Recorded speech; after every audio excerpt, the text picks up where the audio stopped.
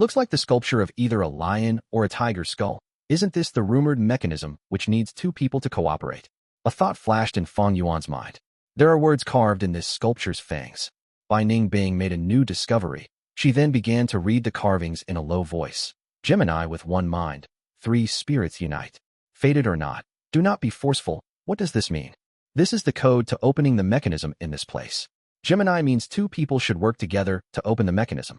3 souls indicate a person's mind, palm, and eye. Fang Yuan recalled from his memories. Among the 4 limbs of a human, palm was most nimble. Among the 5 organs, the quickest was the eyes, and human's mind could think as fast as a lightning spark. Hence, they were called 3 spirits. Come, put your palm on the pupils of the sculpture. There was a translucent, pure red gem in the eyes of the skull sculpture. The red stone was as big as large porcelain bowls, and it clearly reflected the figures of Fang Yuan and Bai Ningbing. However, there was no change at all even after putting their palms on the red gem pupils for a long time. Haha, your words make sense, but it turned out to be wrong. Bai Ningbing didn't let go of any chance to snide at Fang Yuan. Fang Yuan's expression turned dark. Bai Hua had recounted and described about this mechanism according to his previous life's memories. Logically, this should be the correct procedure, but why was there no change? One-minded Gemini, 3 souls united, Fang Yuan muttered. 3 souls united has been achieved, but one mind, one mind. A bright light slowly appeared in his eyes as he continued his thoughts.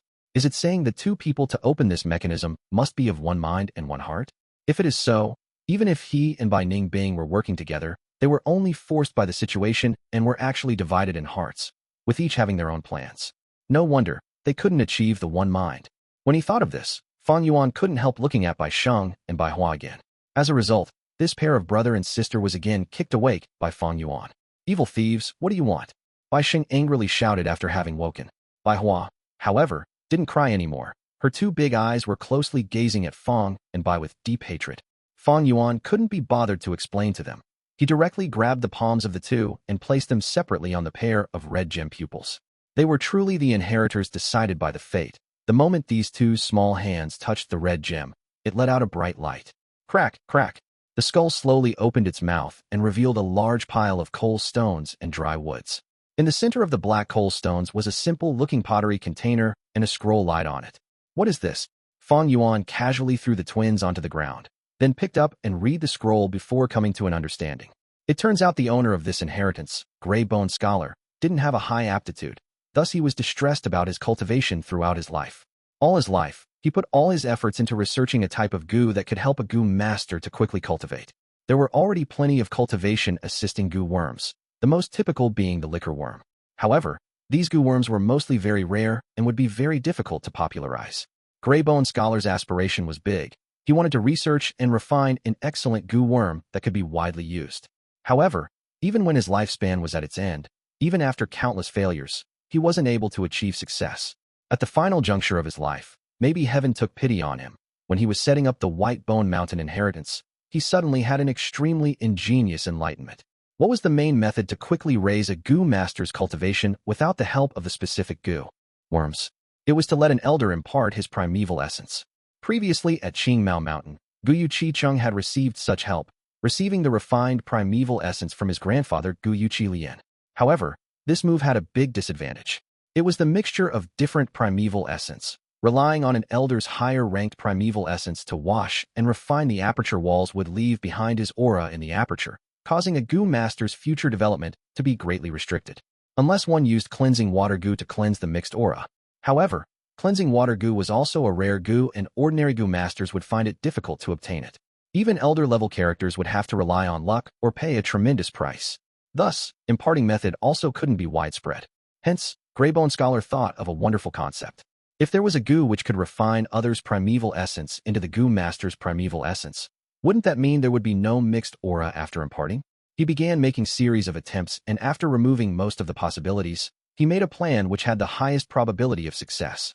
The name of this experiment was Bone Flesh Unity Gu. This was what was written in the scroll. To refine this gu, 2 gu masters must work together. And these 2 gu masters must have blood relation, parents and children or twins. Relying on the connection of the blood lineage could one transform the primeval essence. However, Greybone Scholar didn't have enough time to put this concept into practice. After having made most of the preparations, he could only helplessly stop at the final juncture. Although he had 2 nicknames, he, however, was only one person. What he lacked were 2 Gu masters who fulfilled the criteria. The final content on the scroll clearly revealed Grey Bone Scholar's endless regret. He did not have enough time to redo the preparations and could only leave behind this blueprint. If someone fated was to arrive to this point and could open the mechanism and see this scroll, that would mean the Gu masters who met the conditions had appeared. There is no harm in trying it. No matter what the result, please convey it to my gravestone. These words in the scroll contained a lifetime of obsession of Grey Bone Scholar. It turned out this pyramid Fang Yuan was stepping on was the tomb of Grey Bone Scholar. There was no need to try, though. Fang Yuan already knew the idea of bone-flesh unity Gu was a success. Because in his previous life, Bai Sheng and Bai Hua, relying on this dual cultivation, had become the twin stars of righteous path, pushing the might of Bai clan towards the peak with their rank 5 cultivation. However, it was quite troublesome for Fang Yuan now.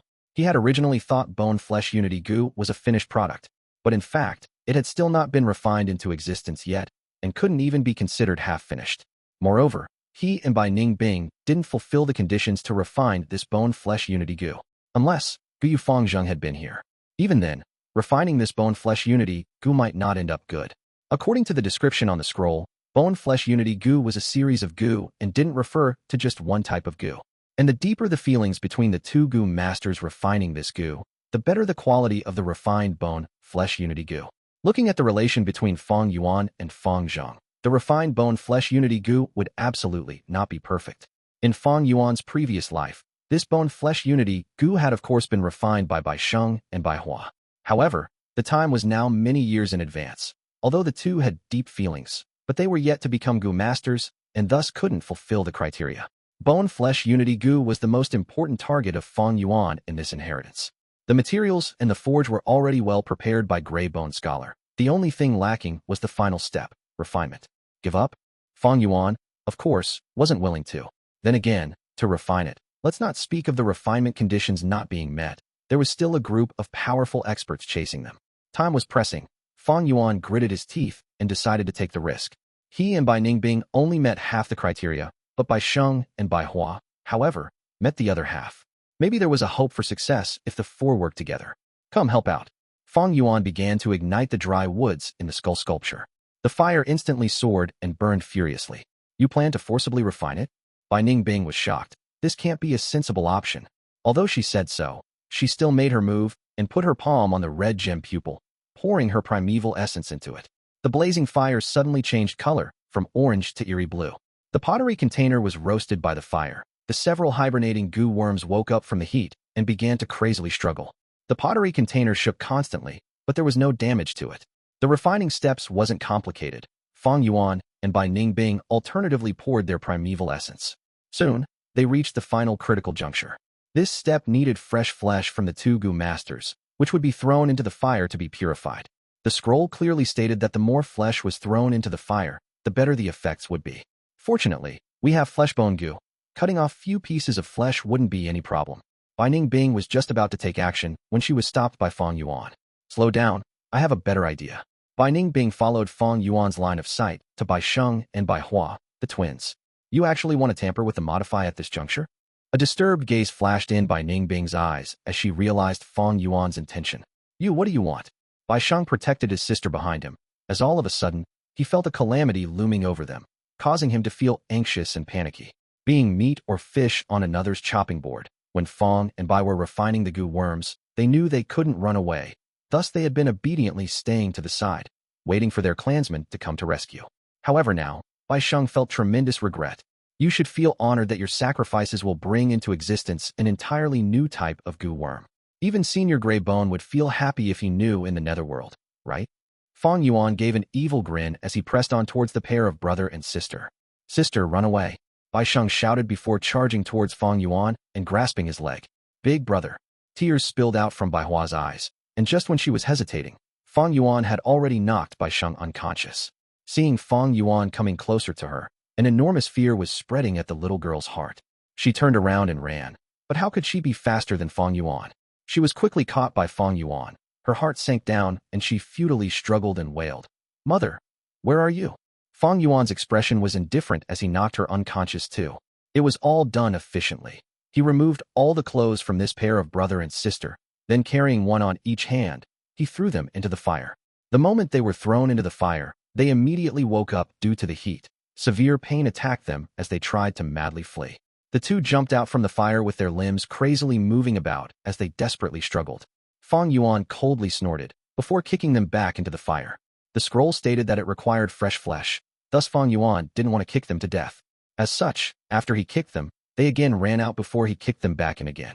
This continued over and over, until Bai Sheng and Bai Hua were finally burned to death. Their bodies resembled candles as they slowly melted. The fire turned from eerie blue to scarlet blood color. However, the fire transformation slowed down and didn't change to reddish purple. The scroll had stated, the color of the fire had to change into reddish purple for this step to be considered a success. What to do? Bai Ningbing's brows were furrowed. The Gu masters would also receive backlash if the Gu refinement failed. Fang Yuan's mind worked at turbo speed. Bai Sheng and Bai Hua were the fated inheritors. Why did it fail? It seems because there was a discrepancy because they were not Gu masters. If so, we need to try again. Fang Yuan didn't hesitate as he activated Tusita flower to spit out a sharp blade. He stretched his forearm and slashed.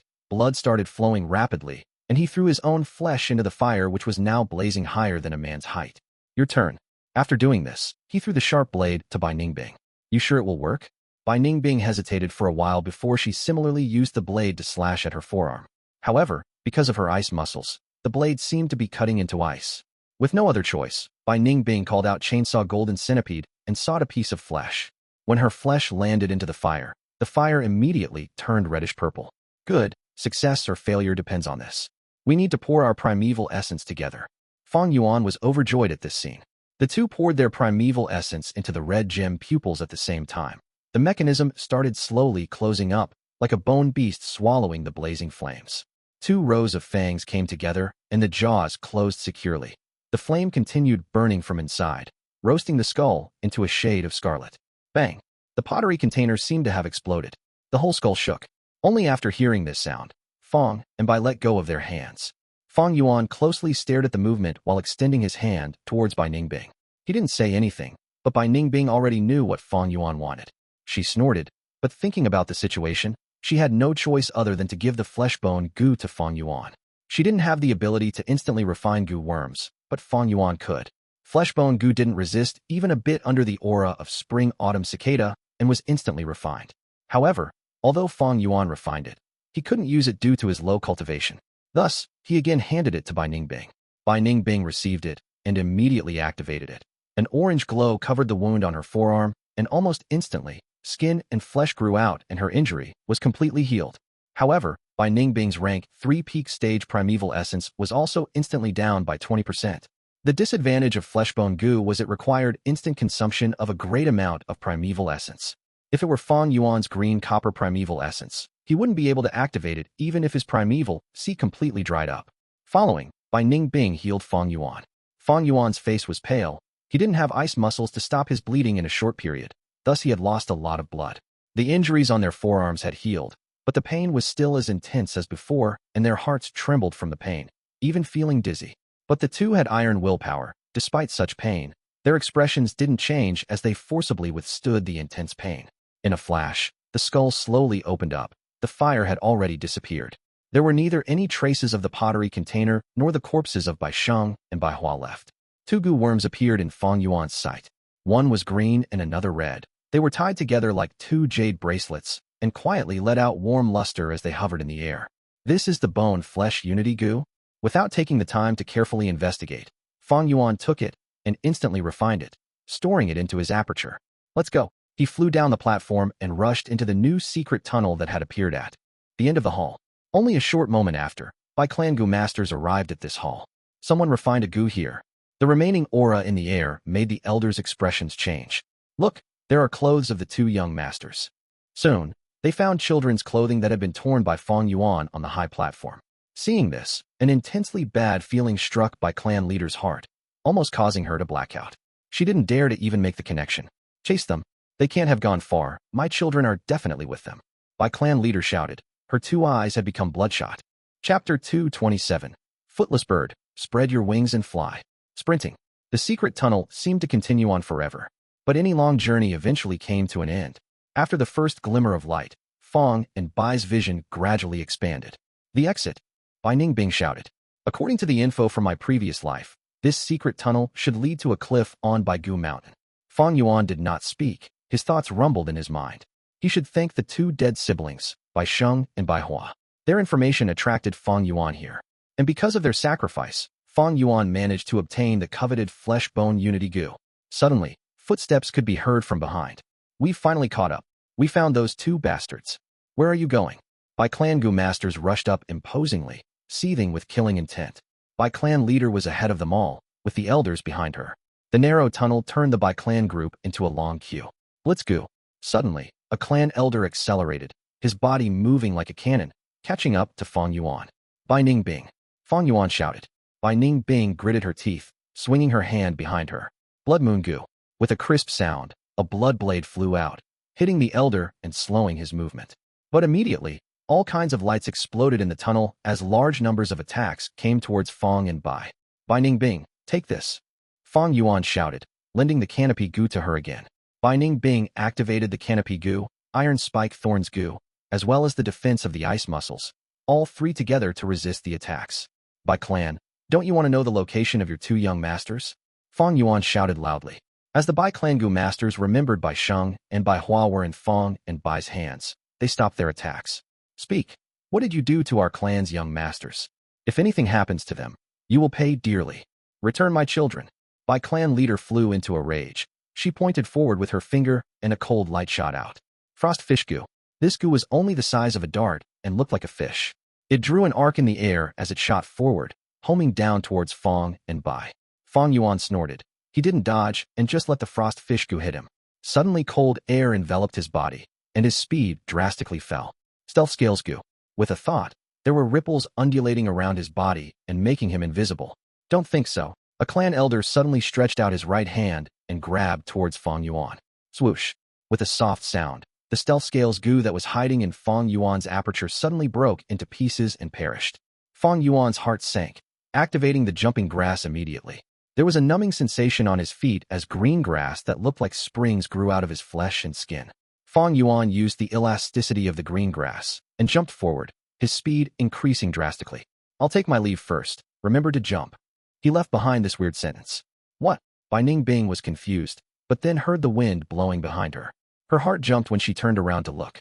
It was the Bai Clan leader. Her eyes dyed red, looking like an agitated lioness. Her furious aura made even Bai Ningbing's heart shudder. After all, she was a rank 4 Gu master. Bang! Bai Clan leader punched directly. The huge force shattered the canopy Gu's white armor immediately. Bai Ningbing threw up a mouthful of blood as she summoned the Chainsaw Golden Centipede. The Chainsaw Golden Centipede turned into a golden light and coiled around the Bai Clan leader. Using this opportunity, Bai Ningbing sprinted and arrived at the exit. It was a cliff. At this moment, Bai Ningbing suddenly understood what Fang Yuan meant. He wanted her to jump off a cliff. You cannot escape. Bai Clan leader shouted from behind. As for the Chainsaw Golden Centipede, it had been torn to pieces using brute strength. Bai Ningbing was struggling. At this height, it was a guaranteed death if she jumped down. But in this circumstance, she had no other choice. She gritted her teeth and jumped.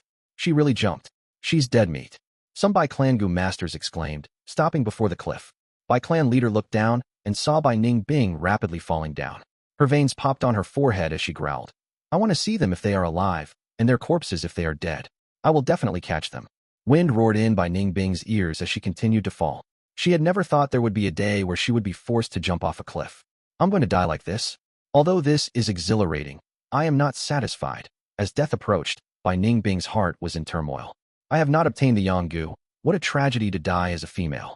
But once I reach the ground, I will definitely be a pile of smashed meat, and no one will be able to tell my gender anyway. Bai Ningbing was not sure why she was having such a strange thought right before death. At this time, the turbulence around her increased as she heard a voice. Bai Ningbing. Bai Ningbing turned around.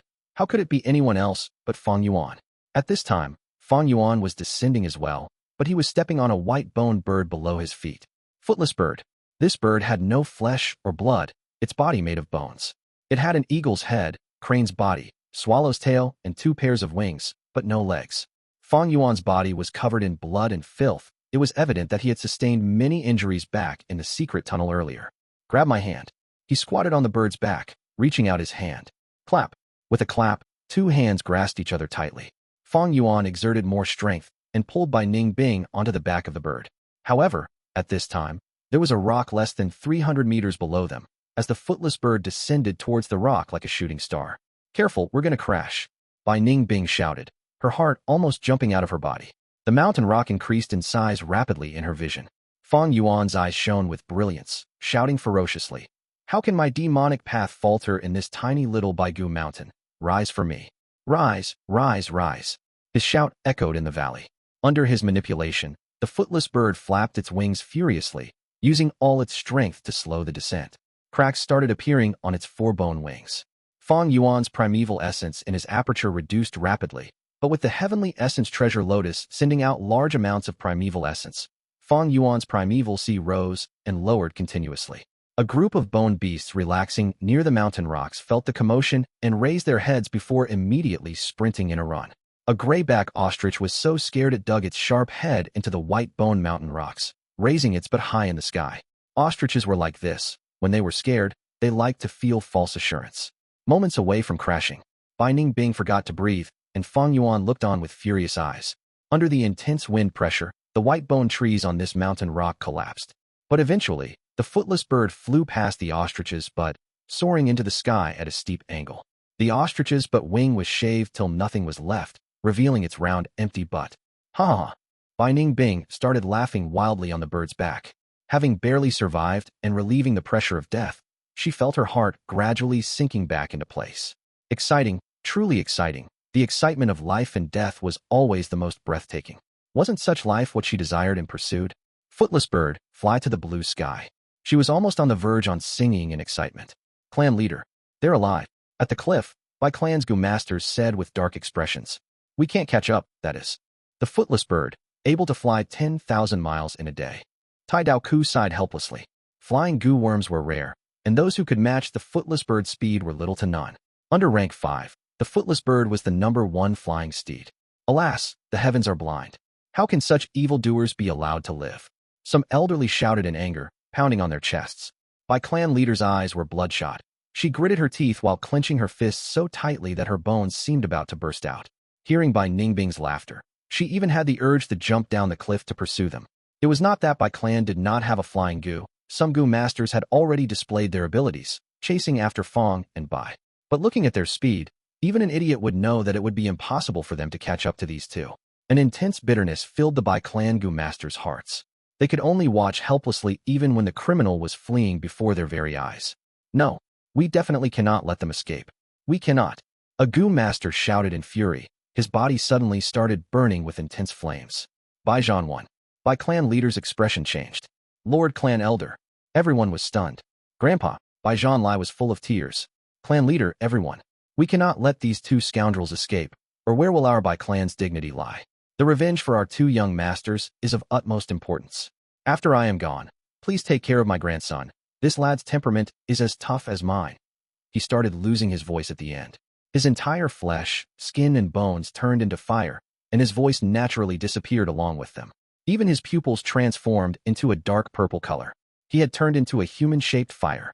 Fire burned and raised the surrounding temperature, and everyone started retreating back, while a sad song seemed to sound in the mountain.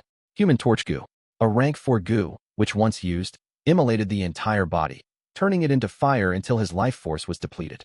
This by Zhan when Elder chose to sacrifice his life to gain this immense power. "Good. Our clan shall stand here and witness Elder's contribution." Bai clan leader was moved. But Bai Zhanwen could no longer hear them. As his life burnt, he felt an unprecedented power flowing in his body, completely free and unbound. The purple-black pupil gazed at the surrounding people and looked at his grandson one last time, before flying into the sky. The human torch rapidly approached the footless bird. "Good," everyone shouted in excitement. Bai clan leader's steel-like cold expression showed some agitation too. A strong foe. Bai Ningbing's expression was grim. She lacked experience in aerial combat. She might fall and be smashed to bits if she was careless. "How?" The human torch growled, intense killing intent flickering in his dark purple pupils. Sparks flashed as the human torch's speed increased again, pouncing towards Fang Yuan like lightning. "Hold on tight." Fang Yuan was concentrating the entire time in maneuvering the footless bird. Footless bird raised its speed and pulled away, causing the human torch to pounce on empty air. Waves of sighing and pity could be heard from the cliff. But quickly, the human torch pounced up again. Footless bird swerved again and narrowly dodged. Bai Ningbing was almost thrown off and quickly grabbed into a bone that was jutting out. How? The Human Torch came attacking again. Fang Yuan laughed coldly. The footless bird suddenly contracted its wings, dropping to the ground. The Human Torch followed closely. Its speed surpassed the footless bird and was getting closer. Footless bird suddenly spread its four wings, stopping its downfall and flying in the reverse direction. Boom. The Human Torch's flying was completely dependent on the propulsion of the flames. He had no wings to help him quickly change his direction and came crashing down onto the mountain rocks. At once, over 6 kilometers square of land burst into flames, killing all bone beasts and large numbers of bone trees in its range. In the sea of fire, a lump of fire gathered into a human shape again, flying away and chasing Fang and Bai relentlessly. However, the use of Gu worms also depended on their users. In Gu Master's cultivation aspects of nurture, use, and refine, use was one. Not anyone could simply take out a Gu and display its full ability. The methods and techniques involved were very profound. Human Torch Gu was a suicidal technique, and naturally, it would be Bai Zhanlai's first time using it. But Fang Yuan, although this was his first time riding the footless bird in this life, he had used an uncountable number of flying Gu worms in his previous life. His experience was many times of Bai Zhanlai, almost to the point of being an instinct ingrained upon his soul. At the cliff, Bai clan members were observing the battle situation. Their expressions slowly changed from hopeful and anticipation to anger. Anyone could tell now that the footless bird was playing around with Elder Bai Zhanwan. The Human Torch's growling, which originally sounded so awe-inspiring and full of authority, now sounded like he was helplessly venting in a sorrowful state. Damn it! Someone clenched his fist in frustration. How can this happen? Tai Dao Ku was also stunned by Fang Yuan's skill, sighing as he knew there was nothing he could do anymore. Fang Zheng, I want you to die, Bai Zhanlai shouted, the seed of hatred sowing deep in his heart. Elder Bai Zhan, when sacrifice was becoming a joke, being toyed around by Fang Yuan, it was an ironic slap across Bai clan's face. Gradually, everyone's anger turned into disappointment and despair. We can't catch them anymore. Can we do nothing other than to look at this? Gu Yu Fang Zheng. Many people spoke this name, gritting their teeth. Footless bird flew casually in the air, dodging the Human Torch yet again and again. Young man, your bird maneuvering techniques are superb, huh? Bai Ningbing laughed heartily, letting her guard down. Fang Yuan's expression froze. Careful. Boom. An intense explosion occurred. Bai Zhanwan knew he could not catch up to Fang and Bai, thus he chose to self-detonate. The explosion and flames engulfed the footless bird. Thankfully, the footless bird was made of white bones. Even its wings were like pieces of thin bone pieces. The fire didn't cause much damage. The true danger was the impact caused by the explosion. Footless bird's body was full of cracks, and it lost its balance, plummeting to the ground. After descending for a distance, under Fang Yuan's manipulation, it regained its balance and flew far away. Fang Yuan, Bai Ningbing screamed. Earlier, Fang Yuan lent her the canopy Gu. She had the Gu worm to protect her, but Fang Yuan did not. When the explosion occurred, Fang Yuan had no time to activate a defensive Gu. When the footless bird rushed out of the flame, Fang Yuan's body was burning in the fire. The intense winds caused the fire to burn even more greatly. Even the earth-hearing eargrass in his right ear was burnt. But his expression was cold like steel, like he was not suffering any injuries at all. After Footless Bird regained its stability, Fang Yuan took out Tusita flower and poured the milk spring over his head. The fire was extinguished, but his skin was mostly burnt and his face disfigured. He looked extremely tragic. Bai Ningbing tried to speak, but could not say anything. Fang Yuan, however, smirked and laughed. I like the Footless Bird, do you know why?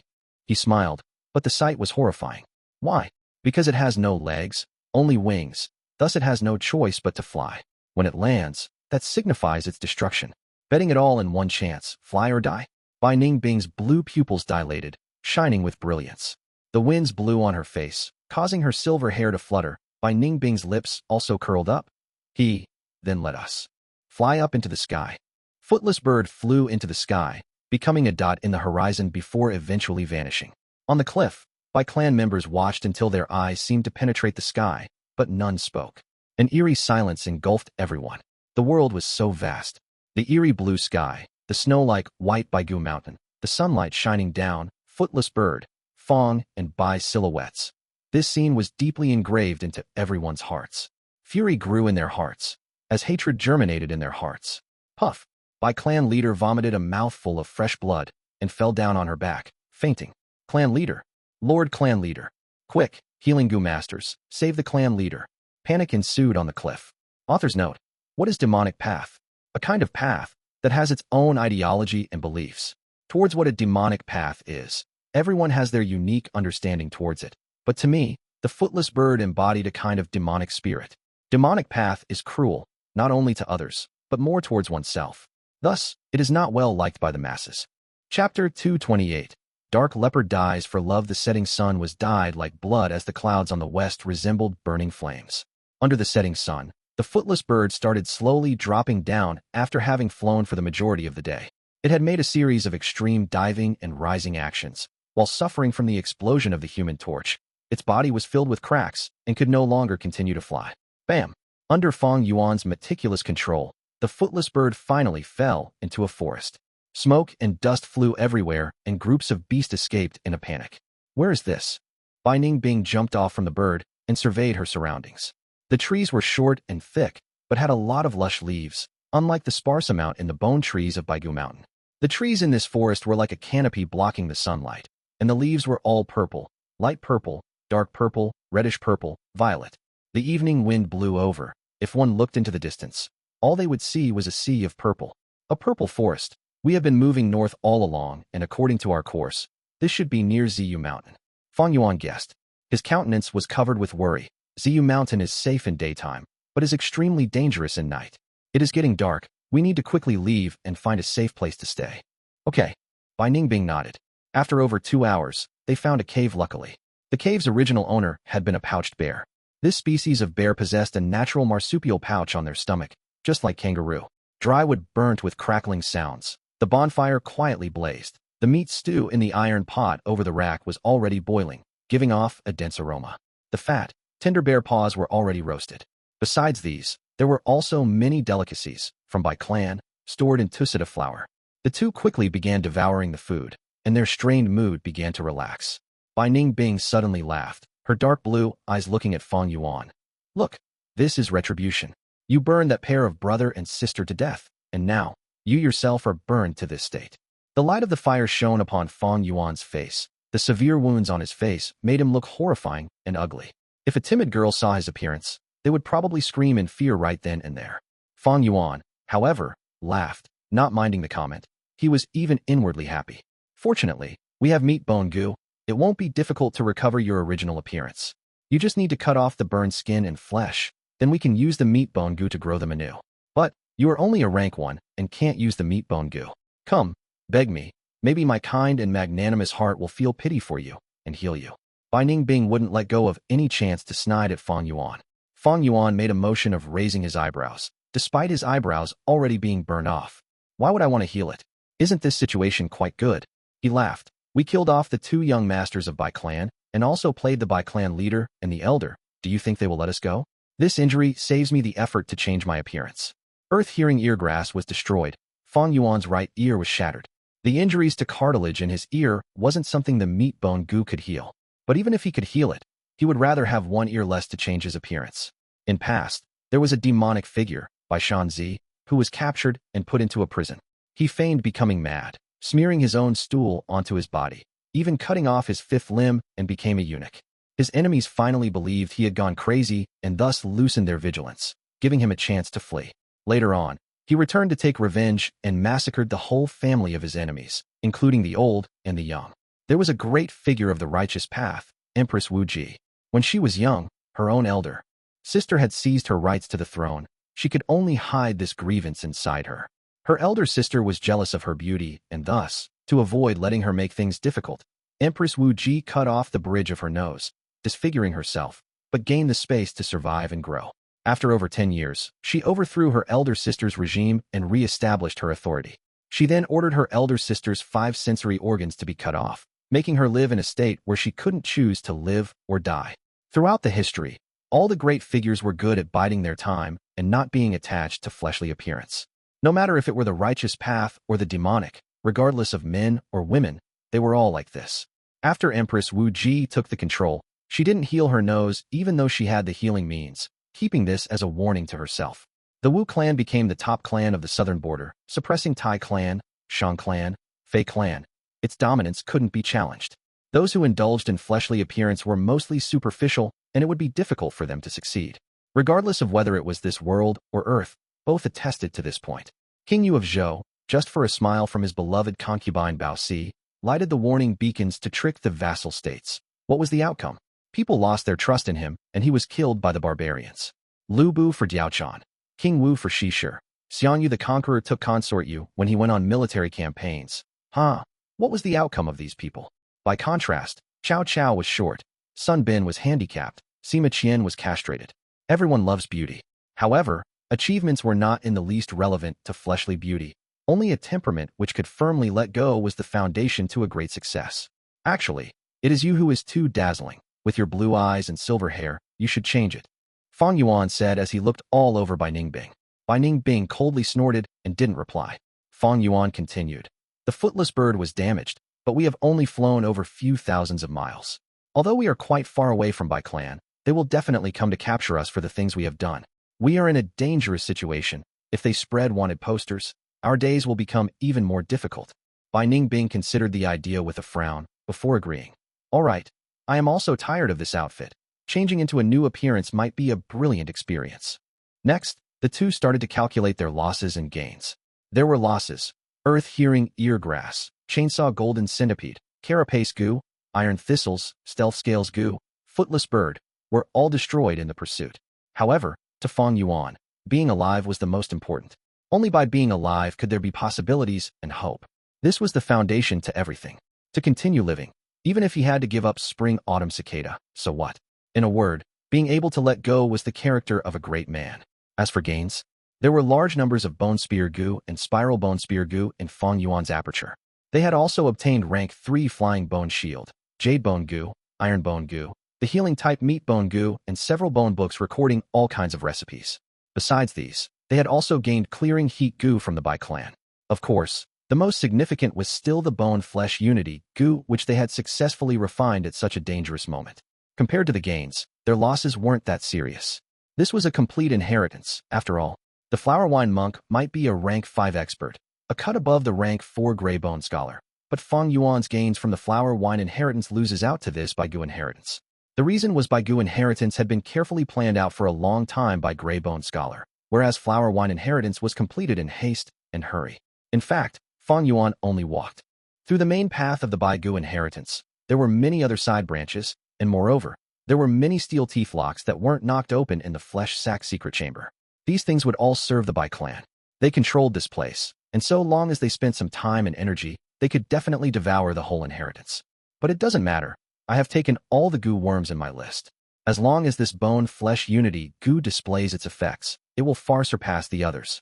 It is just that the Earth Hearing Eargrass has been destroyed, which is a bit troublesome. Fang Yuan's philosophy was only those things that are practical can be valuable. They had lost the Chainsaw Golden Centipede, but the Spiral Bone Spear Gu could qualify to replace it. Iron Thistles and Carapace Gu were gone, but they still had Canopy Gu and Flying Bone Shield. However, with the loss of Earth Hearing Eargrass, they now had a hole in the investigative aspect. They had lacked in the healing and movement aspects before, but now these two aspects were more or less filled, whereas a gap appeared in the investigative aspect. In life, things often do not go your way. The nighttime in the Ziyu Mountain was much livelier than daytime. Fang Yuan and Bai Ningbing took turns to keep watch. Both didn't get proper sleep. Occasionally, roars and sounds of battles of the wild beasts came from outside the cave. Especially at the crack of dawn, an intense battle occurred near the cave, waking up the soundly sleeping Fang Yuan. This was a fight between 2,000 beasts kings. Two-winged black feather python had provoked a dark leopard. The two exchanged killing moves back and forth. Their movements were very noisy, and their momentum astonishing. Dark leopard was a ferocious beast specific to the Ziyu Mountain. They had purple spots on their skin, their bodies were powerful, and they were extremely fast. They would often leave behind ethereal afterimages when they moved through the forest. Their movements were quiet, and their prey usually ended up in their stomachs without even being able to react. Fang and Bai were on the edge. They could even say they were trapped in the cave, unable to escape. As time passed, the dark leopard gradually became outmatched, getting into a corner. This was a pregnant female leopard. Dark leopard always came in male and female pairs. The female leopard had been pregnant, and the male leopard had gone out to hunt. Who would have thought the black feathered python would attack during this gap? In the end, the female leopard died by black feathered python's constriction. However, before the black feathered python could escape, the returning male leopard saw it. Then after another life and death battle, The male leopard killed the killer, but it was welcomed by the female leopard's cold corpse. Dawn came. The first rays of light shone upon the dark leopard's beautiful fur. However, the female leopard was no more. The male leopard paced back and forth around the female leopard's side and let out a mournful whimper. They were so near, yet so far, separated by life and death. Why is it not leaving? Bai Ningbing grumbled. Relax. The male and the female dark leopards are of one heart. If one dies, the other will not continue to live alone. Fang Yuan sighed. I will go back to sleep. He returned to the depths of the cave to sleep again, while Bai Ningbing remained behind at the cave entrance to keep watch. The male leopard paced back and forth before lying down. It stuck out its tongue and started licking the female leopard's wounds. The wounds on the female leopard had turned pitch black due to the black feather python's poison. The male leopard lived all its life here. It could distinguish this poison with only a sniff. However, it no longer cared now. In the end, its resplendent eyes started dimming and slowly closed. By the time it was noon, it had passed away. It was quietly lying together with the female leopard. Their beautiful fur made them look like delicate artworks. Having personally seen this whole course of events, Bai Ningbing couldn't help letting out a deep sigh. Not long after, Fang Yuan woke up and walked out full of vigor. He saw Bai Ningbing resting against the cave wall, staring blankly at the corpses of the two dark leopards. How is the harvest? Fang Yuan asked. Bai Ningbing shrugged and spoke with a waning interest. The Gu worms that could fly have all flown away. I don't have any means to capture Gu. Besides, didn't you also see last night's battle? Those Gu worms died or are injured. The remaining aren't something we need. Haha, if it were not for that, why would someone like you go back to sleep? Fang Yuan laughed. Although they are 2,000 beast kings, the Gu worms on them aren't anything great. But that doesn't necessarily mean there are no harvests, hee. Saying so, Fang Yuan walked towards the dark leopard's corpses. Chapter 229. Resting and recovering at the hamlet. Bai Ningbing couldn't help but become curious when she saw Fang Yuan walking towards the dark leopard's corpses. She saw him squatting down and feeling around the ears of the dark leopards. After a while, Fang Yuan took out two exquisite purple leaves from the male leopard's left ear and the female leopard's right ear. This was breath concealment Gu. Rank 3 grass Gu. Gu masters could use it to conceal their aura and cultivation level. To some degree, it was a camouflage ability. Almost all the dark leopards had a breath concealment Gu in the ears. However, the dark leopards moved in pairs and were at least of 1,000 beast king level. They were experts in sneak attacks and were extremely agile. Capturing them was a very troublesome and dangerous endeavor. Moreover, the dark leopards were specific to Ziyu Mountain. Thus, the knowledge of there being breath concealment Gu in dark leopards' ears wasn't widely known yet. In Fang Yuan's 150th year in his previous life, there emerged a righteous path figure nicknamed Hunting King, Sun Gone. He was the first to wantonly hunt the dark leopards for their breath concealment Gu, and made a fortune by selling them to the market. After him, countless Gu masters rushed to Ziyu Mountain to make a fortune. Like this, in only few years, the dark leopards were all annihilated. Right now, however, the Ziyu Mountain was still a secluded area. In this place, daytime was safe, whereas the nighttime was extremely dangerous. There were no clans here, but there was an embryonic form of a clan, a hamlet. Fang Yuan didn't have the earth-hearing eargrass to scout, but fortunately they obtained 2 breath concealment Gu. Fang and Bai relied on this Gu to avoid many dangers. They were not going to go up the Ziyu Mountain. Their current strength was enough to move across the ordinary forests, but not enough to go deep into the famous mountains and great rivers. Even Bai clan would have to pay a great price to explore these areas, let alone the current Fang and Bai. They went around the Ziyu Mountain and moved forward, and after 2 days, they discovered a mountain path. It was a man-made path, and was much safer than the forests. Of course, if one's luck was bad, they might come across dangerous situations. Fang and Bai moved along the mountain path, until one evening, they saw a thin curl of smoke. The two glanced at each other before hastening their steps. They saw a hamlet lying in a mountain basin. The hamlet was surrounded by short stone walls, with guards standing on several points. It was evening now, and the farmers were returning in groups, walking to the hamlet with hoes and other farm tools on them. However, these were all mortals and were nothing to worry about. Let's go. Fang Yuan walked towards the hamlet. Just like this, Bai Ningbing was somewhat surprised. Their appearance quickly attracted the curiosity and suspicious glances of the villagers. Most of the villages in this world weren't too welcoming to foreigners. The clan villagers were even more so. They would set up tight defense around the whole village, for fear that spies and robbers would infiltrate the village. May I ask the two distinguished guests if you are respected Lord Gu masters? Before Fang and Bai even reached the entrance, 2 guards who looked alike approached them. Bai Ningbing didn't speak. According to their original agreement, Fang Yuan would take charge of all the communications. Fang Yuan shook his head. Hello, brothers. We are both mortals. The two guards seemed to heave a sigh of relief when they heard this, their faces clearly loosening up. The younger juvenile guard disdainfully sized up Fang Yuan's body, before speaking with some disgust. I'll say, how could such an ugly person possibly be one of those Lord Gu masters who possessed divine powers? Fang Yuan's whole body was burned and he had one ear less. Such an ugly appearance birthed revulsion in people. Bai Ningbing also changed her normal attire. She cut off her long silver hair short and also dyed it black. Her body that was white as snow due to ice muscles was now blackened. Only the color of her eyes couldn't be covered. Thus she wore a straw hat and covered half her face. As the two stood together, they remarkably looked like mortal villagers. Little brother, watch what you say. The senior guard reprimanded the junior guard, then vigilantly looked at Fang and Bai. Where are you from, and what are you doing here? We are from a hamlet across the mountain.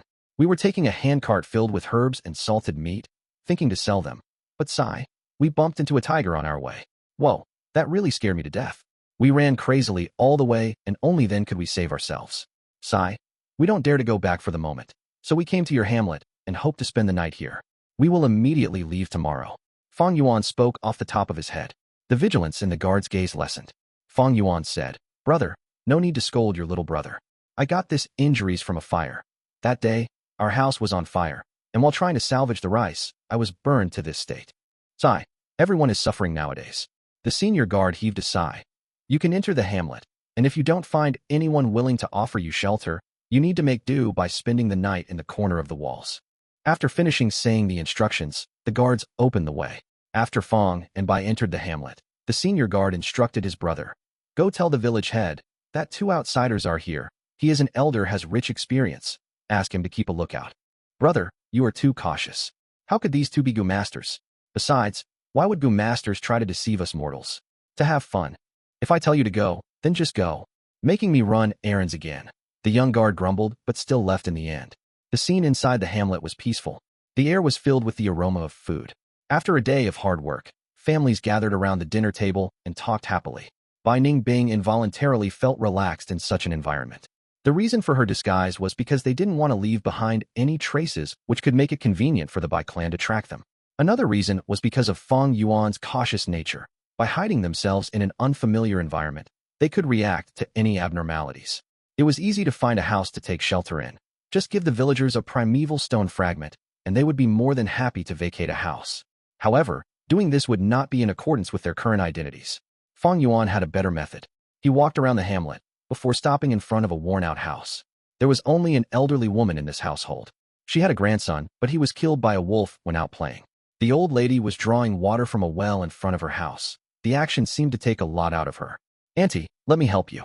Fang Yuan put on a silly grin and eagerly ran towards the old lady. The old lady was shocked when she saw Fang Yuan's appearance. However, Fang Yuan acted passionately with a silly grin on his face, and after quickly pulling up several buckets of water, the old lady's vigilance disappeared. Young man, you are an outsider? The old lady smiled, opened her mouth, which had a few missing teeth. Yes, we were hoping to stay over for the night in your house. Auntie, I can do your work, may we? Fang Yuan foolishly said. Okay. The old lady happily agreed. Although the villagers would help each other financially in normal times, she still needed labor force like this. Bai Ningbing watched this scene speechlessly. This Fang Yuan could really act. After fetching the water, it was chopping the firewoods. Fang Yuan also cooked the meal. The old lady repeatedly praised him for his swift and skilled movements. Auntie, let me help you fetch some more water. We will talk after I fill the water vat. After the dinner, Fang Yuan again went to fetch water on his own accord. The old lady kept on saying no need, but Fang Yuan insisted on doing so. After the water vat was filled, the old lady talked with tears in her eyes. Young man, you are really, sigh, such a bitter life like this old lady. Evidently, Fang Yuan had fabricated a miserable tale during the dinner, which left a deep impression on the simple old lady. Lanterns were a luxury to ordinary people, thus the house was dark in the night. The only light came through the window from the moon. The house had 2 simple and crude beds. Bai Ningbing was lying on the floor, but was very satisfied. The exhaustion accumulated from days of walking was now slowly dissipating. Fang Yuan laid cross-legged on the bed. His mind was in his aperture, observing the bone-flesh unity Gu. He had not used this pair of Gu even once since he got it. After all, he had refined it after tempering the recipe. And with Fang Yuan's cautious nature, he naturally needed to properly study it before using it. Suddenly, Fang Yuan opened his eyes. A bright light flashed past them. There isn't any problem. Bone-flesh unity, Gu can be used. After saying so, he summoned the pair of jade bracelet-shaped Gu. This 2 jade bracelets. One was green as grass, whereas the other was red as blood. They were both tied together and couldn't be separated. Fang Yuan had already refined them before. However, to bring out their magical effects, he needed to give up one of them and let Bai Ningbing refine it. Bai Ningbing was sitting in a cross-legged position as she received the Gu, but he wasn't in a hurry to refine it, and instead looked at Fang Yuan. What do you plan on doing next? Fang Yuan chuckled. And here I was thinking you wouldn't ask. Despite it being dark, Bai Ningbing could sense Fang Yuan smiling at this moment. She just snorted and didn't speak. Fang Yuan didn't plan to conceal his plans from her. Our next destination is Shangliang Mountain. Shangliang Mountain, Shang Clan? Bai Ningbing's brows slightly furrowed. Shang Clan was one of the top forces of the southern border, not weaker to Tai Clan and Fei Clan. Only the Wu Clan was above it. Shang Clan was famed for their businesses in southern border, and even the people outside the southern border, as long as they had some experience, knew that the Shang Clan of the southern border was the center for businesses and trading. Shang Clan City was so flourishing that there were opportunities for primeval stones everywhere. When Bai Ningbing still had northern dark eye soul physique, she had looked forward to visiting the Shang Clan City. Now, however, she was hesitating. With the crimes we have committed against the Bai clan, we might already be wanted by all the righteous path figures. Wouldn't we just be heading straight into a trap by going to Shang Clan City? Fang Yuan smiled. If there are only 2 places in the whole southern border that could accept us, that Shang Clan City would definitely be one of them. Shang Clan might be one of the leaders of the righteous paths, but the Shang Clan City is a place with complete freedom, and also a place where most of the demonic path figures dispose of their goods. If not for that, how could Shang Clan be the richest clan in the southern border? Even Wu Clan is far inferior to them in this aspect. Bai Ningbing pondered for a while when she heard this. The rumors said that you could buy anything in Shang Clan City. Is this really true? Fang Yuan shook his head. The things in the rumors are all talking of the low-level goods. There are too many things in this world that has a lot of demand but no supply. For example, a certain Yanggu? Ha ha. Chapter 230, Dual Cultivation in the Dark Room, Bai Ningbing let out an annoyed snort. Fang Yuan changed the subject. At this stage, Shang Clan City is the most suitable place for us. There are many stores there from where we can buy the Gu worms suitable for us. Although the Gu worms we have now are excellent, they don't match with each other. Only with Gu worms that can complement each other can we exhibit stronger fighting prowess and even fight higher ranks. Bai Ningbing was in complete agreement. All excellent Gu master would have a set of complementing Gu worms. For instance, when Bai Ningbing possessed Northern Dark Eye Soul physique, the Gu worms she had were Ice Blade Gu, Icicle Gu, Water Shield Gu, Bluebird Ice Coffin Gu, Ice Muscles Gu, Frost Demon Gu. They all belonged to Ice and Water series, and easily complemented each other when mutually paired and used. Now, however, Fang and Bai only possessed an assortment of Gu worms. If they were to complete a set of complementing Gu worms, their fighting prowess would at least double. Fortunately, Fang Yuan had stored large numbers of Bone Spear Gu and Spiral Bone Spear Gu. All these could be sold in Shang Clan City. Even if there were none of these Gu, Fang Yuan had Heavenly Essence Treasure Lotus and could use it to produce primeval stones. The first objective in going to Shang Clan City was to lay low. The second objective was to purchase and exchange Gu worms. Fang Yuan's third objective, however, wasn't convenient to tell to Bai Ningbing. This involved rock gambling. At a dark corner of a certain rock gambling site, there was a rock hiding a legendary rainbow-colored Gu.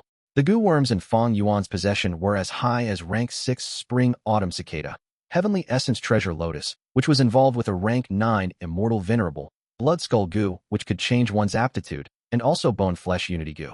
Leaving aside the Bone Flesh Unity Gu, Blood Skull Gu had already lost its worth because there was almost no blood relative left of Fang Yuan now.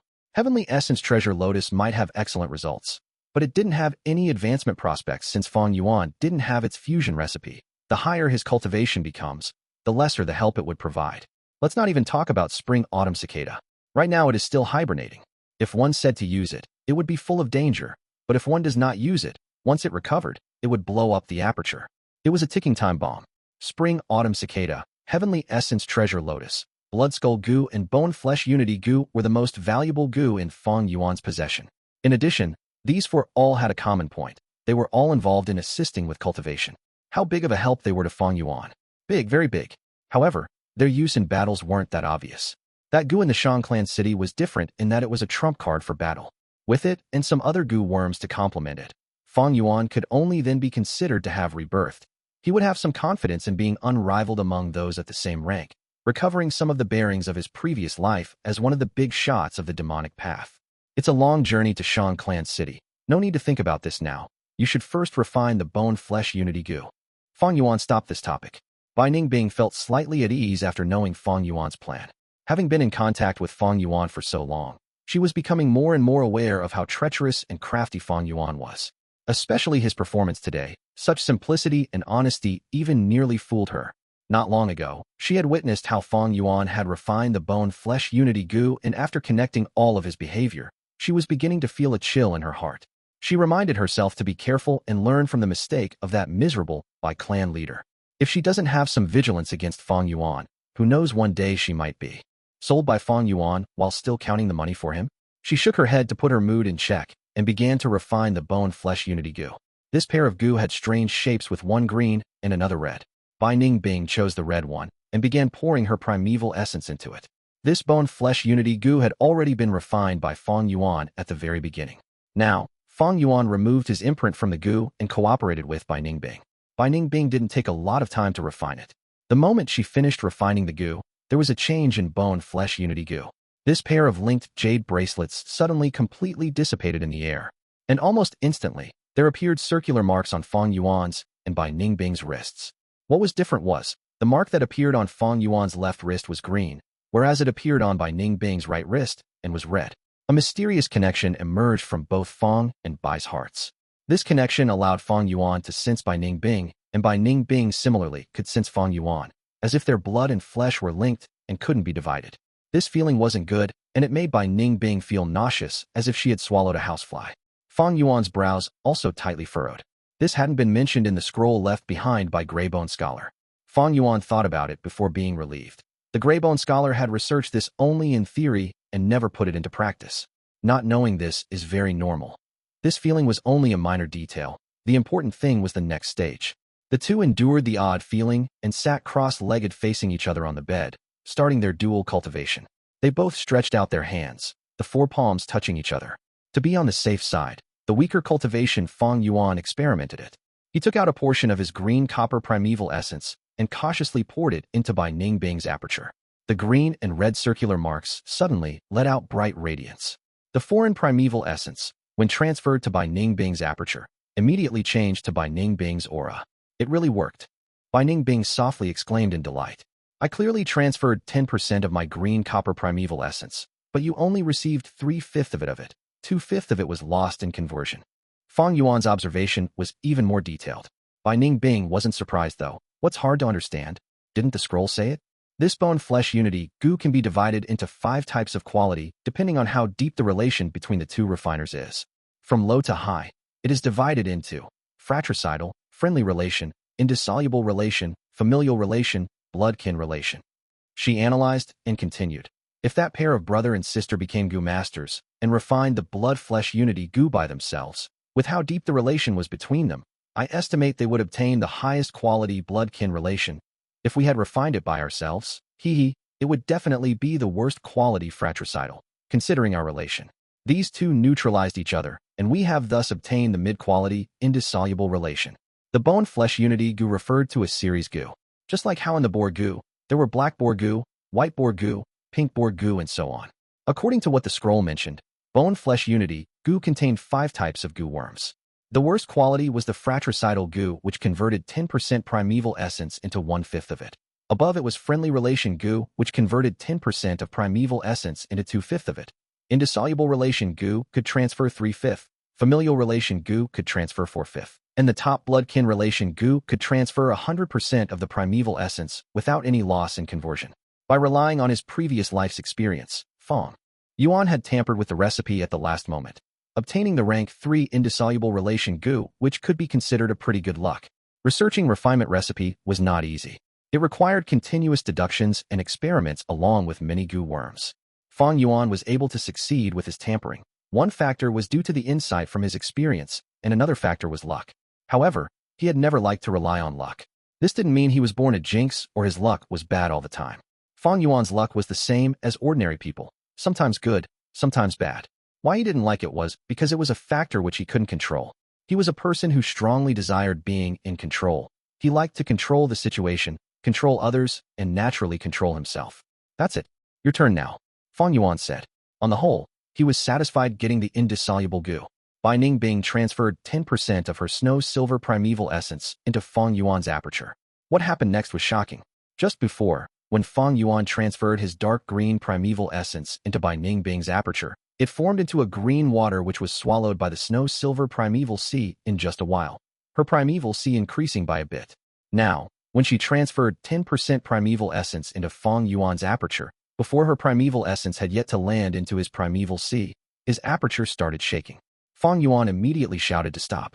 This was not a problem in bone-flesh unity Gu, but rather was the problem of his cultivation. He was only at upper stage of rank 1 Gu master, and had stored hundreds of bone spear Gu, and now that he was receiving the snow-silver primeval essence, the whole burden was too much to handle for his aperture. Bai Ningbing hesitated. If she continued to transfer the primeval essence now, she might be able to break Fang Yuan's aperture. But even if she broke his aperture, Yang Gu could still be destroyed with one thought from Fang Yuan. She thought for a moment before finally deciding to withdraw her primeval essence. Originally, 10% of silver snow primeval essence was transferred to Fang Yuan's aperture, which should have been converted into 3/5. Now after Bai Ningbing withdrew her primeval essence, only about a fifth of the converted primeval essence remained. What made Bai Ningbing inwardly sigh was the ability of this bone-flesh unity Gu. Fang Yuan transferred all the bone spear Gu to Bai Ningbing's aperture, and then accepted the snow-silver primeval essence. When this portion of snow primeval essence was in Bai Ningbing's body, it had her aura. Now that it had been transferred into Fang Yuan's aperture, it suddenly shrunk and changed to Fang Yuan's aura. The converted snow-silver primeval essence sank towards the bottom of Fang Yuan's aperture, and his green-copper primeval essence could only helplessly float above it. The two existed peacefully, as if this portion of snow-silver primeval essence was birthed by Fang Yuan's aperture. If it was foreign primeval essence that came this close in contact, it would immediately explode and cause damage to the aperture. Hence, the normal primeval essence imparting was like walking on a steel rope, very dangerous and exhausting. Fang Yuan tried moving this portion of the white-silver primeval essence to rush at the aperture walls. Gu masters were divided into 9 ranks of great realms. Each great realms were further divided into 4 small realms: initial stage, middle stage, upper stage, and peak stage. Initial stage was light membrane aperture walls. The light was thin and flickering. Middle stage was water membrane aperture walls. The light flowed freely. Upper stage was stone membrane aperture walls. The light was condensed to solid state. Peak stage was crystal membrane aperture walls with ethereal and pure radiance. Fang Yuan was now a rank 1 upper stage. His aperture walls were of stone membrane. However, with one wave of impact from the snow-silver primeval essence, this stone membrane wall actually started shaking violently. Chapter 2:31. Addicted to cultivating. Fang Yuan quickly stopped out of fear. Although he used the liquor worm before, it was used to refine the primeval essence and raise its quality by 1 small realm. When had he ever used the snow-silver primeval essence, which was of a much higher quality? With no choice, Fang Yuan could only reduce the amount used each time, and also slow the waves crashing into his aperture walls. To think there would also be problems when the primeval essence's quality is too high. Fang Yuan was slightly aggravated. In the darkness, Bai Ningbing heard this and rolled her eyes. What sort of godsend opportunity was this? If anyone else knew, they would probably slap him to death out of anger. This was really a blissful worry. After 4 hours, this 6% snow-silver primeval essence was finally expended. His rough stone aperture walls were already showing a glimmer just from this 1 round of cultivation. It was like a rough jade that had started to give off a luster worthy of its quality after processing. Quick, transfer another 10%. Fang Yuan urged. Like this, they cultivated the whole night. When the rooster crowed in the morning, light had started to shine through the window, and Fang Yuan slowly opened his eyes. His eyes were shining with unconcealable excitement. He looked at his palm and clenched his fists. Rank 1 peak stage. Just a night of cultivation caused him to rise from rank 1 upper stage to rank 1 peak stage. What divine speed is this? Ever since Fang Yuan started cultivating, he had never felt so comfortable and carefree, even in his previous life. Such a feeling was almost addictive. For example, when he had C-grade aptitude, he cultivated like a snail. Using the liquor worm, he walked. With a grade aptitude and heavenly essence treasure lotus, he sprinted. But what the heck was this? With this bone-flesh unity Gu, it was like he was soaring with 2 wings. Even Bai Ningbing was stunned. She was smart and quickly realized that this Gu had another greater use. This Gu can also help in breaking through a large realm. Liquor worm can only raise the cultivation by a small realm, and the Gu master had to rely on their own primeval essence when breaking through a big realm, thus aptitude was crucial. But with this bone-flesh unity Gu, they could use another person's primeval essence when breaking through to another realm. This was an insane advantage. With this Gu, by Gu Mountain was a complete success. Even if I sacrificed the heavenly essence treasure lotus, it would be worth it. At this time, the morning light entered the farmhouse, and Bai Ningbing sighed loudly. This world holds so many great geniuses. Greybone Scholar was only a rank 4 Gu master, but he managed to invent the bone-flesh unity Gu. He was a true genius. All Gu masters with titles had their specialties. In comparison, Fang and Bai were living in obscurity. Under the blazing sun, in the fields. Auntie, take a rest. I'll help you. Fang Yuan grabbed the hoe from the old lady's hand. The old lady could not compete in strength against the young and strong Fang Yuan. She felt happy seeing her hoe snatched away, smiling till her teeth was exposed. Ah, where can I find such a wonderful lad? Since the first dual cultivation, 2 days had passed. The original plan was to stay a night and leave, but after using the bone-flesh unity Gu, Fang Yuan was enjoying the rapid cultivation speed and decided to change his plans, to leaving only after he reached rank 2 at least. After all, there were still 2 to 3 years before that rock is discovered. He was in no rush. Bai Ningbing had no objections. There was a huge difference between rank 1 and rank 2. Becoming a rank 2 Gu master would be a great help to their journey. Thus, they stayed in the village and didn't leave. The old lady also did not chase them away. The truth was she wanted the two to stay there forever. They worked so diligently, and although one was slightly dumb while the other was ugly, they were honest kids. Fang and Bai worked in the day. One had the strength of 2 boars, while the other had the strength of a crocodile. Among mortals, it was like having divine strength. Farm work was a breeze, as easy as pie. Furthermore, it was an old lady's house. What tough work could there be? Every day Fang and Bai only slept a little, but were still full of energy.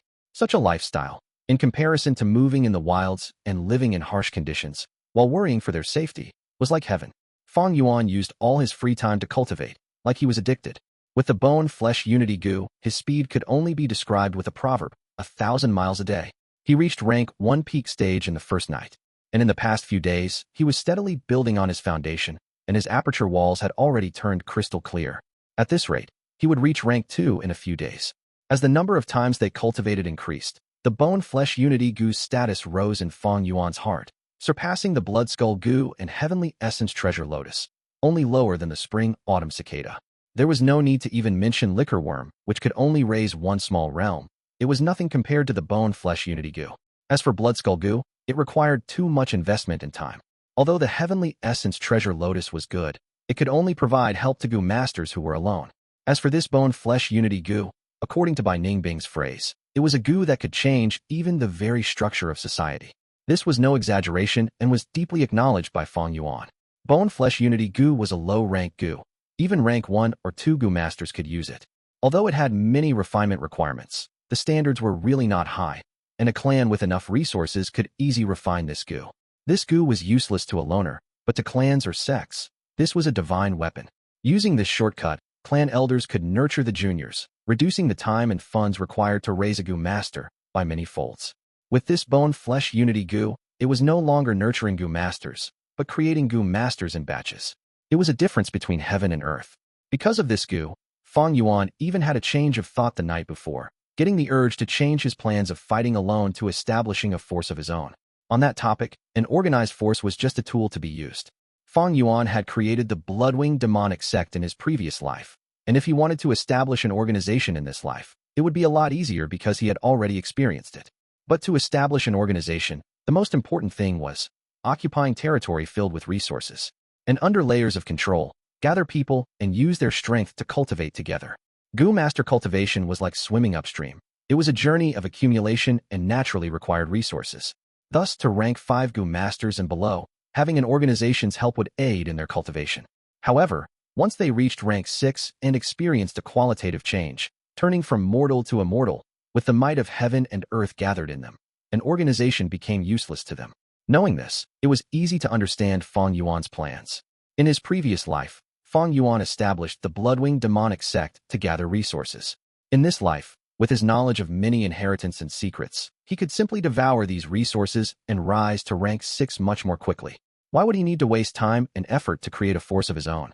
But now that he possessed the bone-flesh unity Gu, It would be much quicker than he previously assumed if he created an organization. There would be less investments, but greater rewards, creating Gu masters in batches and quickly form a large strength. But after Fang Yuan thought about it until morning, he dispelled his notion of creating a force. If he really relied on the bone-flesh unity Gu to create an organization, it would be courting death. Such a divine weapon would definitely attract the greed of all the large forces, if revealed. Not to say that he was starting from scratch. Even a clan leader with some foundation would not dare to use the bone-flesh unity Gu so openly. It truly attracted the jealousy of others. Even Wu clan, the #1 clan in the southern borders, would not dare to use it alone. Fang Yuan estimated there needed to be an alliance of at least Wu clan, Fei clan, Tai clan, and Shang clan to guard against the greed of all the Gu masters over the world, if they were to use bone-flesh unity Gu in large scale. If I want to create a force, even if it starts to look bright, I will get exterminated from all sides. By then, even if I escape, the foundation that I created would be lost. At the end, I would even become a complete loser, pursued by everyone. Fang Yuan had completely calmed down, knowing that this was a dead path.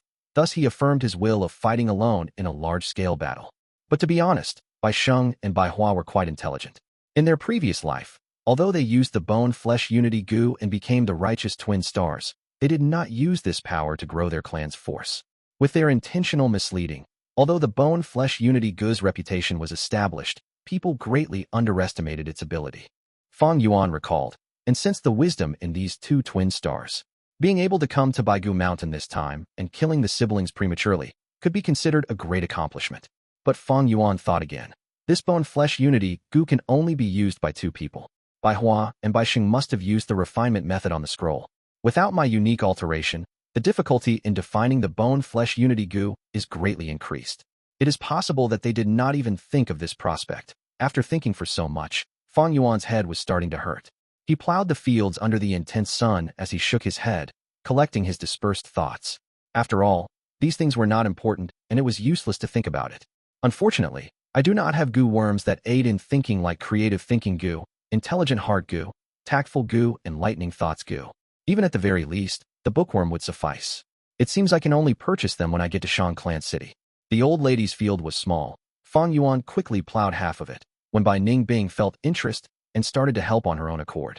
She had seen farmers plowing fields on Qingmao Mountain, but back then she was still muddle-headed, and now that she was in this state, she wanted to experience the wonders in it. Only when the night approached did they start eating in front of the old lady's house. "You must be hungry. There are still sweet potatoes in the pot. It will definitely fill you up." The old lady grinned as she scooped 2 bowls of rice. This rice was not the superior rice from the rice bag grass, but rough grains. However, the two were not picky eaters anyway. "Eat slowly. I have good news to share with you too." On the table, the old lady smiled mysteriously. Chapter 232. Intense Pain of Changing Bone. "Annie, what good news do you have?" Fang Yuan immediately asked with a foolish grin. As he was asking, an old man walked in from outside. Bai Ningbing secretly glanced at the old man. This old man was a Gu master. However, he only possessed rank 1 initial stage cultivation and was very old. There was nothing to worry. "Young man, this is our village head." The old lady introduced the man. Fang Yuan and Bai Ningbing hurriedly stood up. Fang Yuan scratched his head, appearing to be uneasy. "Honorable village head, I am." He hadn't even introduced himself when the village head waved his hand with a smile. "I know, you two are outsiders." Gu masters could sense the aura of other Gu masters. However, Fang and Bai had the breath concealment Gu in their ears. Their Gu master aura were concealed, and the village head couldn't detect it. The old village head had obtained the report on these two strangers few days ago, but he didn't take it to heart. These days, besides Fang and Bai, there were many new people who had come to the village and lodged. "If you want to come, just come. Why is there a need to bring in gifts?" The old lady grumbled. The old village head hadn't come empty-handed. He was holding a string of tied fishes. "I caught the fish this morning from the pool. Your teeth aren't in a good condition. Drink some fish soup to recover your health." The old village head smiled. The old lady gave him a supercilious look before accepting the fish. "I will go cook the fish soup." One could sense the happiness in her voice. Bai Ningbing couldn't sense anything from how the two elderly behaved and spoke to each other. Fang Yuan's gaze, however, flashed, realizing this old man and the old lady might probably have fallen in love at this old age. "Auntie, let me do it." Fang Yuan immediately said. "You guys just sit and chat. There is good news." The old lady quickly waved her hand, indicating Fang and Bai to sit. "I have told your story to the villagers. The village head is a Gu master. He can help you guys. Gu Master. Fang Yuan's eyes immediately opened as wide as saucers. He appeared stunned and stumped as he stood there. Bai Ningbing almost couldn't help rolling her eyes at Fang Yuan's expression. She also did her best to show a shocked expression, but her performance was clearly far behind Fang Yuan's, and she knew this clearly. The old village head laughed loudly at Fang Yuan's expression. He immediately felt this ugly and silly guy was somewhat adorable. Compared to Bai Ningbing, who only looked somewhat stunned, the old village head liked Fang Yuan more. Come and sit down, you two youngsters, don't be reserved. He waved and sat down first. Fang Yuan acted bashful before he sat down while puffing hard. He appeared nervous. Bai Ningbing also followed his expression from behind, but it looked somewhat unnatural. The old village head, however, didn't suspect anything. I heard you guys had gone to sell herbs and salted meat, but unfortunately came across a wild beast. Your auntie told everything to me. You have helped her a lot these days. I have some purple maple leaves here. In a few days, a caravan will be coming here. You can sell these purple maple leaves and recover your capital. When Bai Ningbing realized this was the good news the old lady was talking about, she immediately lost her interest. This, Fang Yuan stuttered with happiness. Tears flowed out from his eyes as he choked with emotion. Honored sir, you are really a good person, a great person. The old village head patted the shoulder of this devil and tried to sympathize. No need to say that. Any person has their ups and downs in life. But I can't just give these purple maple leaves to you, otherwise the villagers will say something about it. How about this? Go help plow the fields in the eastern end of the village. You just need to do it for 7 days until the caravan arrives. He was actually really grateful to Fang and Bai. He had been a mortal who was born and raised in this village. He and the old lady had been childhood sweethearts. But the affairs of the world was fickle. The old lady was married off to someone else. During one time when a caravan had come by, a Gu master noticed his intelligence and gave him some help, turning him into a Gu master. Because of this, he became the village head. Although he still had feelings for the old lady, both of them had families and children, and it would leave a bad impression if he stayed overly in touch with her. Although he is the village head, he couldn't brazenly assist her. He had actually been secretly observing Fang and Bai, and felt their nature wasn't bad. They were hardworking and were honest kids, just that their luck was a bit bad. Hence, when the old lady told their story to him, he immediately agreed to help. You agreed to the village head during the dinner. Are you really thinking of plowing the fields for 7 days for a cart of that purple whatever leaves? In the house at night, Bai Ningbing puzzledly asked. Purple maple leaves is of course not my true objective. Didn't you hear during the meal? A caravan will be passing through this place. Fang Yuan replied. So what? Didn't you mention that caravans pass through Ziyu Mountain all year round? The caravans pass through once a year sometimes, and sometimes once per half a year. What I had not expected was that a caravan would be coming in just a few days. I made some indirect inquiries and found that this caravan is traveling from east to west. Even if it doesn't go to Shang City, it will at least travel along our destination. Bai Ningbing suddenly understood. You want to join the caravan and borrow their strength to reach Shang City? She pondered over it for a while, increasingly feeling this was a great method. First of all, Earth-hearing eargrass was destroyed. They lacked investigative Gu, which meant it would be quite troublesome if they were to travel by themselves. Secondly, they had committed crimes. The Bai clan was definitely chasing after them without rest. Joining the caravan was a great way to cover up their tracks. Finally, they had breath concealment Gu and were able to disguise as mortals. The caravans would definitely take precautions against foreign Gu masters, but definitely wouldn't have much vigilance against mortals. Even if they were to be discovered, there wouldn't be any problems. When that time comes, with a rank 3 and a rank 2 cultivations, they could still make an escape. The heads of the caravans normally possessed rank 3 cultivation. Those that were rank 4, like Jiafu, were quite rare. But even if we disguise as mortals, could we just casually enter the caravan? Bai Ningbing thought about it, but still had this worry. Fang Yuan chuckled. Of course, we won't be able to just casually join a caravan. We would need a guarantor, even as mortals. But I reckon the old village head can resolve this problem for us. Only then did Bai Ningbing felt relieved and let go of her worry. I was worried for nothing. Indeed, with this guy's craftiness, how could he not have thought of this loophole? She thought, all right, I will be able to break through to rank 2 initial stage after 7 days. And I think it is time to use the Iron Bone Gu and Jade Bone Gu. Bai Ningbing's mouth twitched before saying lightly, I already told you before to use them, but you didn't agree and just nurtured them vainly for so many days, wasting so much spring milk.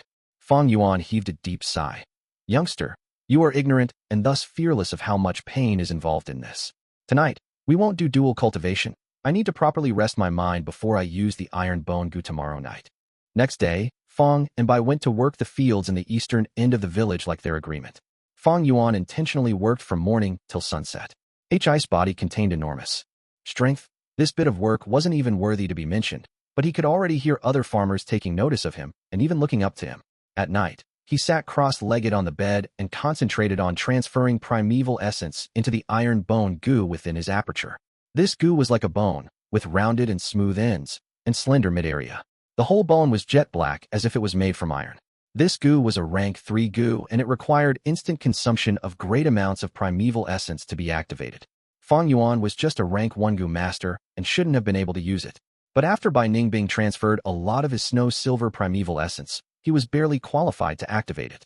The transferred snow-silver primeval essence was almost completely used up in transferring to the iron bone goo. This goo first let out dark radiance before immediately melting down into iron liquid. It flew out from the aperture and merged with Fang Yuan's skeleton. Pain. An intense and inconceivable pain. Fang Yuan felt like his heart was branded by a scalding hot branding iron. Anywhere the iron liquid passed through in the bones felt like it was being roasted in burning coals. This kind of pain penetrated even the soul. Fang Yuan's face distorted under this pain. Immediately following, drops of sweat began to fall from Fang Yuan's forehead, and in the next moment, his whole body was drenched with sweat. After a long while, Fang Yuan couldn't endure the pain any longer and let out a groan. Bai Ningbing's expression changed. Because of the darkness, she hadn't been able to clearly see Fang Yuan's earlier expression and situation, but from this oppressed groan, she judged this pain was no small matter. She knew what insane willpower Fang Yuan had. He hadn't let out a word even when his whole body was covered with flames. But after using the iron bone goo, he let out such a sound. From this, one could tell how intense the pain was. Among the Gu Master's cultivation, 3 big aspects of nurture, use, and refine. In regards to use, some Gu were extremely peculiar. Iron bone Gu was one of those, giving extremely intense pain when used. Unfortunately, one needed to endure this pain, and if in case they lost consciousness in the middle, all their efforts would be wasted. Historically, many famous Gu masters had died from pain of using Gu like the iron bone Gu. Fang Yuan clenched his teeth and persevered. The unbearable pain continued to flood in. He involuntarily let out several groan-like snorts from his nose. In the end, his whole body was almost paralyzed from the pain. He couldn't even exert any more strength in his jaws. When all of his bones were dyed a layer of black by the molten iron, he finally relaxed, and almost instantly, a burst of dizziness attacked him. His eyes blacked out, and he started losing consciousness. However, he forcibly persevered, and after taking few deep breaths, he slowly laid down. Is it over? Bai Ningbing's voice came from the darkness. Naturally, Fang Yuan sucked in cold air. His voice was hoarse but stable. Go to sleep. We still need to work tomorrow. Okay. Bai Ningbing felt greatly disappointed when she realized Fang Yuan was still able to be clear-headed. If he had fainted, she might have had a chance to get hold of the Yang Gu. No, that isn't right. Yang Gu is inside Fang Yuan's aperture. How can I take it out without any special means? Thinking of this, she let go her dark thoughts. The next day, Fang Yuan didn't go to work, instead staying in bed. The intense pain was still lingering around and tormenting him. If he made even a slight movement, the violent pain that emerged felt like a chainsaw was sawing at his nerves. The pain was temporarily dominating him and putting him into an extremely weak state. Let alone farm work, he was not able to even leave the bed and walk. At this instance, Bai Ningbing realized that Fang Yuan had forcibly kept up a facade last night. Resultantly, she went to the farm and did the work alone. By evening, Fang Yuan was able to make some movements. Bai Ningbing refused to believe him and used the jade bone Gu. Obviously, she found out the absurd amount of pain Fang Yuan had suffered. As prideful as she was, she couldn't help groaning in pain and even grabbing the bed sheets. However, even though her whole body was trembling and shaking, she was able to persist till the end. An intense dizziness attacked her immediately after her success. She fell down on the bed and instantly lost her consciousness. On the second day, it was Bai Ningbing's turn to lie on the bed, in so much pain that she could not move at all. Fang Yuan had recovered mostly, going off to plow the fields at the east of the hamlet. The old lady went into the room, asking in concern. Bai Ningbing kept saying she was fine, that she was tired after a day of physical work, and that she only needed to rest for a day. The old lady gave an understanding smile. Indeed, you were tired. Your actions these past 2 days were slightly loud. I could hear it all. What? Bai Ningbing could not understand it. Young lady, stop keeping it from me. I could tell a mile away. The old lady laughed. Bai Ningbing's pupils shrunk. Did her identity get exposed? How can that be? At once, a deep killing intent arose in her, but she could not bear to do it. She could cold-heartedly watch the Bai clan siblings burn to death, but that is because the Bai clan was destined to be their enemies. Although she was proud, she was not merciless like Fang Yuan. Towards people who had helped her, she would not be able to act. The old lady in front of her was such a case, and so was the former Bai clan leader from Bai Ningbing's clan. The old lady held no suspicions towards Bai Ningbing. She grabbed her hand and patted. "Young lady, I can tell these few days, how can guys have such a butt and waist like yours? No wonder you wear a straw hat and do not like talking. Although I am old, I am still a woman. We women have a talent compared to guys. That is, we are meticulous." Bai Ningbing did not know what to say. The old lady was enthusiastic, speaking in an understanding tone. "I understand you. As a woman, dressing up like this outside to protect yourself, otherwise accidents might occur." Bai Ningbing was speechless. She hated people using the word woman to trigger her nerves. But towards this enthusiastic and simple old lady, she was very helpless. The old lady smiled until her eyes were a straight line, suddenly suppressing her voice. "You two must be a couple, right? You have been too loud these days. I could even hear you from far away. I don't want to say this, but those actions, you have to restrain yourselves." This was simply a nightmare. Bai Ningbing's expression froze, like she was zapped by lightning. "Auntie, it is not what you think." A long while later, she barely squeezed out this sentence, her expression extremely stiff. "Sai, why are you so shy? It's nothing. You can tell me everything. I've lived for so many years. What have I not seen?" The granny winked, laughing until her teeth were showing. And then her gaze shifted to the bed, subconsciously or not. Bai Ningbing followed her gaze and just wanted to kill herself. But honestly, the bedsheets were torn by her. Next, the old lady said a few things to her, but Bai Ningbing's brain was in a mess, not listening to a single word. In the afternoon, when Fang Yuan came back to eat, the old lady blocked him at the door, kindly reminding, "Lad, your wife has told me already. I know youngsters are in heat, but you have to take care of your own bodies, and even more concern for your wife. Remember my words, okay?" Fang Yuan opened his mouth wide, not able to react to what he has just heard. The old lady clicked her tongue, using a dissatisfied and helpless tone. "Everything about you is good, except that you are too simple. Being so honest, you'll lose out eventually." If Gu Yu clan, Tai Divine Investigator, or Bai Hua and Bai Sheng heard these words, they might jump out of their graves. Fang Yuan stood on the spot in daze. Suddenly light flashed across his eyes, and he finally got it. "Oh, that he scratched his head sheepishly, nodding. "Annie, you are right, I get it." At the dinner table, he saw Bai Ningbing. Bai Ningbing looked at him coldly, her body almost emitting cold air.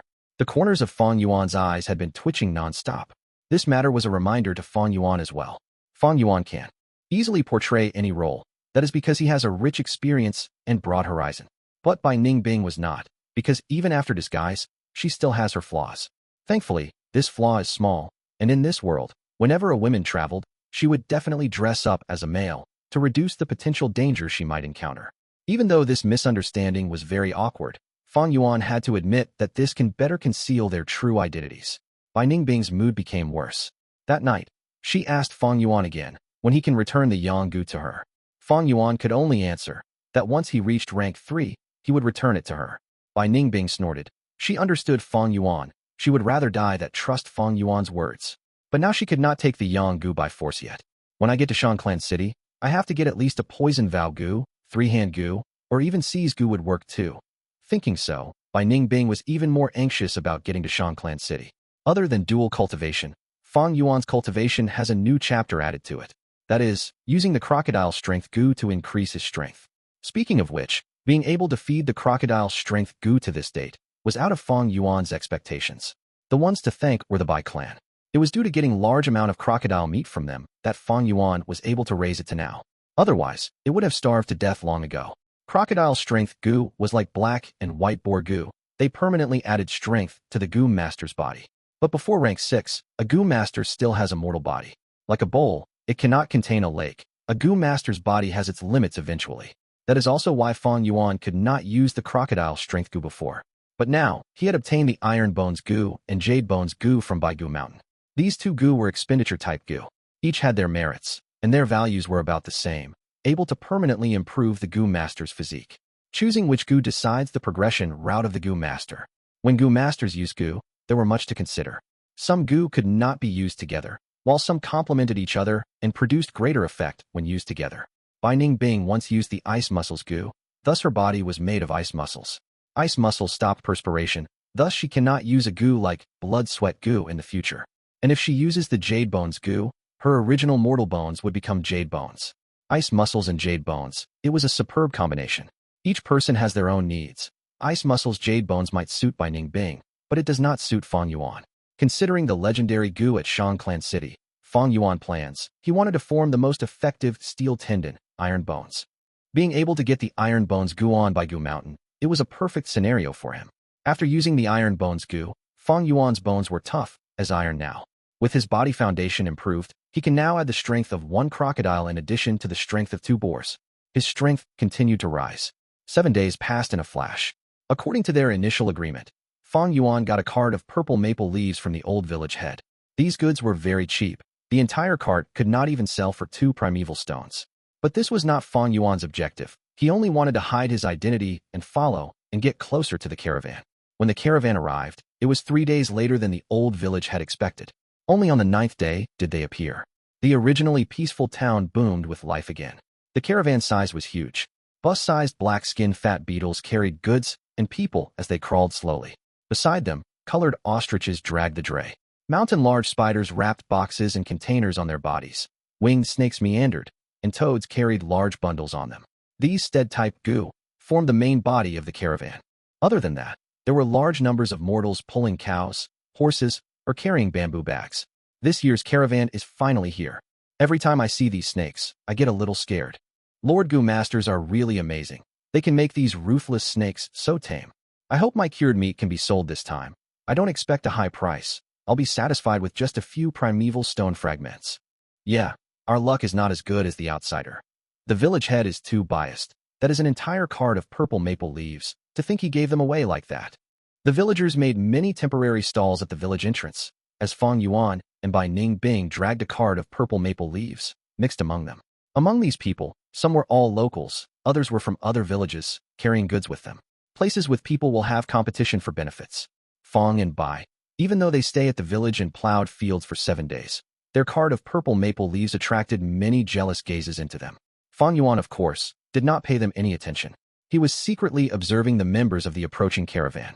This caravan is a mixed one, with many different clan forces among them gathered together.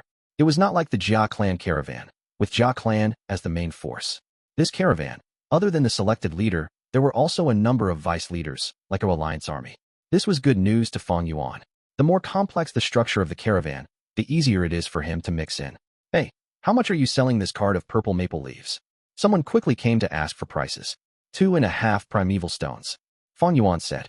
2.5? You might as well go rob. The person stared with wide-opened eyes. Buy it or leave, Bai Ningbing said at the side. Humph. The person waved his sleeves and walked off. If they really sold this cart, what excuse would Fang and Bai use to join the caravan? Thus, they purposely denied 3 potential buyers and deterred them. Until evening, they still did not manage to sell the cart of purple maple leaves. Instead, others managed to sell most of their medicine grass, cured meat, milk, etc. After all, the caravan was huge. They needed to replenish these goods. Many people saw Fang and Bai as a joke, and some even started to mock them. Some kind people reminded them to reduce the price appropriately. But Fang and Bai paid them all no heed. Before nighttime, Fang Yuan pretended to be dejected, dragging this cart of purple maple leaves back to the old village head's house. The old village head asked and sighed. You too. I told you that 2 primeval stones were already a high price. We can sell it even for 1.5. Why didn't you listen to me? Adamantly selling at 2.5. Chapter 234, Arrest Warrant. You have to know, there are lots of purple maple leaves on Ziyu Mountain.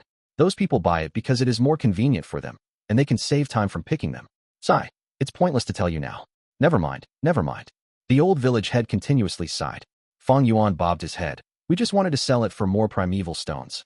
One is to recoup the cost, the other is to take care of our parents. Who would have thought that after so much effort, it could not be sold? He sounded anxious, a hint of crying in his speech. Hearing his words, the old village head's heart softened, the grudge in his heart dispersing by more than half. Fang Yuan said again, No worries, Lord Village Head. I have decided to follow the caravan tomorrow. By lowering the price, I'm sure we can sell it eventually.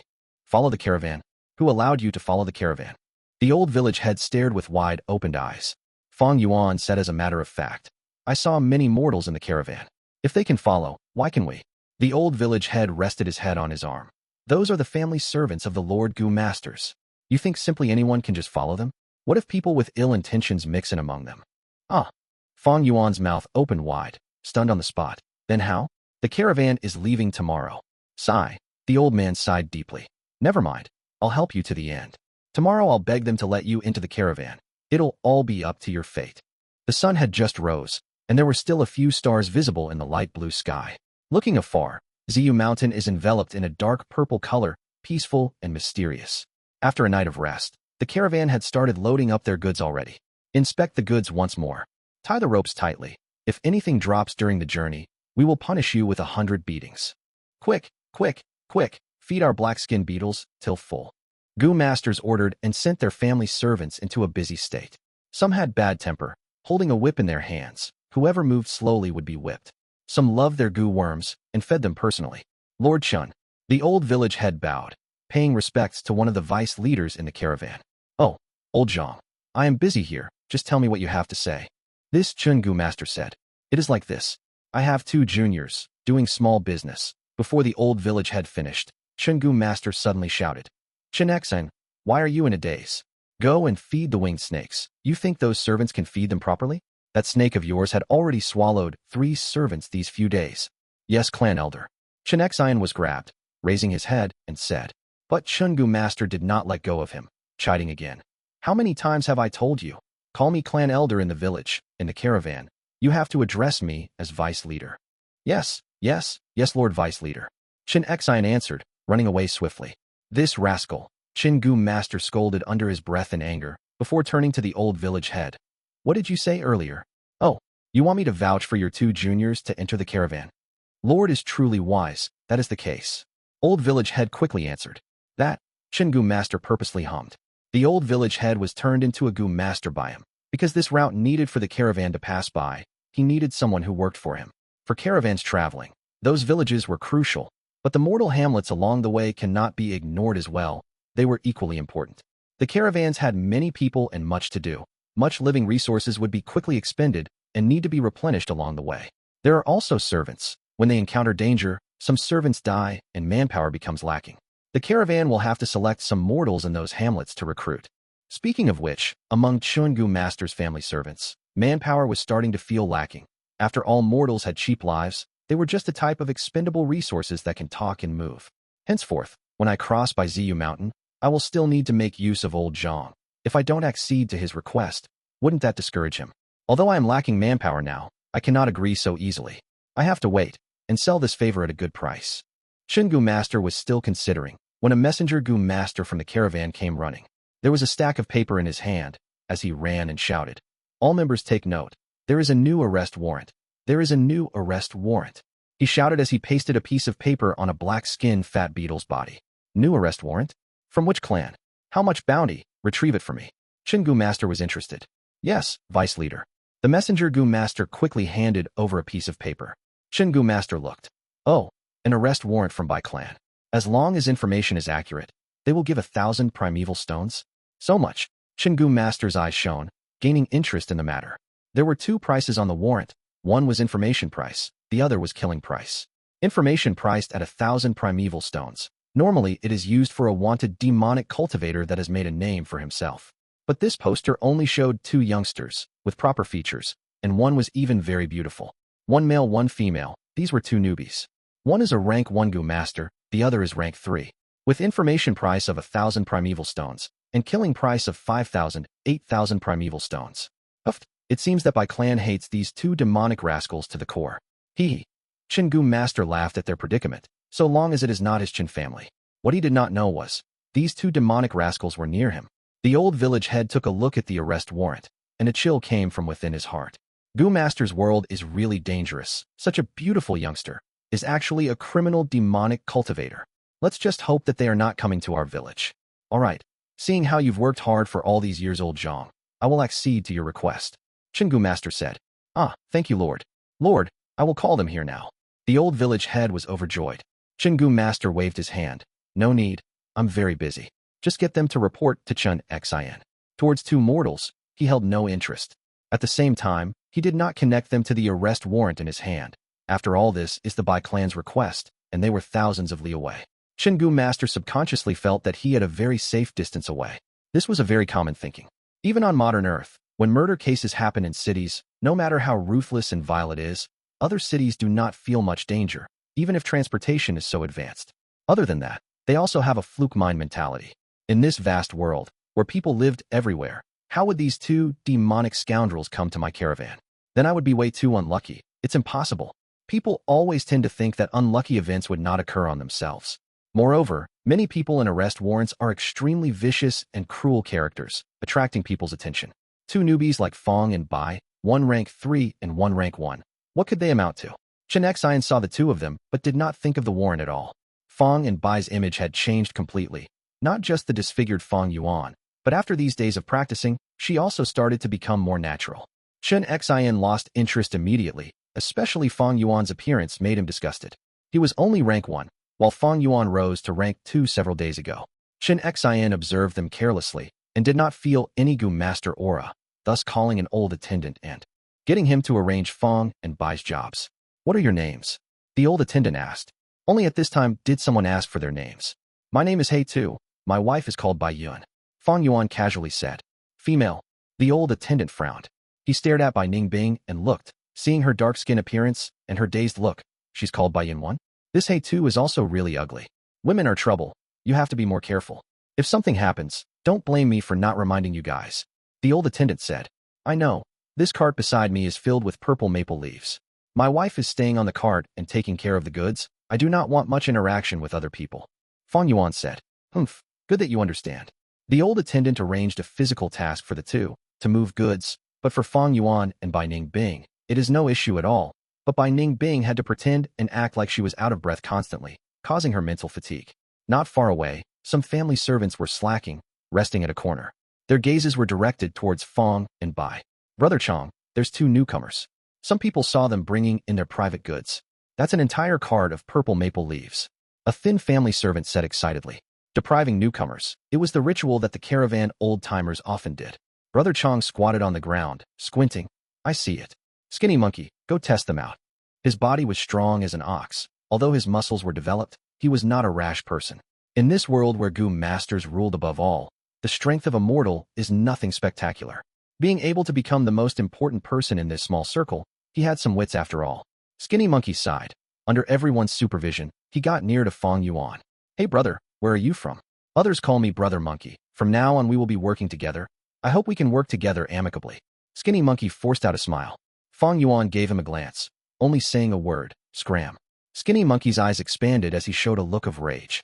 Fang Yuan did not look at him, but continued moving his goods. He had worked in the caravan in his previous life, extremely clear of such rituals.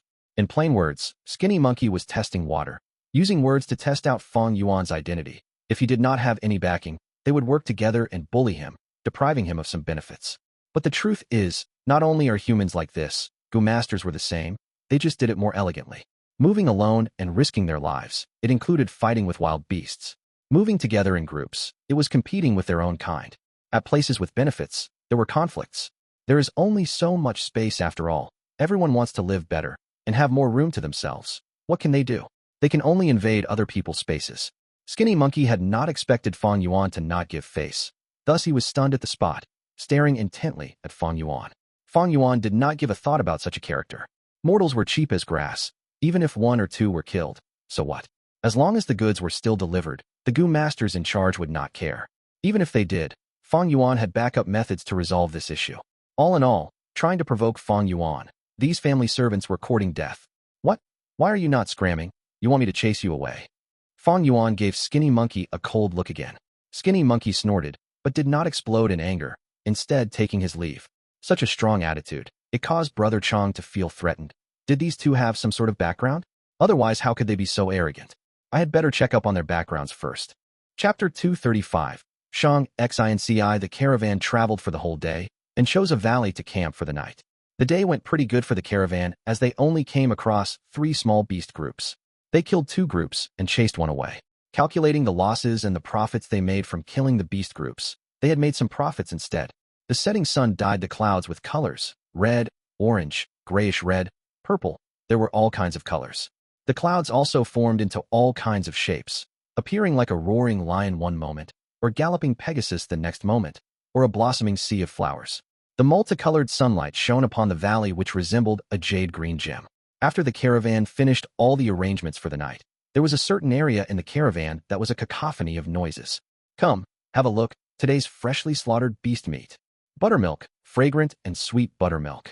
Only 10 pieces of clothing remaining, stock clearance sale. Fang Yuan and Bai Ningbing were also among the crowd. They dragged their handcart and occupied an area. At their left was a stall selling wild herbs, and at their right was a stall selling milk. Bai Ningbing was rather interested in all this as she looked all around her. To think there would be a small bazaar like this in the caravan. If there is consumption, there will be transactions, and the consumption will thus stimulate marketplaces. Fang Yuan answered. Bai Ningbing's eyes flashed. These words were truly incisive. She looked at Fang Yuan. Are you planning on selling these purple maple leaves? Fang Yuan slightly nodded his head. We have already entered the caravan, so we can just conveniently dispose of them now. Keeping them with us will only attract the greed of some scoundrels. What's more, it wasn't easy to preserve purple maple leaves. They had it for just over a day, and already the purple maple leaves on Fang Yuan's cart were showing signs of withering. And as time continued to pass, their value will only get lesser and lesser. Of course, Fang Yuan didn't care about measly 2 primeval stones. However, just throwing them off wouldn't be in accord to their current identities, and would only serve to raise suspicions. The small bazaar in the caravan is divided into 2 types.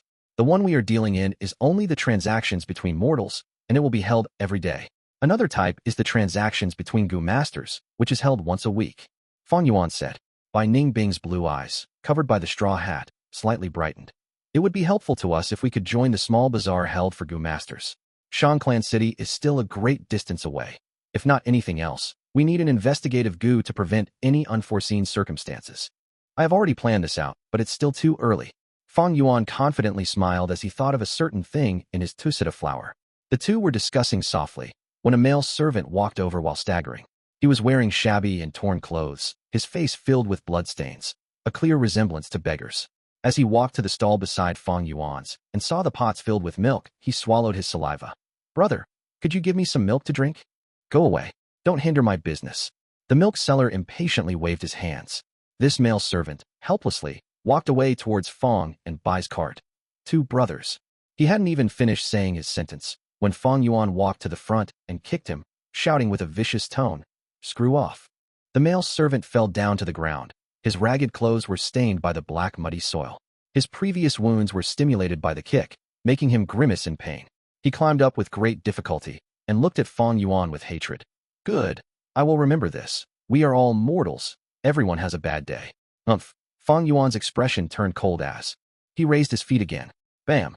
This servant fell to the ground again. Dare to say one more word? Fang Yuan stared down at this servant fiercely. The servant gave a vicious glare at Fang Yuan as he crawled up, but he didn't dare to squeak a word. However, just as he stood up, he was again met with Fang Yuan's kick. I don't like your expression. Fang Yuan indifferently spoke with his arms crossed at his chest. The servant lowered his head and crawled up silently, not daring to look at Fang Yuan again. He didn't continue begging anymore and walked far away. Looking at his departing figure, Bai Ningbing asked in bewilderment. Strange, how can there be a beggar in the caravan? This is normal. This servant must have made a mistake or his master is in bad mood today. In short, he was beaten by a Gu master and also had his meal cancelled. Fang Yuan shrugged his shoulders. His gaze, however, coldly glanced towards a corner. In a corner, 3 to 4 sturdily built servants were catching new faces, bullying the newcomers. After noticing the situation at Fang Yuan's, they retrieved their gazes and looked at other targets. Mortals had cheap lives, their status were extremely low, and their survival was as difficult as walking on steel wire. Inside the caravan, the Gu masters could easily beat them to death and take their lives like cutting grass. Anyway, mortals like them could be replenished easily in the hamlets along the way. Every time the caravans came across danger, there would be large numbers of dying mortals. Besides these, there were also secret and almost desperate struggles between the mortals themselves. Fang Yuan had just arrived at the caravan, but 2 groups already wanted to find troubles for him. He, naturally, wasn't afraid of these trouble and could easily resolve them, but he would rather resolve them earlier. Of course, there were some mortals who lived beautiful lives. Most of them were those with backgrounds or were relatives and friends of Gu masters, using this identity to do as they liked. After the beggar walked away, 2 groups of mortals approached Fang Yuan. The head of one group was an old man with sharp eyes. After asking Fang Yuan for the price, he immediately lowered the price to a quarter. Fang Yuan reckoned this old geezer's identity should be the chief supervisor in charge of arranging the tasks for the servants. The head of another group was a woman. She was actually wearing silk clothing, and her eyes gave off seductive glances. Fang Yuan immediately understood she must be a sex tool of a certain or some male Gu masters. The two heads were both accompanied by a large number of people, and although they were mortals, their status were extremely evident. They lowered the price to a very low amount, with the intention of buying low and selling high. They had some wealth and were not like most of the servants who could not even be sure if they could get a meal that day. While Fang Yuan had no need for this card of purple maple leaves, in order to match with his current identity and not let the cat out of the bag, he refused the lowered prices of these two people. The old man left with pleasant countenance, but there was threat hidden in his tone. The woman just walked away while cursing and swearing. I will sell this card of rotten leaves to the next person that comes to bid. Just when Fang Yuan was pondering over his next action, the small bazaar suddenly went in an uproar. Some people excitedly cheered and shouted. The kind-hearted lady of Zhang clan has arrived. Lady Zhang is compassionate and kind. She is a fairy incarnate. She is a really good person. I won't go hungry today. What's happening? Bai Ningbing surveyed the situation and saw a green image appearing through the entrance of the bazaar. Fang Yuan was also bewildered. What's up with this? Lady Zhang, Fairy Zhang. A group of servants flocked over to the woman, and instantly, the bazaar entrance was crowded. These people were mostly the ones who were punished by Gu masters and didn't have anything to eat now.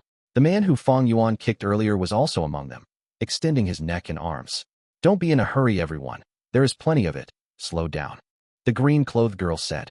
Her voice was gentle and soft, and was immediately submerged in the shouts of the crowd. Keep your mouth shut. Line up and come one by one. Anyone that dares to rush over or shout will immediately be slashed by me. Suddenly, a thunderous voice resounded within the little bazaar.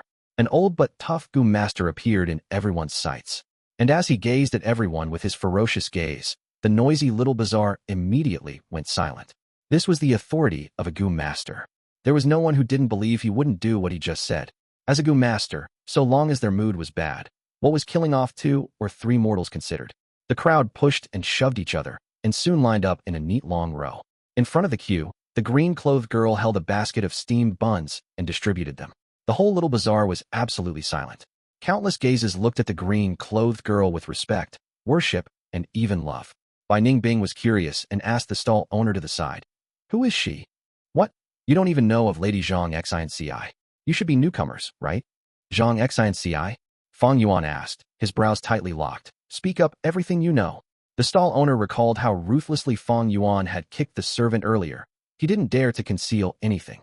Lady Zhang is also one of the deputy leaders of our caravan. She doesn't have aptitude towards cultivation and is a mortal like us. However, she has a strong background in her clan. The Gu master beside her is her bodyguard. I have lived for so long, but truthfully, I have never seen such a kind-hearted person. Lady Zhang brings some food almost every evening for the starved servants. She comes even if the weather is bad. Sigh, heaven is unfair. They prevented such a person from cultivating. Bai Ningbing nodded her head and smiled, saying towards Fang Yuan, truly, all sorts of people exist in this world. Fang Yuan didn't respond. Bai Ningbing glanced at Fang Yuan in confusion and saw something wrong with Fang Yuan's expression. The latter was gazing fixedly at the green-clothed girl, his brows almost furrowed into a knot. The green-clothed girl had silky jet black hair draping over her shoulders, accentuating her beauty. Her eyebrows were thin like smoke, her eyes as clear as the moon. Her skin was snow white, and her lips were pink and tender. She had no makeup on her face, looking soft and gentle. The slight smile she gave from time to time when distributing the steamed buns was pure and innocent. She was wearing green clothing and had a fresh and plain aura. She was elegant like an orchid, graceful like a lotus, and gentle like water. In terms of looks, she was on the same level as Bai Ningbing, but she could be said to be once in 1,000 years beauty. If a woman has fine appearance, they can only be considered to be good-looking, just like common beverages. Only with disposition can they be called beautiful, like well-aged liquor. No doubt, this green-clothed girl was an absolute beauty. However, no matter how beautiful you were, how moving your disposition was, they were all pointless in Fang Yuan's eyes. Fang Yuan was not looking at her appearance. No matter how beautiful and what disposition one had, if you cut open their skin and flesh, they were all skeletons. However, he was baffled as he thought of a certain figure. Isn't this girl Shang Xin Ci? Shang Xin Ci was one of the young masters of the Shang clan. Within a clan, the clan leader's sons and daughters were all called young masters. Only the heirs who are able to obtain the elder's approval could be called young clan leader.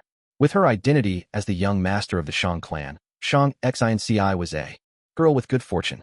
Everyone knew the Shang clan members were greedy and treacherous, but this Shang Xin Ci was the only exception. She was soft and weak, didn't like fighting, and was very lenient. She was the worst businessman of the Shang clan. When she did business, she not only made frequent losses, but was also frequently cheated by others. She easily trusted others, and the crucial point was she didn't learn after being cheated and would continue to be cheated by others. As the young master of the Shang clan, she was once taken as a disgrace of the Shang clan and was someone no one thought highly of. However, considering that she possessed the bloodline of the Shang clan leader, she was not expelled from the clan. She didn't discriminate mortals, but instead felt strongly sympathetic towards them, giving care and assistance. Several times, she had even bought off all the slaves in auction and was severely reprimanded by the Shang clan leader. However, fate was truly wonderful. In the end, she became the head of the Shang clan. Chapter 236. Kindness will be rewarded? But why is she here? And why is she called Shang Xin Ci? In my memories, she was clearly a Gu master. Why are they saying she doesn't have cultivation aptitude and is immortal? Fang Yuan was bewildered. Is she not Shang Xin Ci and is only similar in appearance? But this is too similar. No, wait a second. Fang Yuan's rummaged through his mind, and suddenly, he extracted a very old information from the depths of his memories. Shang Xin Ci had a rough life. She was an illegitimate child born of Shang clan leader when he had gone out to travel. She didn't have a father since young and had to endure being bullied. After her mother died, her life became more difficult. She was forced by her clansmen to follow the caravan and become a merchant. In the end, when she arrived at Shang clan city, the Shang clan leader sensed her bloodline. Shang clan leader felt both surprised and happy, admitting her as his daughter in front of the public. But he still felt he owed her a lot, thus he would bear with and cover up a lot of her mistakes. Upon thinking this, Fang Yuan's gaze brightened. So that's it, I understand now. Combining the situation before him with the broken clues in his memories, Fang Yuan arrived at the truth. Many years ago, when Shang clan leader was only a young master of the Shang clan, he left his seed in Zhang clan. It was Shang Xin Ci. Shang clan and Zhang clan were at odds with each other since ancient times. When Shang Xin Ci was born, her mother didn't dare to reveal about the Shang clan leader due to this. Thus, Shang Xin Ci was born as a disgraceful illegitimate child and took on her mother's surname. This was the reason why she was still being called as Shang Xin Ci. After her mother died, she was forced by the clansmen to be a merchant, and after she ended up arriving at Shang clan city, her bloodline was discovered. Her father had also become the Shang clan leader, and with such a high status, he acknowledged her in front of everybody, completely changing her fate. So to say, this caravan is her first journey as a merchant. Fang Yuan's heart began to thump loudly when he realized this. One should know, this Shang Xin Ci was a stock that was absolutely guaranteed to increase. She was the future Shang clan leader. No one would believe it if it was said now. Of course, the future was prone to changes. Even in the original track in his memories, there were drastic changes in the world, and even the powerful Shang clan was already ruined by the time she became the clan leader. To Fang Yuan, waiting till she became Shang clan leader was a very long investment without any returns. Her value didn't lie in the time she became the clan leader, but rather when she was acknowledged by the Shang clan leader and became one of the Shang clan's young masters. As a young master, she would definitely be given responsibility over a part of the business. This was the tradition of the Shang clan to nurture the clan's successors. It was exactly this point which Fang Yuan desired. He needed a way to dispose of the goods, a stable, favorable, and safe channel. In his important plans after his rebirth, this was absolutely necessary. In the future, he would definitely open up many secret inheritances. There would be many things which he does not need, and by selling them, he would be revealing their enormous worth. For instance, those Bone Spear Gu and Spiral Bone Spear Gu in by Ning Bing's aperture currently. Fang Yuan and Bai Ning Bing just needed one of them, at most another one for backup. If they didn't sell them, these Gu would just die in their hands, and they would even waste a lot of milk in feeding them. Previously, Fang Yuan had intended to temporarily use Jia Jinsheng as a channel to dispose goods. Then it would be best if he could connect to Jia Fu to nurture this channel. The result, Destiny liked to play with people. Because of being subjected to the secret of Flower Wine Monk's inheritance, he had no choice but to kill Jia Jinsheng. This is a gift heaven has sent to me. Fang Yuan heaved a deep sigh as his gaze towards the distant Shang Xin Ci turned bright as fire. Shang clan had deep foundations, at least before that violent storm which engulfed the southern border. It was one of the overlords of the southern border. When stolen goods were sold to them, the victims wouldn't dare to come find trouble. However, because their influence was too strong, Fang Yuan is also worried about possible backstabbing. They belonged to righteous path on the surface, but the core of the Shang clan members were all black. This was actually quite normal. However, Shang Xin Ci was the exception. She had been tested by many changes and upheaval in the history of her 100 years. Her kindness, gentleness, benevolence, and honesty were praised far and wide in Fang Yuan's previous life, her reputation resounding all over the southern border. The most important thing was that she didn't have any foundation. Different from other young masters, she would walk a solitary path after she arrived at Shang Clan City. In future, she would make many mistakes, but it wasn't because she was not intelligent, but rather because of the other young masters' secret plotting to suppress their competitor. Fang Yuan needed her as a channel, and she also similarly needed the external help, Fang Yuan, if she wanted to live a better life in the future. Most importantly, she was easy to manipulate and influence. Her youth and kind nature were both weaknesses Fang Yuan could exploit. Ha ha! Bai Ningbing suddenly laughed from the side. You took a fancy to her, right? What? Fang Yuan's thoughts paused. Don't pretend. We are both men. I can understand just from looking at your gaze. Anyway, this little girl is quite pleasing to the eyes, but it will be very difficult for you to obtain her, unless I help you and find an opportunity to secretly kidnap her. As an exchange, give the Yang Gu to me first. Bai Ningbing tried to entice Fang Yuan. However, Fang Yuan's next sentence made her seethe in anger. You are a man? Things were a bit troublesome now. First of all, Fang Yuan needed to approach Shang Xin Ci, then obtain her trust. However, he didn't have a lot of time. He must settle everything before she reaches Shang Clan City. Bai Ningbing's idea of capturing her was too dumb and risky. It would just cause the situation to be even more messed up. Fang Yuan was very clear the reason why Shang Xin Ci could be repeatedly cheated. It was not that she was stupid, but rather she was too kind. In his previous life, there was a demonic path figure called Night Gentleman. He was an expert thief and was as cunning as a fox. He had swindled Shang Xin Ci many times using the same excuse. One day, he couldn't endure it anymore and asked, I always tell you this. Aren't you worried I am swindling you? At that time, Shang Xin Ci had replied, You say you are unable to make ends meet, and if you aren't able to immediately borrow some primeval stones, your family will starve to death.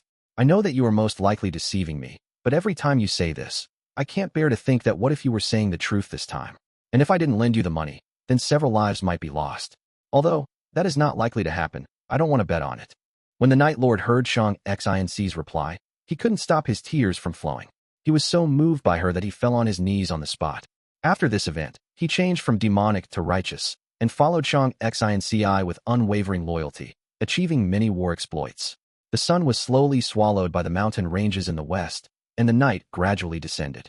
The long queue of people also decreased, till all the servants received food and dispersed. All right, that's it for today. I will come again tomorrow. She hadn't even finished speaking when a figure suddenly jumped in front of her. What kind of face was this? Eyebrows all burnt off. Only a bit of hair remained, and one ear less. Who was it if not Fang Yuan? Shang Xin Ci was startled. The maids behind her even screamed in fright. What the hell are you doing? That tall and sturdy old Gu master immediately shouted. Lady Zhang, please buy my goods. Fang Yuan didn't care about this old Gu master, and screamed towards Shang Xin Ci. Bai Ningbing silently stood far away, enjoying Fang Yuan's performance. I have one steamed bun remaining. Take it, okay? Shang Xin Ci revealed a gentle smile. She didn't feel any revulsion towards Fang Yuan, only sympathy. She tried to think of how much pain he must have experienced for such severe wounds. Sigh, such a pitiful person. Fang Yuan but threw the steamed bun on the ground. I don't need this. I want to sell my goods. I sold my old house and bought this cart of purple maple leaves. But I haven't been able to sell it. The leaves will soon wither up. What meaning will my life have then? Sob sob. I don't want to live if I can't sell it. I should just smash my head and die. He started to weep while speaking. He stamped his feet and howled. His expression carried a hint of madness and was extremely moving. Bai Ningbing was dumbstruck. This acting skill, I really have no hope of catching up. If she didn't know about Fang Yuan, even she might have been deceived by Fang Yuan. She then observed the expressions and gazes of the crowd. Stunned, disdainful, sympathy, indifference, but there were no suspicions. Who is this man? Charging over so suddenly, scared me to death. Such greed. He actually wants Lady Zhang to buy his goods. Serves him right. Does he think trading is so easy? Sigh, the buyers must have demanded a lower price. When I think of those times I encountered, there were all kinds of discussions going on in the crowd. TSK, you lunatic, you actually dared to frighten our young lady. Screw off this instant. That old Gu master's tongue seemed to give off lightning sparks as he took a step forward and protected Shang Xin Ci behind him. Lady Zhang, I don't want to live if you don't buy my goods. Lady Zhang, you are a good person. Please buy this cart of purple maple leaves and save me. Fang Yuan wailed without ceasing. Shang Xin Ci's heart softened. Sigh, don't cry. I will buy them. But life is the most valuable thing in our life. Live properly from now and don't give up on life so easily. Uncle Zhangzhu, give him 3 primeval stones. Miss, the old Gu master's brows furrowed. It worked. Maybe I should do this too. A commotion erupted among the stall owners. Thank you, lady. Thank you. Lady Zhang, you are my Heitu's savior. Fang Yuan was greatly ecstatic and there were signs of tears on his face as he repeatedly bowed. The old Gu master's eyelids twitched. He looked at the cart behind Fang Yuan. This cart of purple maple leaves is worth 2 primeval stones at most. 3 is too much. Uncle Zhangzhu, Shang Xin Ci said with a soft voice. The old Gu master heaved a deep sigh. Miss, it isn't that I am unwilling to part with 3 primeval stones. But this amount is too big for a mere servant like him. It is bound to attract those who will eye the money and scheme against him. Miss, for his own safety, we should just give him 2 primeval stones. Moreover, all the peddlers might come over tomorrow if you give it to him like this. Uncle Zhangzhu is correct. Then please give him 2 primeval stones. Shang Xin Ci pondered for a while and readily agreed. Fang Yuan accepted the 2 primeval stones with trembling hands. He looked deeply at Shang Xin Ci. Miss Zhang, you are a great person. You will definitely be rewarded. Chapter 237. Thrashing. Many stall owners looked at Fang Yuan in envy. Fang Yuan put the 2 primeval stones he received into his pocket, and abandoning the handcart, he directly left the small bazaar with Bai Ningbing. The way I see it, we should just directly capture her. Don't forget our current identities if you want to approach her. Bai Ningbing murmured quietly. Fang and Bai were currently laborers under Qin clan. They had relied on this identity to mix in with the caravan. But now this was undoubtedly the obstacle for Fang Yuan in approaching Shang Xin Ci. However, Fang Yuan had already planned for it. He looked at Bai Ningbing and smiled. You are right. So I will go thrash people now. Bai Ningbing was stumped. Thrash. The clear night sky was studded with the bright stars. In a wide tent, several servants were sitting in a circle around a coal stove which had a pot on it. The upper part of the tent was opened, allowing the smoke from the burning coals to fly out. There was meat in the pot, and the servants were all staring fixedly at it. Faint aroma of cooked meat began to float in the air, and one could hear the occasional gulps of saliva. Brother Chong, I have made some inquiries on the details of the 2 newcomers. Skinny Monkey said. Oh, speak. The muscular servant called Brother Chong raised his eyebrows. These 2 were introduced by the village head of the hamlet near the Zu mountain. Skinny Monkey answered. That solves it. I remember that village head was originally a mortal. The vice leader wanted a strategic point and casually awakened him. So they had this background. The group seemed to have come upon a realization. Although they have a Gu master behind them, so what? Brother Chong's sister is our Lord Chun Xian's concubine. Someone shouted. These 2 newcomers are too bold. If they aren't taught a lesson, wouldn't they just climb over our head in the future? Keep quiet. We will listen to Brother Chong. Someone else shouted. The tent quieted down as everyone looked towards Brother Chong. Brother Chong appeared to be hesitating. Fang and Bai had a Gu master behind them. Even if this Gu master was not a Qin clan member, even if this Gu master was an old geezer with half a foot in the coffin, he was in the end still a Gu master. Have you found out the relation these 2 has with that old village head? Skinny Monkey immediately revealed an awkward expression. This, Brother Chong, you also know that with our identities, being able to investigate even this is already not an easy thing. Brother Chong hesitated. Boss, these 2 newcomers are too unreasonable. Look at their attitudes towards the Skinny Monkey today. They are clearly looking down at us. They must be taught a lesson. Right? That old village head was originally a mortal like us, and with some bullshit luck became a Gu master. What can we even take him as? Wasn't he able to become a Gu master only because our Veed leader wanted to use him? He is no more than a high-ranked servant. Moreover, the caravan merchants always face dangers. Even if these 2 died, that village head wouldn't dare to settle it with our Qin clan. The noisy discussions made Brother Chong's frowns even deeper. The Skinny Monkey observed the situation for a long while. He had wanted to find trouble for Fang and Bai, but was instead oppressed by Fang Yuan this morning, causing him to feel full of hatred towards the latter. However, he knew that he had no background, and he could only rely on Brother Chong for revenge. When he felt the time was right, he spoke. For the life of me, I can't believe what I heard earlier. A cart of purple maple leaves was actually sold for 2 primeval stones in the little bazaar. Brother Chong's eyes immediately brightened. What? 2 primeval stones? How can it be possible? The prices weren't lowered. Such luck. Which fool bought it? Skinny Monkey sneered as he spoke with disdain and envy. Who else is there? It is that young lady from Zhang clan. A mortal, but look at her luck. living a good life. Damn, I recall how I had smuggled in some goods and how cheap I had to sell them. Why didn't I have these two guys' luck? Brother Chang's eyes became bloodshot. He indignantly said, "We will put them in order tomorrow. Newcomers must show respect to their seniors. If they don't understand the rules, then we will just have to properly teach them." "Yes, Brother Chang. We will do whatever Brother Chang says." Brother Chang is wise. Skinny Monkey flattered, then took out the stew with a soup ladle. "The meat stew is done. Brother Chang, please taste it." The aroma of the meat assailed the nostrils. The Adam apples of many servants moved as they swallowed their saliva. Brother Chang licked his lips and took the soup ladle. He blew at it before bringing it closer to his mouth. Suddenly, the entrance curtain of the tent was lifted open. Fang Yuan walked inside. "It's you." The crowd of servants were stunned. The target of their long schemings had unexpectedly appeared directly in front of them. This made them feel at a loss and dismayed. Skinny Monkey jumped to his feet and said with a sinister smile, "Newbie, now you know fear? It is already too late for Apollo." He hadn't finished saying his sentence when Fang Yuan indifferently raised his foot. Bam! Skinny Monkey was directly kicked flying, his back smashing against the coal stove. The cooked meat stew splashed all over his body and burned him, causing him to scream tragically. "The meat stew. All spilled. The meat we bought with our money pooled together. It is so hard to even taste it once. This bastard. Bastard courting death." Instantly, all the servants stood up with resentment and roared as they charged at Fang Yuan. Fang Yuan threw the two primeval stones he was holding in his hand at them. Ouch! Two persons were hit by the primeval stones. One covered his eyes, and another covered his stomach, both screaming in pain. Despicable. Actually using concealed weapons. Wait a second. This is primeval stones. The crowd that was charging over immediately slowed down when they heard this. Two primeval stones lying on the ground drew the servants' gazes. Skinny Monkey's tragic scream also came to an abrupt stop as he stared fixedly at the primeval stones. Birds die for food. Humans die for wealth. Has this guy gone mad? Actually throwing primeval stones at people?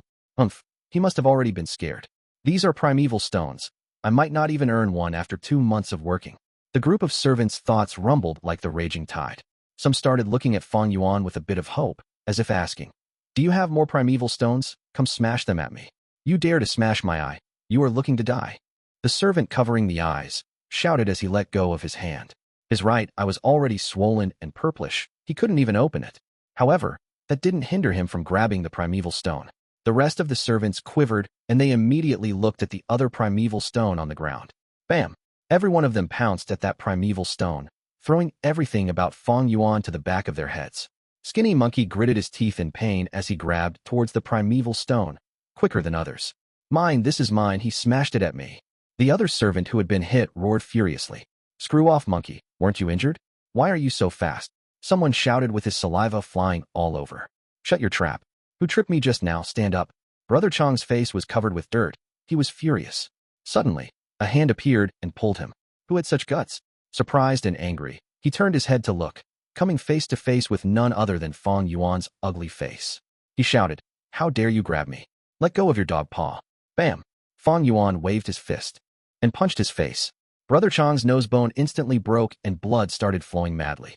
He felt intense dizziness, and all he saw were stars spinning around. Fang Yuan let go of his hand, and Brother Chang fell softly to the ground. "My God!" He punched Brother Chang. "Brother Chang is injured. Let's attack this bastard together." The servants were stumped for a while before coming back to their senses, immediately brandishing their fists as they pounced at Fang Yuan. Fang Yuan indifferently swept his fist horizontally, sending the nearest servant flying to the side. The servant's teeth were smashed. Immediately following, another servant closed at him. Fang Yuan aimed at his crotch and lightly kicked. "Oh, you!" This servant covered his crotch. His 2 eyes rolled over and immediately fainted. All the servants were down on the ground with few punches and kicks from Fang Yuan. The only one remaining was Skinny Monkey, who was hiding in the corner. As Fang Yuan gazed at him, Skinny Monkey shivered and immediately fell onto the ground. I surrender. I surrender. Great hero, please be magnanimous." He begged loudly, kowtowing continuously. His head smashed on the ground and continued to produce muffled sounds. However, there was no sound of Fang Yuan's movement. Skinny Monkey raised his head with fear, but Fang Yuan had already left. The servants inside the tent were collapsed on the ground. Some had fainted, and some were moaning in pain. Fang Yuan walked in between the tents. The noise from earlier would have attracted many people. This was what Fang Yuan wanted. Bai Ningbing walked over from within a dark corner. "It is just the first day, and we have already beaten up working servants. This won't be good." She grinned, taking joy in this disaster. However, she was even more curious of why Fang Yuan did this. Fang Yuan didn't reply, walking towards the depths of this temporary camp. Soon, he arrived at his destination, a horse carriage. He had already inquired and knew this was where the old steward of the Chun clan slept. He didn't immediately go and knock on the carriage, but went into a dark area with no one in the vicinity. He took out the dagger he carried with him and began to slash himself. In the quiet surroundings, a soft sound of dagger cutting open a flesh could be heard. Bai Ningbing's brows raised when she heard it. She, once again, realized how ruthless and cruel Fang Yuan was. He didn't make even a sound when he cut himself with the dagger, and from the sound of it, he seemed to be quite skilled at it. It was as if he was not cutting himself, but some wood. Thud, thud, thud. The carriage door was knocked continuously. The narrow carriage was filled with goods, along with a small bed. Fortunately, the old steward was short, and when he curled up on the small bed, it didn't appear to be congested. Thud, thud, thud. The door was knocked again. The old steward, who had been sleeping soundly, frowned as he got up from the bed. Bang, bang, bang. The knocks were getting stronger. The old steward opened his bloodshot eyes. Who is it? It is me, old steward. A sound came in from outside the door. This voice was unfamiliar, but it also seemed to be a little familiar. The old steward's brows furrowed tighter, and after a long while, he recalled this voice belonged to the newcomer that joined just this morning. A newcomer actually doesn't understand the rules. What the hell are you doing disturbing someone's sleep in the middle of the night? Chapter 238. Lady, save me. The old steward's anger surged to the skies. He decided to give Fang Yuan an unforgettable lesson. Bang, he opened the door. However, the scene that appeared in front of him was Fang Yuan's injuries and bloodstains. The old steward got quite a shock. Forgetting his rage, he asked, "You, what happened? Has a beast pack raided us?" "No, old steward. It was those thieves that injured me and snatched my primeval stones. Old steward, you need to seek justice for me." Fang Yuan wiped away his tears and shouted, "Ow, it hurts. Has that lunatic gone away? Damn it, that lunatic is too strong." The scene inside the tent was of a complete mess. The aroma of the meat stew was still there, but it could no longer be salvaged, and the pot was completely smashed. The group of servants were slowly recovering their senses. They either had bloody noses and swollen faces, or they were drawing in gasps of cold air. Son of a mere newbie dares to beat us. This has gone too far. We have not even gone to find trouble with him, yet he dared to find trouble with us first. I cannot contain this anger. We cannot let this be. We must get back at him. How? Can you even beat him? Why would we beat him? We will just tell on him and let the old steward handle him. This newbie is too tyrannical. How can we still work together later? That's right. Pass those 2 primeval stones he threw to me. This will be the evidence. Brother Chong suddenly said. The tent immediately quietened down. Everyone knew this was just an excuse used by Brother Chong. The servants who hadn't been able to snatch the primeval stones looked at this with joy, looking at the skinny monkey and another servant. The 2 of them seemed to be mumbling, but didn't speak. Clearly, they didn't want to hand it over. Brother Chong was not stupid at all, as he said tactfully. We are all injured. These 2 primeval stones are not only evidence, they are also our medical fees. These words resounded with the servants who wanted to have a share, as they spoke one after another. Brother Chong is right. Monkey, hand the primeval stone to Brother Chong. Or are you thinking of becoming the boss? Brother Chong has a deep background. Only he can avenge us. Brother Chong, we believe you. Under everyone's pressure, Skinny Monkey and the other servant could only purse their lips and unwillingly hand over their primeval stone to Brother Chong. As Brother Chong received and felt the smooth, glossy primeval stones, he felt his nose didn't hurt so much anymore. However, right at this moment, the entrance curtain was suddenly lifted.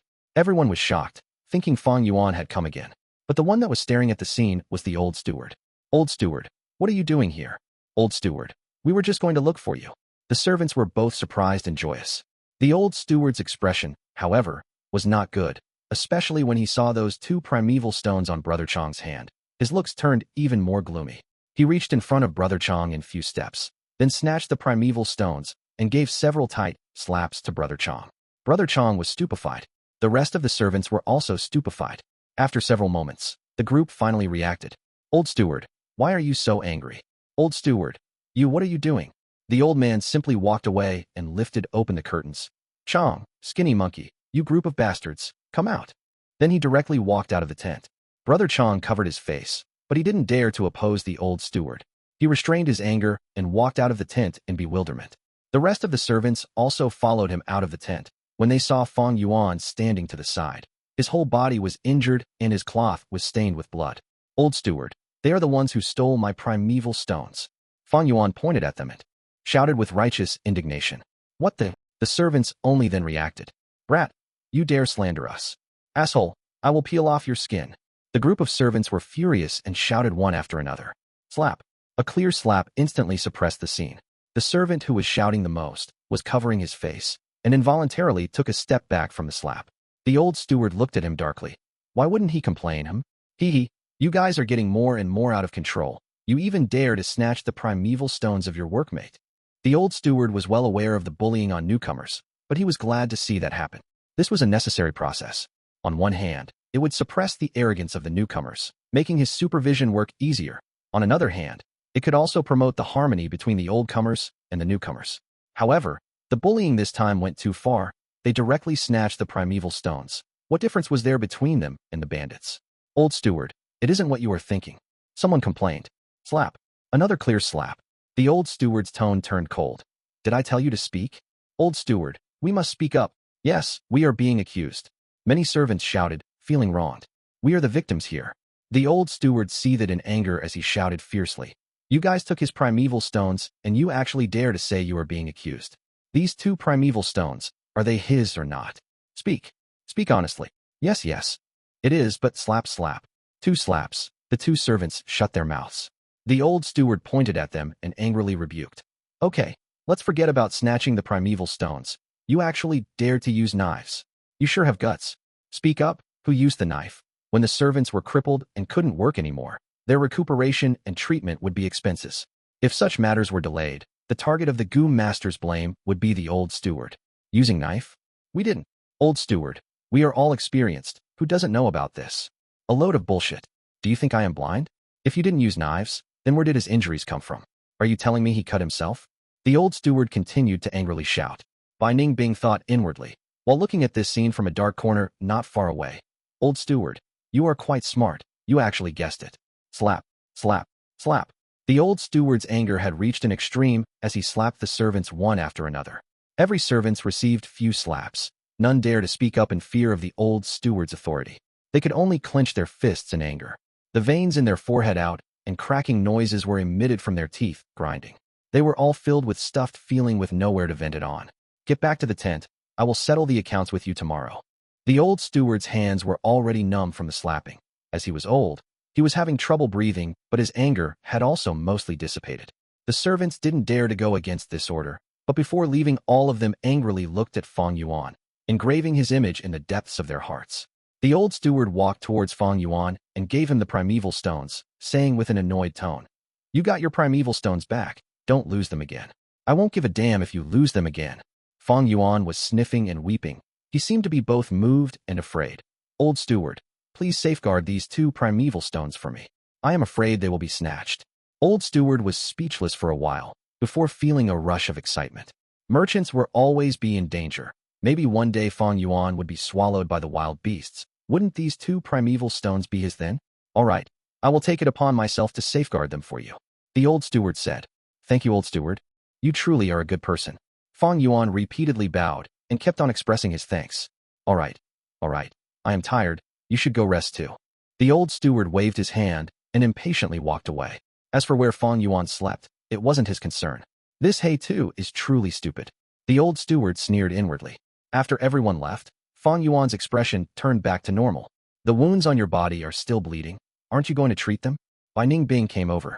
I still have use for them. Let's go. Fang Yuan smiled. Inside a tent, oil lamps were lit. Shang Xin Ci was holding a book when suddenly her brows slightly furrowed. Xiao Dai, did you hear that? It seemed like someone is crying for help. The servant girl called Xiao Dai was dozing off with her head slowly moving up and down. It wouldn't be okay if she slept before the young lady. Right now, she was startled awake. She leaned her ears to listen and immediately said, Wah, someone is crying for help. Who is crying so late in the night? Why is it you again? Shang Xin Ci's bodyguard Gu Master Zhang Zhu walked out and saw Fang Yuan. Fang Yuan was slumped on the ground, snot and tears falling down. Get lost. I will kill you if you don't get lost right this moment. Zhang Zhu shouted. He didn't have good impression of Fang Yuan. Uncle Zhang Zhu. At this time, Shang Xin Ci and the servant girl walked out. How come it is you again? Are you haunting us? The servant girl's eyes were wide open when she saw Fang Yuan. Fang Yuan ignored them and only looked at Shang Xin Ci, Zhang clan lady. My life has been harmed by you, and only you can save me. TSK, you lunatic, what nonsense are you saying? Zhang Zhu angrily shouted. Our young lady is very kind-hearted. How could she harm you? Lady, let's go. Don't pay attention to this lunatic. The servant girl chided Fang Yuan. Shang Xin Ci's nature was such that she could never see others suffering and helplessness. Fang Yuan's blood-soaked and wounded body had already won her sympathy. Now, with his words, if Shang Xin Ci didn't get involved, she would definitely not be able to have a good sleep. You say you were harmed by me? What do you mean? Uncle Zhang Zhu, I have to trouble you to heal him first. Shang Xin Ci said. Although Zhang Zhu was not willing, he could only do as she said. He pushed his hands. A white ball of light entered Fang Yuan's body. The bleeding immediately stopped, and the wounds were gradually closing up. Fang Yuan said, it was those 2 primeval stones. The others were envious of it, and snatched my primeval stones. I can't fight them, and could only ask the old steward to uphold justice. They have returned the primeval stones, but threatened that they will teach me a lesson and make my life worse than death. So it was like that. Shang Xin Ci sighed when she heard this.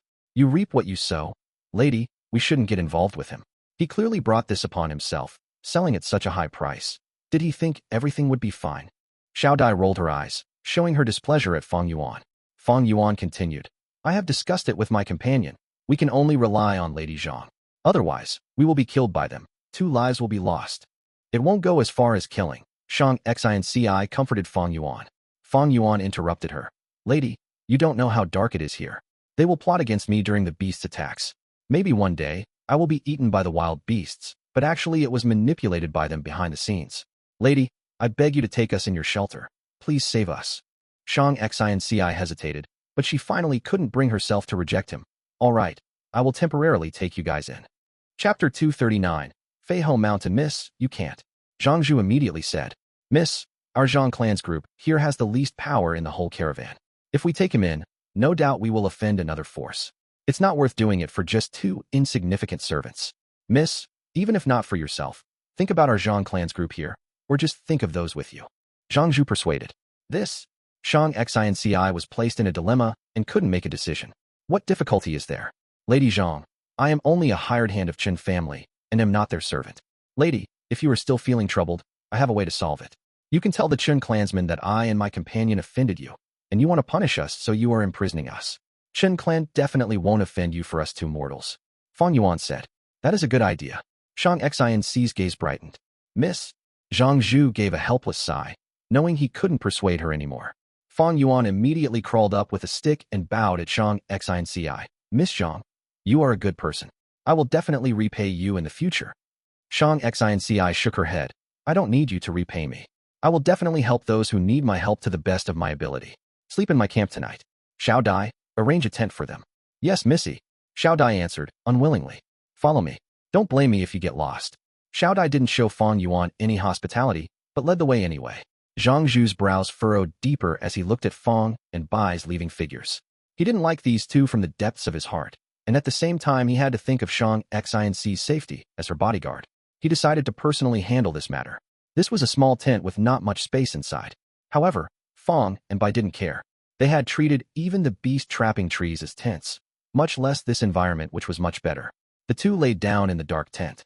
Fang Yuan clasped his hands with Bai Ningbing's. Everything will be okay, Bai Yun.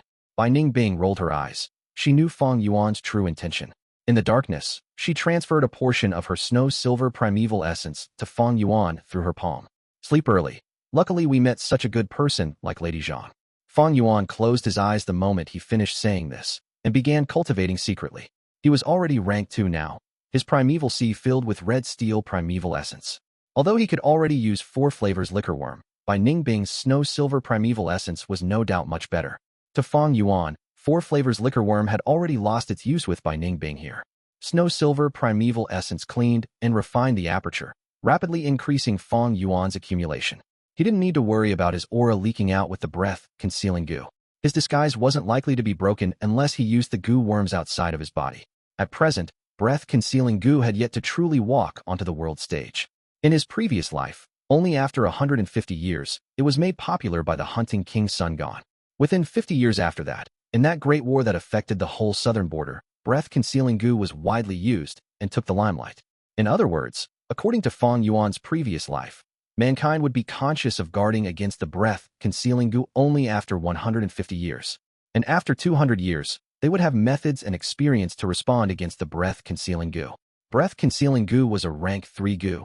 This caravan didn't have a rank 4 Gu master, and although there were many Gu masters, why would they especially pay attention to Fei Hou and Bai Yuan, two ordinary people? Fang Yuan immediately activated Crocodile Strength Gu after the portion of Snow Silver Primeval Essence was used up. Bits of new strength was permanently added to his body. His skeleton was no longer white, but was like firm black iron. It was like a firm cornerstone, stably supporting the continuous increase in strength. The night passed quietly. The next day, at the crack of dawn when the sun had just risen, the whole camp was awake. After a period of hustling and bustling, the caravan resumed its journey. Zhang Zhu didn't go directly to Qin clan, but rather made secret inquiries through his subordinates first. There was indeed a fight yesterday night, and many had witnessed it. As for Brother Chang and his group, they had covered up the fact that Fang Yuan had beat them up. If it were to be known that so many of them couldn't beat one Fang Yuan, they would lose all their face. How would they be able to go around then? In fact, they had gone through everything yesterday and strung up false statements which they all agreed to, saying they bullied the newcomer and Fang Yuan offered them primeval stones. But later he was indignant and looked for the old steward. After confirming the fight really happened, Zhang Zhu set out and found Qin clan's head in the caravan. This vice leader couldn't help but ponder when he heard his two mortal subordinates offended Shang Xin Ci and were detained. Although he wouldn't offend Zhang clan because of two mortals, if he just readily compromised, Qin clan's prestige could fall. Moreover, he had some close people among the servants. Thereupon, he inquired which two servants they were. Qin clan's vice leader was slightly surprised when he heard Zhang Zhu's answer. He had some impressions of these two. He had let them enter because of the old village head's request. But to think, they had screwed up on their first day. According to him, Fang and Bai should be the old village head's relatives. But so what? The old village head was someone he enlightened and was someone under his control. Giving up these two would not mean anything to him. Moreover, they were the ones who had committed crimes, bringing troubles upon Qin clan. Even death would not be sufficient punishment. As he thought of this, the vice leader had already decided to give up these two to resolve the conflict with Zhang clan. However, he put on a difficult expression. Brother Zhang, I won't conceal from you. Our Qin clan might not have enough manpower if you take those two. We can't make our Gu masters work and move the goods, right? How about this? I will call my steward over. He understands the situation. If there really is a scarcity in manpower, we might not be able to hand those two to you at the moment. We will temporarily keep them here and hand them to your Zhang clan to deal with after we get new workers in the next village. That works. Zhang Zhu nodded his head. Vice leader couldn't help but reveal a smile. Like this, there wouldn't be any gossips and rumors saying Qin clan was afraid of Zhang clan. The old steward was somewhat nervous when he was called over. Did I make some mistake? However, when he was clear of the situation, he suddenly felt alive. This was a heaven-sent opportunity. These two are really out of luck, falling into Zhang clan's hands. Die? Both of you die? Then those two primeval stones would be mine. Thinking of this, the old steward immediately slapped his chest and guaranteed that there were no issues with the manpower. Even if there were to be some issues, he was determined to stake out his weary, aged body to personally move goods for those two primeval stones. Now, the dust had already settled regarding this matter. Zhang Zhu bade his farewell. His heart, however, felt stuffed. In the coming dozen or so days, Fang and Bai worked during the day and cultivated during night. The caravan had already left Ziyu Mountain far behind and was now in Fei Hou Mountain region. Fang Yuan knew the farther they were from Ziyu Mountain, more concealed his identity would be, and thus, more safety. Through these few days of cultivating, he had gained half a crocodile's strength. Unfortunately, a lot of bone spear. Gu had starved to death. The amount of milk spraying on him was less than sufficient. He could only give up some to feed the remaining Gu worms. Fang Yuan felt heartache due to this. Although he wouldn't use these Gu, they could have been sold. He planned to purchase a set of Gu worms in the Shang clan city. This required a great amount of primeval stones. He could use the Heavenly Essence Treasure Lotus to produce dozens of primeval stones daily, but he couldn't use it in the caravan so as to prevent his identity from being revealed. Hence, he needed to get Shang Xin Ci in his grasp even more. She would become one of the young masters once they reached Shang clan. This would make Fang Yuan's trip in Shang clan city extremely convenient.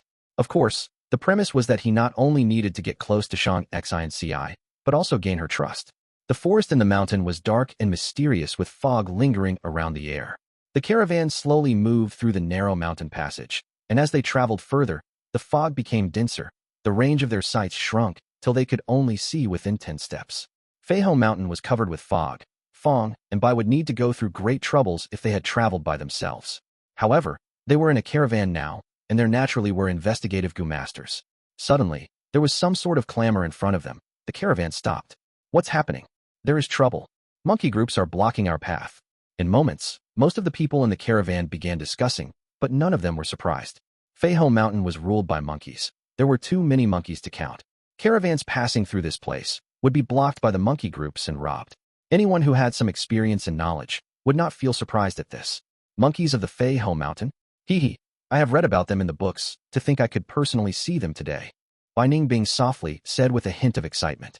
Initially, when the caravans had first passed through Fei Hou Mountain, they had a huge fight with the monkey groups. They killed waves after waves of monkeys, but the monkey groups appeared again and again. Finally, the caravans were either annihilated or had to retreat in defeat. Fei Hou Mountain was once known as a forbidden and unpassable land for merchants. If it were other mountain ranges, the different wild beasts kept each other in check, and there would be a gap to pass through. However, there were only bandit monkeys in Fei Hou Mountain. They lived together, and although there were fights between monkey groups, all the bandit monkeys would unite if they came across an external enemy. Such strength was not something a caravan could rival. Even a large-scale clan might not be able to purge all these monkey groups. This was until the Sky Crown Marquis appeared. This was a rank 5 Gu master of the righteous path. He traveled deep into Fei Hou Mountain until he reached the peak, and using a monkey language Gu, he came to an agreement with the monkey emperor. Everything changed thereafter. A trade route opened through Fei Hou Mountain for the first time. Now, this trade route was one of the 3 most important trade routes of southern border, connecting east and west. Its importance was self-evident. These damn monkeys appeared again. They are blocking up our path. You all know the rules. I will tell you bluntly, anyone who breaks the rules and implicates us, my Jia clan will not let them off. The caravan leader shouted, coldly. Of course. Brother Jia Long is right. Everything should be done according to the rules. Anyone that wants to take advantage will be driven out of the caravan. Other vice leaders went along with Jia Long. Chapter 240. Arm wrestling bandit monkeys were very strong and were as big as an elephant. Mature bandit monkey could reach 10 meters of height and had bulging muscles all over their body. Their arms were over 2 times thicker than their legs, and their tails were like iron rods, capable of pulverizing rocks. The fur of bandit monkeys were golden with black tiger stripes covering their body. What was peculiar was the fur from their waist grew out naturally to cover the crotch and the butt area, just like a leather skirt. Howl. The monkey king of this bandit monkey group suddenly opened its large mouth and gave a loud howl. Its howl were as forceful as lions and tigers. Hulu. The monkey king's howl was answered by the other monkeys. The howls created sound waves which engulfed the surroundings, scattering the winds and clouds along with the dense white fog. Within seconds, everyone's sights broadened, and only then did they realize both sides of the passageway were filled with bandit monkeys. Over 1,000 bandit monkeys had surrounded the caravan. They were enormous, the same size as the trees. Some young trees could only reach up to their waists. In front of the caravan was the monkey king, who had an even larger physique and was boldly sitting on a stone bench. A gray stone wine jar that was as big as a water tank was lying on its side, giving off a dense fragrance of alcohol. The monkey king stopped after howling once, but the other bandit monkeys were still howling without stop. This instead enhanced the monkey king's majesty. Its eyes were sharp and bright, its gaze tranquil as it sat there without moving. In contrast, those ordinary bandit monkeys were getting restless as they stared at the caravan's goods, itching to have a go. Wild beasts like monkey, fox, and wolves possessed intelligence. This bandit monkey king's intelligence might only be equal to 3-year-old child and wasn't at the level of cunning lightning wolf, but it was enough for it to communicate. The leader of the caravan, Jia Long, narrowed his eyes at the monkey king and suddenly said, Jia Yong, go. Yes, chief. Jia Yong stood up. He was tall and fat, especially with his bulging stomach, but he was actually rather robust. He was defensive Gu master, and his lifebound Gu was water armor Gu. He was a rank 2 Gu master and was specialized in fighting in water. Once, when he was swimming in a river, he luckily encountered a boat-sized tortoise and killed it, obtaining a tortoise strength Gu from its body. After he used it, he was able to permanently gain the strength of a tortoise. The monkey groups howled even more fiercely when they saw Jia Yong coming closer, their voices shaking the whole forest. Jia Yong had a solemn expression as he lifted his sleeves and stood in front of the monkey king. The monkey king was enormous, and even while sitting, it was still taller than Jia Yong by a head. It looked at Jia Yong and howled. Several bandit monkeys immediately brought a stone table while panting hard. The stone table was as large as a bed and was extremely heavy, producing a muffled sound as it landed on the ground. Another 2 bandit monkeys came over and moved a stone stool, placing it in front of the Monkey King. The Monkey King slammed at the stone table. The sounds produced was as if he had beaten a large drum. Jia Yong gulped a mouthful of saliva and sat down. He placed his right elbow on the table and extended his forearm. The Monkey King similarly extended his left hand. Two palms tightly grasped each other. Beside the table was an elderly female bandit monkey who suddenly shouted. Jia Yong and the Monkey King heard the signal and immediately put strength in their arms, starting this uncommon style of strength contest. Bandit monkeys respected strength, and arm wrestling was their main social activity. Young monkeys could arm wrestle immediately after being born. Arm wrestling was not only a game for bandit monkeys, it was also a commonly used method to resolve disputes. In the past, the righteous Gu master Sky Crown Marquis was only a rank 5 Gu master. He naturally wasn't able to slaughter the mountain with this strength. It was this arm wrestling custom of the bandit monkeys he used to reach the peak of the bandit monkey mountain and win against the monkey emperor. He was then able to obtain the monkey group's approval and came to an agreement, opening the trade route. From then on, any caravans that were passing through Fei Hou mountain would follow this agreement and arm wrestle with the bandit monkeys. If they won, they would obtain the bandit monkeys' approval and be able to pass without paying the toll. If they lost, they would have to let the monkey group take a portion of their goods. With this, the caravans could carry out their business, and the bandit monkeys were also happy to be able to get benefits. As the years went by and the caravans abided by the agreement, the trade route began to gradually flourish, and the agreement also gradually stabilized. Jia Yong, sitting opposite the Monkey King, was flushed red. His expression was twisted as he was already using all his strength. However, he still couldn't resist the Monkey King's strength, and his arm began to gradually incline to the side until finally the Monkey King's arm slammed Jia Yong's arm to the table. Victory! Monkey King stood up and excitedly beat his chest with his fists. The rest of the monkeys were howling and screeching. The noise was frightening. Jia Yong walked back to the caravan with his head lowered. The bandit monkeys teased and taunted him while he was walking back. Some lifted their leather skirt, showing their butts at Jia Yong. Some made faces, and some shook their fingers at him. To think there would be a day where I am ridiculed by a bunch of beasts. Jia Yong gave a helpless sigh with a bitter smile on his face. Jia Long showed no expression and just raised his hand. Jia Clan's troops began to move forward. The monkeys flocked towards them and began to wantonly take goods from the wagons. Jia Clan had already made careful considerations. They covered the high-quality coal stones with a layer of colorful and gorgeous silk and thin fabric. The monkeys were all attracted by these colorful cloth and let go of the more valuable ash-gray high-quality coal stones. The monkeys were very happy with their choices, playing around with the cloths. Many wrapped the cloth around their arms, waists, and even draped the cloth over their shoulders. The whole scene was noisy and chaotic. "Where is Jia Ping?" Jia Long shouted with a heavy voice. Jia Ping slowly walked out. His body was starkly in contrast to Jia Yong. He was thin as stick and looked extremely fragile. "I will avenge you." He patted Jia Yong's shoulder as he walked past him. "This will naturally be easily over with Brother Jia Ping making a move." Jia Yong cupped his hands and gave a forced smile. Jia clansmen let out a breath of relief upon seeing Jia Ping moving out, their expressions clearly easing up. The bandit monkeys let out odd yells when they saw Jia Ping's physique, their gazes filled with contempt and disdain. Monkey King was already sitting down. He indifferently lifted the wine jar and drank a mouthful of monkey wine. "They are indeed animals, judging people by appearances." Jia Long sneered. Jia Ping looked weak, but actually possessed strength of 2 bears. It was just that he used tendon coiling goo which intertwined his whole muscles and tendons just like tree roots, and thus compressing his muscles. Jia Ping sat down and stretched his arm. His arm wasn't even a quarter of the Monkey King's arm. However, after they started, the deadlock only lasted a moment before the Monkey King was defeated. Instantly, the howls and screeches of the monkeys stopped. The Monkey King's eyes were opened as wide as saucers, revealing an incredulous expression. Jia Long chuckled and waved his hand, signaling the troop to continue moving. The monkeys that were blocking the path automatically made away and didn't make any moves. When a portion of Jia Clan's troops moved forward, the monkeys howled and again blocked the path. The Monkey King wasn't convinced in its loss as it slammed the stone table and challenged Jia Ping. Jia Ping had a smile on his face as he gained another victory. "Everyone, I am going to move first." Jia Long cupped his hands, and after calling out to the others, the Jia Clan's troops and wagons passed through the checkpoint. "All right, next it is my Lin Clan's turn." "Lin Dong," Lin Clan's vice leader shouted. The others didn't argue. They had already discussed the order of the caravan. Time continued to pass, and parts of the caravan had also moved forward to pass through the Fei Hou mountain and decrease the losses to the minimum. All the great clans nurtured a lot of specific Gu masters. Ox strength, tiger strength, elephant strength, python strength, horse strength. The Gu masters possessing these went to compete, each showing their talents. Some lost, and some won. Most of the people had passed through the checkpoint. Finally, it was Zhang Clan's turn. Zhang Zhu didn't look good. He was a healing Gu master and wasn't good at strength aspect. Moreover, when arm wrestling with the Monkey King, one could only use their strength and not the Gu worms.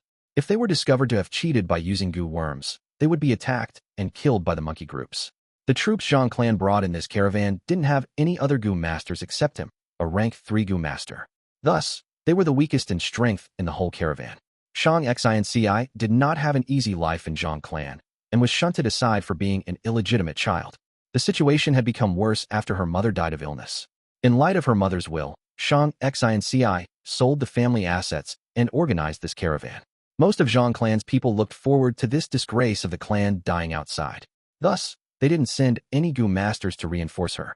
Uncle Zhangzhu doesn't need to worry too much. They are nothing more than goods. It is okay as long as people are safe. Shang Xin Ci had a delicate heart. She softly consoled Zhang Zhu when she noticed his expression. The only one remaining is Zhang Clan. Tisk, no need to watch. They are sure to lose. I am quite familiar with that Zhang Zhu. It is said that Zhang Clan's girl organized this merchant group by herself. Hence, there is only Zhang Zhu to put up a front. Many Gu masters stood behind the checkpoint, waiting to see a good show.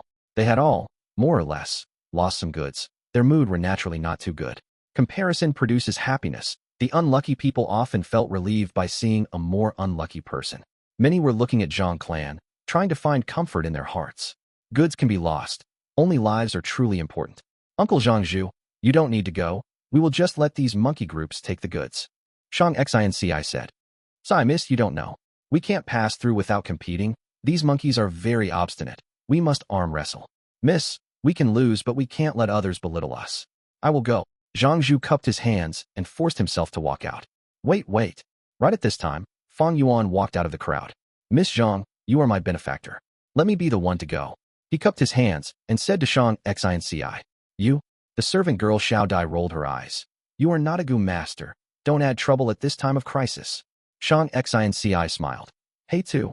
I have received your intention. This isn't a joke. The Monkey King has great strength. Didn't you see some of those Gu masters' arms fractured? Miss, even if my arms fracture, I will repay you. Fang Yuan persevered. You, how can you be like this, not knowing your limitations? If your arm gets fractured, wouldn't it be my missy who has to waste time healing you? Xiao Dai waved her hand in disgust. Don't stir trouble. Lady Zhang, you don't know, I have always had extraordinary strength since young. Even adults didn't have as much strength as me when I was a kid. I must go this time. Fang Yuan then turned and walked towards the Monkey King. Hey too. Shang Xin Ci wanted to stop him, but was stopped by Zhang Zhu. Miss, he is not a moron. He definitely has some confidence. Sometimes, we need to believe in others. Zhang Zhu persuaded. In fact, he had no faith in Fang Yuan. He only thought this would teach a good lesson to these mortals who had brought him trouble. Look, Zhang Clan actually sent out a servant. Haha, Zhang Clan has no people left. They are sending out a servant to lose face? Fang Yuan's figure soon attracted the attention of the others. Chapter 241, Huang Jin Mountain. It is him, he. Heaven has opened its eyes. Brother Chang and his group's gazes turned bright with excitement upon Fang Yuan's figure. I can't wait to see his arm break. Lady Zhang is kind. He wasn't put to execution even after offending the Zhang clan. It turns out they were waiting to send him here. Fang Yuan walked slowly towards the stone table and directly sat down. The Monkey King gazed at him, then stretched its arm. The two sides clasped their palms together and began the contest under countless gazes. The Monkey King exerted its strength, but Fang Yuan's arm was like it was made from steel and didn't budge even a little. The Monkey King's pupils shrunk, revealing a hint of astonishment. This was the strongest human it had met in its life. Fang Yuan inwardly laughed. I could defeat this Monkey King even when I only possessed strength of 2 boars, let alone now when my strength has increased by half of a crocodile's strength. The Monkey King had already gone through many rounds before, and it was already lacking in strength now. One could say, this situation was of an absolute victory to Fang Yuan. This Monkey King doesn't have enormous strength. Before, those Gu masters who possessed strength of a bear or strength of a horse had ended up losing to it. It wasn't because their strength was inferior to the Monkey King's, but rather because they couldn't bring out all their strength in arm wrestling. In fact, all strength type Gu like bear strength, horse strength, rabbit strength, fish strength, tortoise strength, crocodile strength were different. This difference wasn't only in the amount of their strength, but was more on their fields of expertise. Bear strength for smacking, horse strength for galloping, rabbit strength for jumping, tortoise strength for endurance, crocodile strength for biting. They each had their own fields of expertise. In other words, in certain situations, some types of powers could be utilized to their maximum effects. As for arm wrestling, it focused on the strength of arms. The bandit monkeys were experts regarding this. One could tell just from looking at their physique, with their upper limbs being over 2 times thicker than their lower limbs. They could arm wrestle from their birth, possessing the foundation of strength training. If the arm wrestling was changed to another form of contest, many of the defeated Gu masters might be able to win against the bandit monkey king. From this, one could derive that every power possessed their own unique points, and they couldn't simply be differentiated by looking at the amount of their strength. Take humans for example. A punch would definitely be weaker than a kick. Under normal condition, a person cannot use all their strength. I have strength of 2 boars, half of a crocodile's strength and my own strength, but it is impossible for my arm wrestling strength to match theirs. Of course, concentrating all of one's strength in one movement is not impossible. One would need that legendary Gu worm. Fang Yuan couldn't display his true strength in arm wrestling, but he was someone with very deep foundations and could guarantee his victory. However, he couldn't make it blatantly obvious. Hence, he intentionally revealed a strained expression, his arms shaking as he maintained the deadlock with the Monkey King. Slowly, his arm pushed down on Monkey King's. When the contest ended, almost everyone was stumped. He actually won. This guy has innate divine strength. The human groups were in an uproar, their surprised gasps spreading to others. Inquire about this guy. We need to immediately recruit him, if possible. The heads of main clans felt a rush of excitement. Compared to the Gu masters who they could only nurture after investing large amounts of funds, Fang Yuan's quality-to-price ratio was much higher. They could use him without any investment and bring in profits for their caravan. Zhang clan's luck is good, picking up such a treasure. Instantly, many Gu masters' gazes towards the Zhang clan contained some envy. No wonder we couldn't beat him. Brother Chang and his group were speechless. This is a monster. Now that I think of it, I am really lucky to not have been beaten to death by him. As this group of servants thought back, they were immediately filled with after-fear. They had previously still been looking to take revenge against Fang Yuan, but now looking at this sight, all their hopes of revenge were gone. On the contrary, they became worried that Fang Yuan would look for trouble for them in future. Shen clan's old steward's expression looked ugly. To think this idiot actually had such brute strength. What bad luck. Now if only the vice leader doesn't blame me. He cautiously glanced at the Clan clan's vice leader. Shen clan's vice leader was frowning. He was thinking of much more. He started to doubt Zhang clan's intention. Was demanding for those two a trap? Did they see this servant's worth and intentionally kept him, then came to demand for them? The more he thought, the more reasonable he felt his thoughts were. He couldn't help snorting coldly. Anyone who felt he was played with and cheated wouldn't have a good mood. But the mistake was already done. He could only pinch his nose and endure this bad luck. Am I seeing things? The servant girl Xiao Dai covered her mouth. She was speechless at this result. Worry disappeared from Shang Xin Ci's face and was replaced by a smile. Let's go. Zhang Zhu waved at the troops to move ahead with a complex look on his eyes. Fang Yuan won, allowing Zhang clan's caravan to pass through this checkpoint. Fang Yuan won 2 rounds straight. The Zhang clan's caravan were able to pass through most of the path. At the 3rd round, Fang Yuan intentionally lost to keep up his disguise, resulting in many goods being taken out of Zhang clan's wagons. Even so, Fang Yuan's performance was enough to make others see him in a whole new light. He received a warm welcome back at the caravan. Lady Zhang, I have finished my mission. He cupped his hands to Shang Xin Ci. Shang Xin Ci's beautiful eyes shone as she sized up Fang Yuan again, and said with a gentle voice, My mother said to never judge people by their appearances. And hey too, you have given me a live example. I am really thankful to you. This is 150 primeval stones as my thanks to you. 150 primeval stones. The servant girl Xiao Dai was startled. Miss, what are you doing giving him so much? Fang Yuan backed a step and righteously declined. Lady, I did it to repay your kindness and not for these primeval stones. Please take them back. I can't take this reward. Xiao Dai immediately agreed. Miss, look, he doesn't want it. It is better if you put it away. Shang Xin Ci, however, insisted. This isn't a reward, but a gift of thanks, my thanks to you.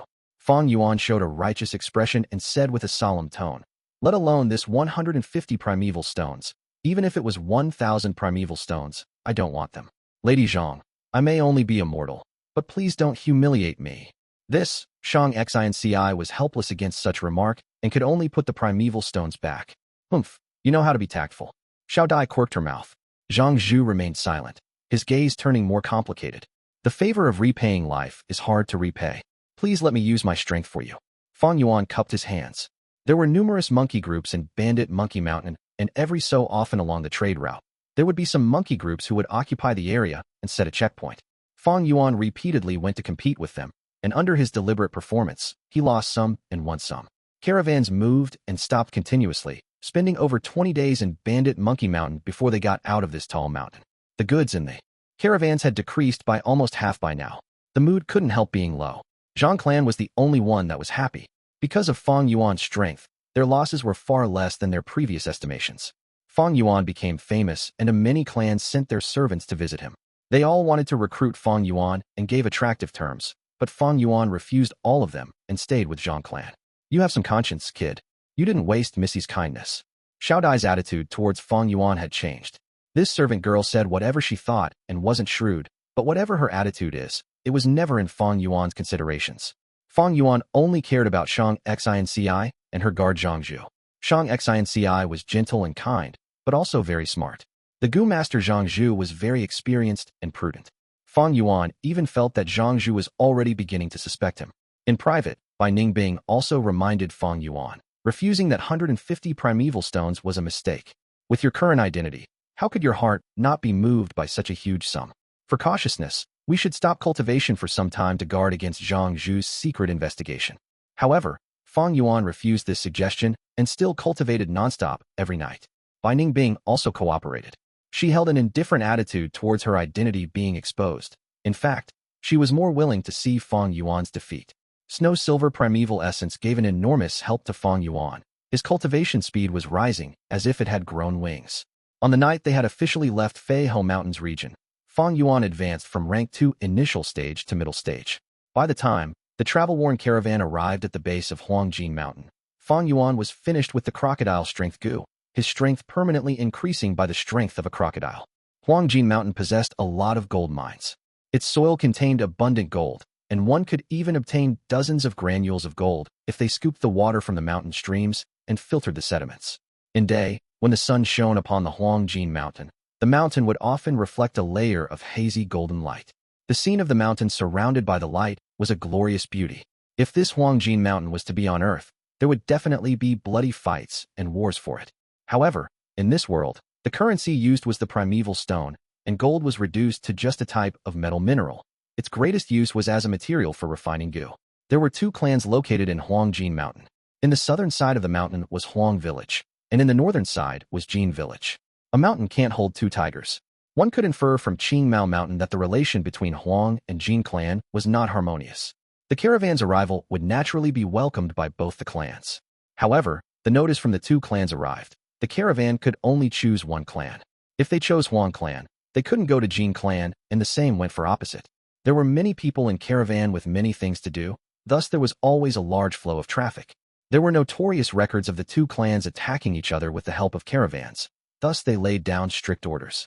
The heads of the caravans had different opinions about choosing which clans to go. They had their own needs and considerations, and so after discussing with each other, this co-agglomeration of caravans divided into 2. The 2 groups would go separately to the 2 clans. Of course, they couldn't enter the village. Most of the troops could only station around the village. After this was settled, Zhang Zhu privately looked for Shang Xin Ci. I have secretly investigated for many days. Fei Hou and Bai Yuan are very suspicious. I suggest we evict them from our group. Chapter 242. Common understanding between smart people suspicious. Shang Xin Ci's gaze flickered under her thick eyelashes. Zhang Zhu nodded and said solemnly, in fact, I had my doubts about them ever since we entered Fei Hou Mountain. Miss, you gave them 150 primeval stones, but they weren't moved at all by such a huge sum. This really makes one ponder. He paused for a moment and continued.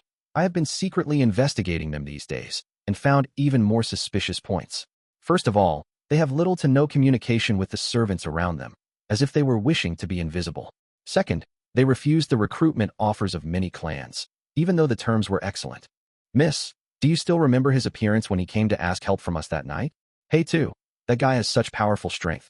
How could he be wounded by others in his such state? And finally, from my observation, his companion is wearing male clothing, but is actually a woman. The camp was filled with silence. After a long while, Shang Xin Ci smiled. Powerful strength doesn't mean he can definitely win against others, right? 2 fists can't rival 4 palms. Fei Hou getting wounded was normal. Actually, I know about all these suspicious points you spoke of. Zhang Zhu wasn't surprised at all. He understood Shang Xin Ci and knew of her intelligence. Miss? Shang Xin Ci blinked, her face containing a gentle and charming smile. Uncle Zhang Zhu, you have felt stifled for so many days, right? Seeing that I didn't take actions to deal with this, you came to remind me today. Zhang Zhu smiled. I can't conceal anything from you. But why are you still keeping them by your side? Because I felt no ill intent from them.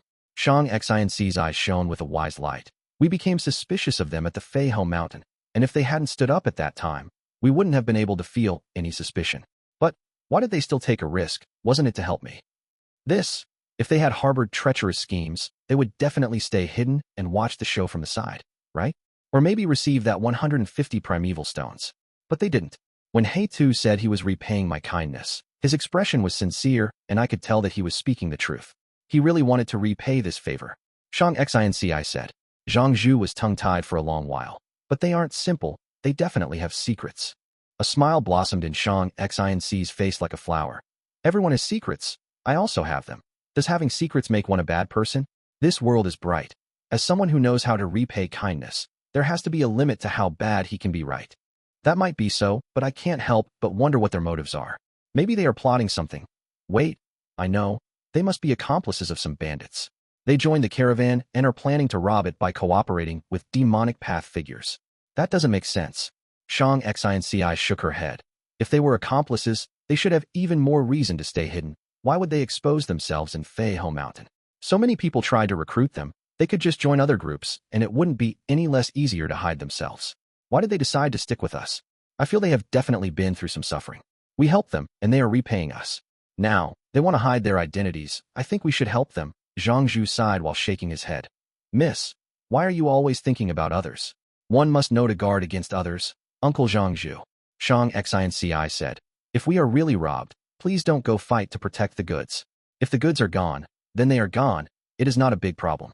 My mother's final wish was for me to bring a token to someone in Shang Clan City. However, she also said if that person didn't accept us, we should continue living through these goods. My mother passed away swiftly. She didn't manage to convey who is the person I am supposed to look for. But I think wealth are just worldly possessions.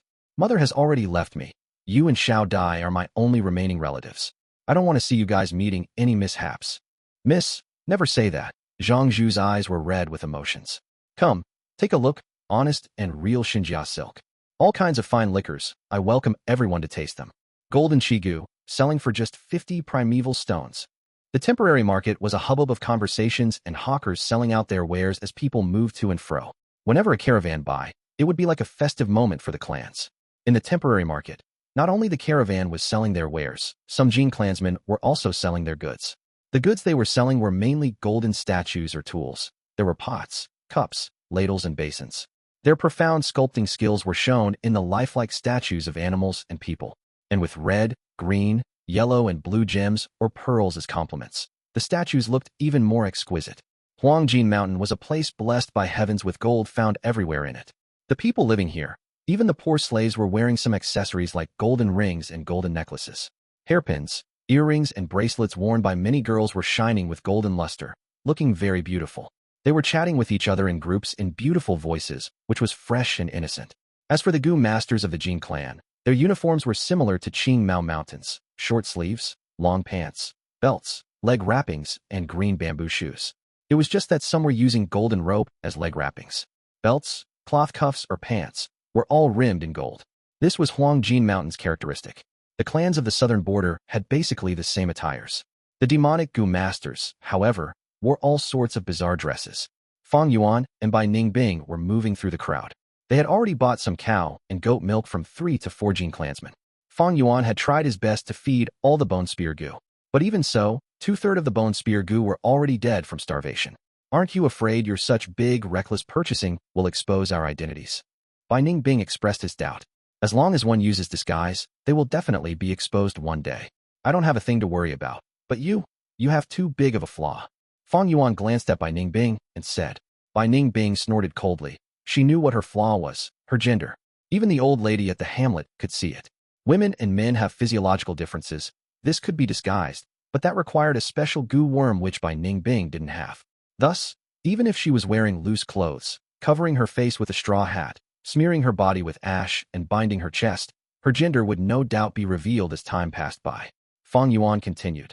So, rather than cover the truth, it would be better to reveal some things on our own initiative and let the others set their minds at rest, thinking they have seen through us and have the situation in their control.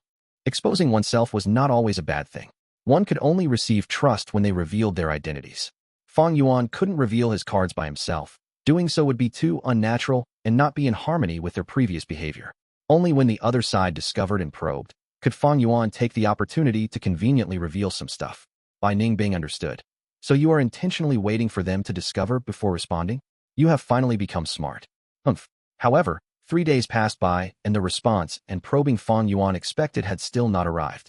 Bai Ningbing finally got the opportunity to take a dig at Fang Yuan. So you also have times when you are wrong. Fang Yuan snorted while pondering inwardly. I could see from Zhang Zhu's expression and manners that he was already suspicious of us. He didn't go into it deeply and restrained himself, most likely because there could be danger at any time on the road. But now that the caravan has arrived at Jin Clan, the situation is very safe, and he should have already begun his probing. Unless Shang Xin Ci's figure appeared in Fang Yuan's mind. Truly smart and also bold. She's mostly likely the one that stopped Zhang Zhu. It's a little problematic. Seems like being too smart can also be a problem.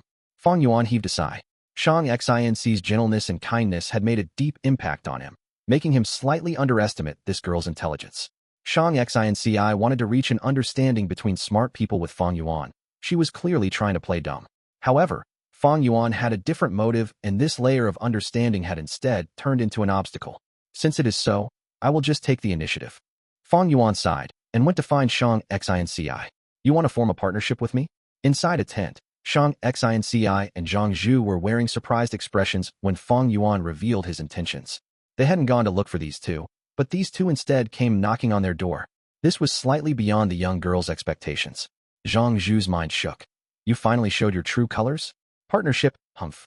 Lady Zhang, I am a bit ashamed to say it, but we need primeval stones, and I regard myself to be somewhat knowledgeable about merchants. I want to borrow a batch of goods, and we will divide the profits we earn in half. How about it? Fang Yuan slightly bowed his body, appearing neither servile nor overbearing. You don't have any primeval stones and are as poor as a mouse. Yet you want to borrow the chicken that lays egg? You are overconfident. Zhang Zhu's gaze carried a cold light. Why do you think you will definitely earn profits?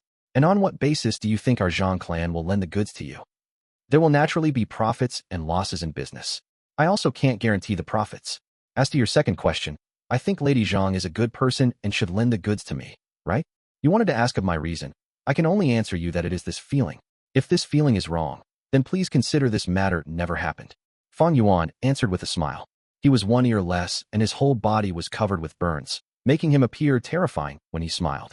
However, Shang Xin Ci looked at him and saw in him a kind of confidence, decisiveness, and a radiance of careful planning. This radiance emitted a different type of charisma, penetrating through the ugly appearance. Interesting, it seems he also sensed our suspicions, so he wanted to reach a tacit understanding with me? Shang Xin Ci's gaze continued to flash. After a short while, she laughed. This kind of frank communication style made her feel an indescribable safety and also a feeling of freshness. If you hadn't been there, there wouldn't even be a quarter of goods remaining. They would have already been snatched by those monkeys in Fei Hou Mountain. Since you have this notion, I will hand over these goods to you, she said. If the servant girl Xiao Dai were here, she might have started making a big fuss. Fang Yuan showed an expression of being in a daze for a while, before he bowed to show his thanks. Miss, this? When Fang Yuan left the tent, Zhang Zhu couldn't endure it anymore. Shang Xin Ci blinked mischievously like a child. Isn't this interesting? Did you hear what he said just now? He hadn't even started on the business, but was already talking of sharing the profits in half. His tone was as if the profits were certain.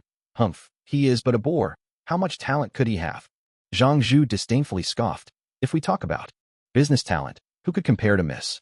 I still remember how you have managed the properties all these years and expanded them. If it were not for the envy of those petty people in Zhang clan. All right, what is the use of talking about the past? Since Uncle Zhang Zhu believes in my talent, then you should trust me. Even if Fei Hou squanders these goods, I could still rebuild the business from scratch, isn't that right? Shang Xin Ci said. Of course, Zhang Zhu said without hesitation. Chapter 243. Benefits sent towards oneself. There are so much goods, it won't be cheap.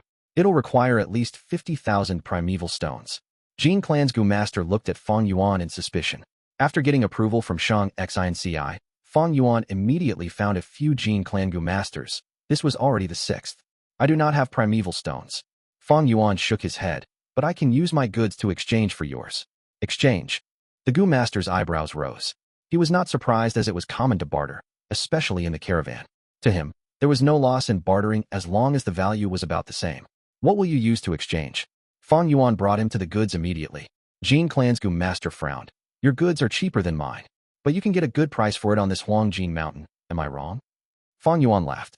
Jin Clan Gu master frowned even deeper. If the price is set too high, we won't be able to sell it. Then sell it slowly, it'll be sold eventually.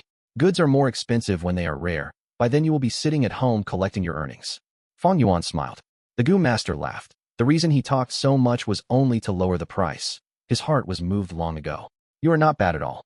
As a mortal, you are neither haughty nor humble. I have 3 stores. Are you interested in working for me? I can give you the position of shopkeeper. Your wages can also be further discussed. The Gu master patted Fang Yuan's shoulders. Fang Yuan rejected politely. The Gu master felt a little pity. Hey Tu, what have you done? After the transaction was over, Xiao Dai ran over with a frosty expression. You exchanged all the goods? What are you trying to do? You are too bold. Xiao Dai stomped her foot in anger. Do you know these goods were all chosen by Missy after much consideration? After we transport them to Shangclan City, we can sell them for twice the amount. Quick, exchange them back now. Fang Yuan's expression turned cold. Your Missy has already lent all the goods to me, which is to say, these belong to me. I am dealing with my own goods. Is there a problem? Fang Yuan's gaze swept through Xiao Dai. A cold light flashed in his eyes. Xiao Dai instantly felt a chill that made her heart palpitate. Fang Yuan had decided to expose a little more, and thus putting on such a strong attitude against Xiao Dai. Xiao Dai was witty and eloquent all along, but now, a cold feeling crept up her heart. I will tell Missy. Watch out. She tried her best to hide her inner emotions, but still left frantically. Her report naturally caused no disturbance to Fang Yuan, but the servants that Shang Xin Ci brought along had much opinions about Fang Yuan's actions. Many discussed secretly, thinking this He too had gone crazy. Fang Yuan knew the value of these goods and could sense Shang Xin Ci's business talent. But this was her first time doing business. Her experience was very lacking even though she had talent. Business was not just transporting goods to the destination and earning profits from the price difference. A true expert merchant earned along the way as well. Using their keen foresight to explore new opportunities, learning about the specialty of each mountains, and tailoring to the needs of each clan, they built networks as they profited from all those around them. Of course, these requirements were too high for the current Shang Xin Ci. She had just turned 16. Although she had talent, she was still a fresh young girl. Fang Yuan spent about 100 years in his past life doing trade. He joined caravans and even became a leader. He also opened his own shops, including rock gambling and even auctions. When it came to experience and foresight, those leaders and vice leaders in the caravan could not hold a candle to Fang Yuan, let alone the inexperienced Shang Xin Ci. There is still a distance to Shangliang Mountain. If I manipulate this wholeheartedly, I can at least increase the value of these goods by 7 or 8 times. This profit margin was terrifying. Any higher, and even Fang Yuan could do it. Due to actual circumstances, 7 to 8 times was the limit of this world. Of course, if I use unorthodox methods, not just 7 or 8, I can easily jack it up by 70 or 80 times. Thinking so, Fang Yuan could not help but think of a poem on earth. Obeying the law and living in constant worry, bandits live in pleasure every night. Those who harm others to benefit themselves ride horses, while those who are righteous and fair starve in hunger. Those who build bridges and repair roads go blind, while those who murder and cause arson have many offsprings. When I died, I asked Buddha. Buddha said, there was nothing I could do. Haha, the so-called system and law was to deprive the masses and limit the weak. Whichever world it was, the law of the jungle prevailed. Thus, even during an era ruled by law, countless rich and influential people found loopholes and avoided the judgment of the law. Not to mention this Gu world, where strength was everything one needed to exert influence. In Fang Yuan's previous life, he once did business with all his heart, having millions of assets and countless properties. But later, some experts casually usurped them, causing him to go bankrupt and living in the streets. For the next 400 years of his life, whenever he thought back to it, he was extremely glad he had such an experience. Only through pain can one learn about the truth. Precisely because of this experience, he woke up from his delusions and broke free of the restraints that bound him while living in the lawful society of Earth. Humans were often blinded not by the sight before them, but by the chains in their hearts. To Fang Yuan, if he abided by morals of business and be a proper businessman, he could only earn 7 to 8 times the profit. But if he used some illegal methods, becoming an unscrupulous merchant, he could make over tenfold worth of profits. If he abandoned his position and lied and scammed, becoming a dishonest trader, he could make tens of times of profits. If he directly murdered and robbed, he would not even need a capital. Business without investing capital was always the most profitable. But Fang Yuan had other objectives doing business now. Thus, methods that broke the rules could not be used, and this caused him to have some feeling of restraint. However, the night before the caravan set off, a Jin clan Gu master secretly approached him. "There is a secret deal we want to make. Are you interested?" This Gu master was one of those who traded with Fang Yuan earlier. Fang Yuan did not mind it, but after a few minutes, he changed his ideas. "You are saying someone wants to sell jeans on grass?" He was extremely surprised, almost suspecting that he had heard wrongly. To Jin clan, jeans on grass could not be replaced with other materials. It was an important war resource.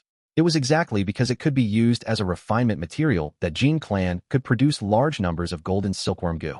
But now someone wanted to sell it? In Fang Yuan's memories, it was because Jin clan had large numbers of the rank 3 golden silkworm Gu that their battle strength rose rapidly, thus eliminating Huang clan and becoming the controller of the area. Wait a minute, Huang clan still exists now. This means Jin clan has not fully manufactured the recipe for the golden silkworm Gu? That shouldn't be it. By this time they should have some ideas already. Otherwise, why would they mass plant jeans on grass? Fang Yuan's thoughts moved like lightning.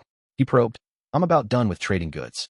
The jeans on grass is an unpopular material. Although it is rare, little people need it." Seeing Fang Yuan reject, the Gu master panicked. "The price can be further discussed. Why don't we have a good talk about it?" Fang Yuan's gaze shone. Seeing the other party was very anxious, he started to lower the price. After an intense bargaining, the jeans on grass price had been lowered to a horrifying degree. The Gu master's face paled, his expression turned ugly, and his tone became irritated. "You win. We'll go with this price. Can we complete the deal now?" This price was very low, even lower than the cost of nurturing the jeans on grass. If they sold it, it truly was making a loss. The Jin clan Gu master knew this, and so his heart bled. Fang Yuan also knew this was the limit, but he still shook his head.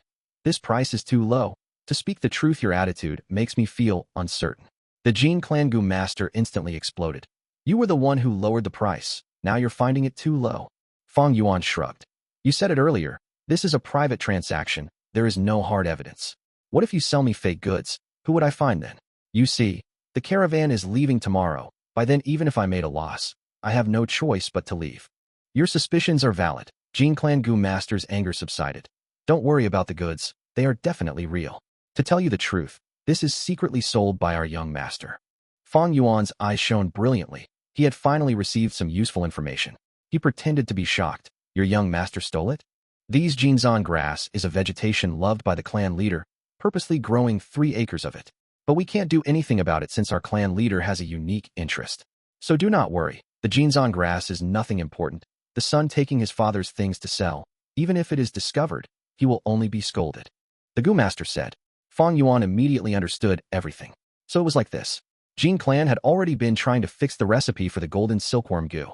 At this point, they had a rough idea already and were thus growing 3 acres of jeans on grass. But to prevent unwanted attention from Huang clan, this information was kept among the higher-ups of the clan. Even the young master did not know, only thinking that this grass was planted out of interest. The jeans on grass growth period was very long, needing 4 years to mature. In his memory, Jin clan launched their attack a year later. They used the rank 3 golden silkworm Gu, which had sharp offensive strength, to eliminate Huang clan and dominate Huang Jin Mountain. If this 3 acres of jeans on grass was gone, they won't be able to find that much on the market either. Then to eliminate Huang clan, Jin clan would need to waste a few more years. Evidently, this jeans on grass was a dangerous item. If he really bought it, it would be provoking this large Jin clan.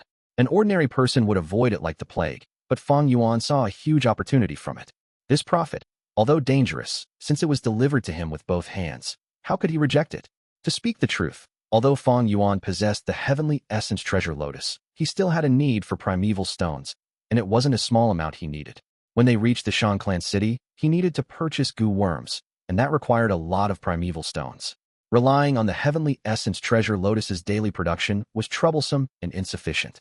That young master is definitely a wastrel. He is probably doted by the clan leader, but is in need of money recently. Thus he set his eyes on the jeans on grass. Thinking so, Fang Yuan couldn't help but laugh.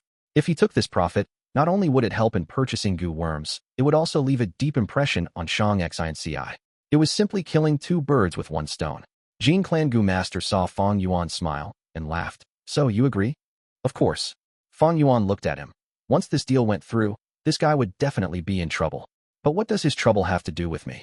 What Fang Yuan was considering now was how to swallow this profit without choking himself. Chapter 244.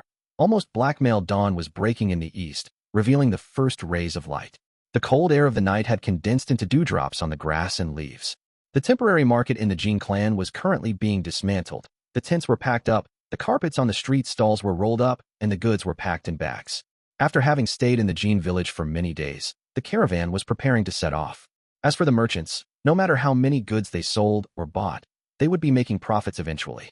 Thus, though they were exhausted, they were wearing cheerful smiles on their faces. Xiao Dai's expression, however, was horrible.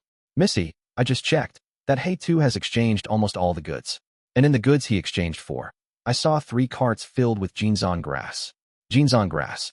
Shang Xin Ci's long brows slightly furrowed. Xiao Dai was extremely angry as she pulled Shang Xin Ci by her hand. Even a layman like me knows how worthless Jinzan grass is, but he has exchanged for so many of them. Missy, this Fei Hou is simply making a trouble. Xiao Dai, calm down first. Shang Xin Ci patted Xiao Dai's hand.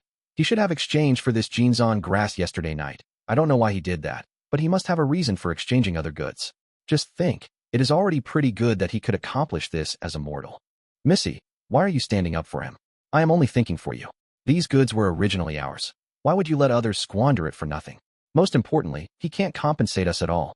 Lord Zhangzhu, please persuade Missy, Xiao Dai pouted. Zhangzhu, who was looking on from the side, sighed. Miss, Xiao Dai is right.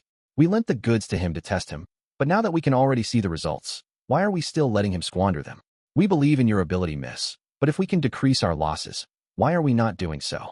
It will also decrease our struggles when we reach Shang Clan City. This, Shang Xin Ci mumbled. She was young. Her eyes started showing signs of hesitation. Previously, she had felt the goods exchanged by Fang Yuan was all right. However, this Jinzan grass, it was a great loss to exchange for so much Jinzan grass. Jinzan grass was easy to preserve, but it simply couldn't be sold as the demand for it was almost non-existent. Such a large stockpile would rot sooner or later, and finally, they would have no choice but to cut down the price and dump-sell the stock. It was destined to make a loss. Excuse me, are you Lady Shang Xin Ci? Just then, a middle-aged Gu master who was sweating profusely, anxiously ran toward Shang Xin Ci. The iron plate on his belt was carved with number 2, showing the rank of this Gu master. Shang Xin Ci gave a slight smile. Yes, I am. May I inquire who you are? The middle-aged man cupped his fists. I am the personal guard of Lord Clan Leader, here on his command to ask for a favor. Oh, please speak. Lady Zhang should have bought a large batch of Jinzan grass yesterday night. The whole story is like this. Our clan leader is very passionate for Jinzan grass, and so he personally raised some for pleasure. But the young master secretly dug them out and sold them behind the clan leader's back. Now, clan leader has placed the young master in confinement and also wishes to buy back the Jinzan grass. I sincerely request you to sell them back to us. This Gu master was polite, but that politeness carried his firm attitude. Miss, Zhangzhu's expression turned solemn as he reminded Shang Xin Ci. This personal guard represented the clan leader of the Jin clan. This matter could be both big or small, and it could turn serious if it was handled improperly. Shang Xin Ci glanced at Zhangzhu and nodded her head to indicate she understood.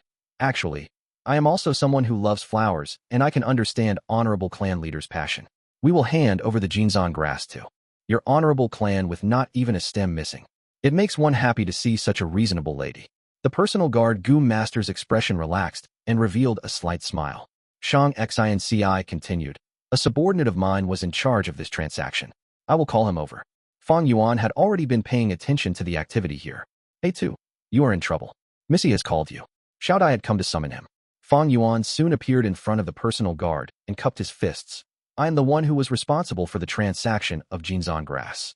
I heard the honorable clan leader wants to buy them back. The personal guard was surprised to see the newcomer was actually a mortal. His face immediately revealed a slight disdain and arrogance. He snorted. That's right. Mortal, you can relax.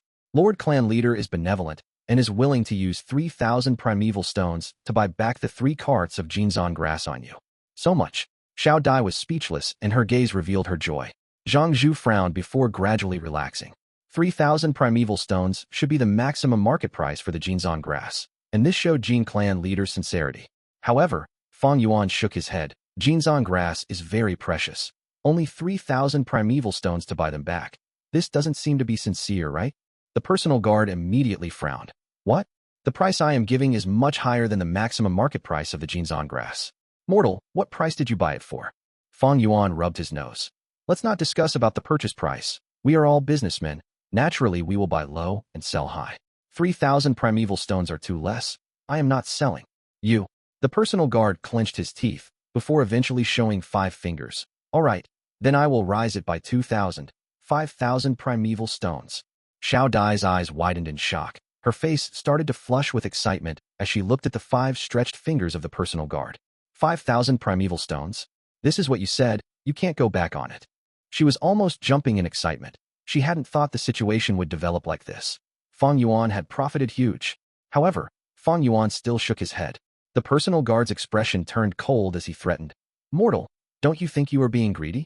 These Jinzan grass were originally our clan's goods. You privately exchanged for them, which is already not permitted. You don't even have any evidence of transaction. I can even say you secretly stole them. Zhang Zhu was taken aback by the personal guard's anger. He looked at Fang Yuan. Just sell it.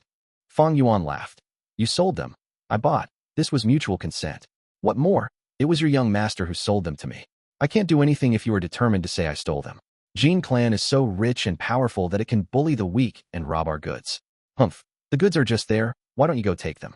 It is just that as far as I know. It is not just me who bought the Jinzan grass. Many others have a share of it. Is Jin clan going to snatch all of theirs too? Fang Yuan had already expected this situation. Thus he only bought a large majority yesterday night. The remaining Jinzan grass were sold to others by that Gu master. You. The personal guard was furious, but he could only clench his teeth at Fang Yuan's blatant extortion. He pointed at Fang Yuan. Your clan bought the most. You little brat. You want to make it hard for me? Of course not. I am only trying to make a transaction. Fang Yuan cupped his hands. Forget it. I will put 2,000 more, 7,000 primeval stones. Mortal, bring all the Jinzan grass you bought. The personal guard shouted. Hey too, just sell it. We need to pay attention to amiability while doing business. Shang Xin Ci couldn't endure this pressure. Since Miss has spoken, Fang Yuan nodded his head before immediately changing the subject. Then I will take back a step. 8,000 primeval stones, and all the Jinzan grass I have is yours.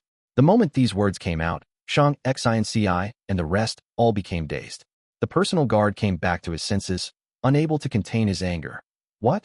You bastard. Fang Yuan, however, had a smile on his face. Business is business. Please don't get angry, Lord Gu Master. Actually, I was thinking of selling them for 10,000 primeval stones. If Lord Gu Master can't decide it, how about letting me discuss with your honorable clan's clan leader? No need. The personal guard swung his arm as he looked at Fang Yuan with extreme disgust. You, a mortal, what qualifications do you have to meet Lord Clan Leader? Bring the goods quickly, taking advantage of others when they are down. I will remember you. His words, no doubt, meant he acceded to Fang Yuan's raised price. The two finished the transaction in moments. Fang Yuan hadn't even used 500 primeval stones to buy them, but in just one night, the Jinzan grass changed hands for 8,000 primeval stones. Miss, there are 2 trunks filled to the brim with primeval stones. Xiao Dai was beaming with joy. She had witnessed the whole transaction process in fear, but now that she looked at these primeval stones, she felt that it was all worth it. Even her gaze towards Fang Yuan changed. Did you already know? That can't be it. This should just be the case of a blind cat coming across a dead mouse. She looked at Fang Yuan from top to bottom and remarked, offending the Jin clan for just 8,000 primeval stones is not worth it. Zhang Zhu had been frowning from the start. He looked at Fang Yuan with some discontent and warned, never take such a risk again. Fang Yuan only smiled and turned towards Shang Xin Ci. According to our previous contract, Miss will get half of this 8,000 primeval stones, and I request Miss to safeguard my half of the share too. Has it been settled? Jin clan leader stood on a hill, watching the leaving caravan. An elder was standing to his side and reported, Yes, clan leader. We have bought back all the Jinzan grass. It is just that Zhang clan is truly hateful for taking advantage of the situation to extort us. Jin clan's clan leader's brows furrowed. Oh? Speak. The elder elaborated on the details. Jin clan's clan leader smiled. It is just 8,000 primeval stones. No need to care. That Zhang clan's lady, however, is intelligent. She pushed out a mortal servant to sound out the situation and earned herself this money. Lord Clan Leader, what if this Zhang clan already knows our clan's secret, and thus took advantage to extort us? Ha, don't be overly suspicious. If they knew the importance of the Jinzan grass to my clan, why would they only extort mere 8,000 primeval stones? They would buy them all, or even not agree to sell them. But just in case, send some Gu masters to watch them till they completely leave Huang Jin Mountains region. Make sure to watch if there are anyone who tries to secretly go to Huang clan. If there are, kill them on the spot. The clan leader's killing intent overflowed all around him as he said this. The elder's mind trembled. As you command, Lord Clan Leader. Fang Yuan glanced back at the Huang Jin Mountain. His lips curled up and he smiled. Not far away in a carriage, Shang Xin Ci lifted open the curtains and gazed at Fang Yuan's back. Her beautiful eyes flashed with light, having fallen into deep thought. Chapter 245. Rank 2 Upper Stage. The caravan crossed mountains and valleys as they traveled west. Half a month later, the caravan arrived at Hunmu Mountain, which had a lot of weird-looking trees. Fang Yuan sold half of his goods to buy a lot of these special wood. 20 days later, they arrived at Juyu Mountain. The mountain was full of bumps and craters. These bumps were all made by the falling raindrops. At this place, once it rained, raindrops as large as wine vats fell and formed huge craters in the ground. Thus, the Tong clan of Juyu Mountain was built in the empty caves inside the mountain. If it was an open construct, it would be easily devastated by the rain. In Tong Clan Village, the golden lamp oil that Fang Yuan bought on Huang Jin Mountain was very popular. During their stay, it rained 3 times. Fang Yuan thus acquired many blue oil raindrops. These raindrops were a type of material for many different purposes. These giant raindrops were the Tong Clan Village's misfortune that forced them to live inside the mountain caves. But it was also their source of income. After leaving Juyu Mountain, the caravan arrived at Fang Yuan Mountain. The rocks on this mountain were peculiar. Each were cube-shaped, varying in size and thickness. The Fang clan was a large-scale clan that had been living on Fang Yuan Mountain for over 1,000 years. Their residences were made of tiles, much better than the condition at Tong Clan Village. Tall, large walls were constructed around the village, and within the walls were defense towers, while outside the walls were pillboxes. Fang Yuan remembered that at the Fang clan, there was an eccentric elder that liked wood carvings. After contacting him, all the weird and creepy soul wood he collected on Hunmu Mountain were sold to this clan elder. Just like this, on this journey, with Fang Yuan's manipulation, his goods increased and decreased at times, but each time there was a change, he earned a ton of profit. Once he did this many times, it naturally attracted people's attention. Fang Yuan pushed everything to Shang Xin Ci, and rumors of her business talent started to circulate. Time flew by quickly. After another 4 villages, the caravan gradually got close to Xiaoyu Mountain. This night, the caravan made a temporary camp near a cliff. We have entered Xiaoyu Mountain's territory. The remaining journey is all uninhabited mountains and valleys.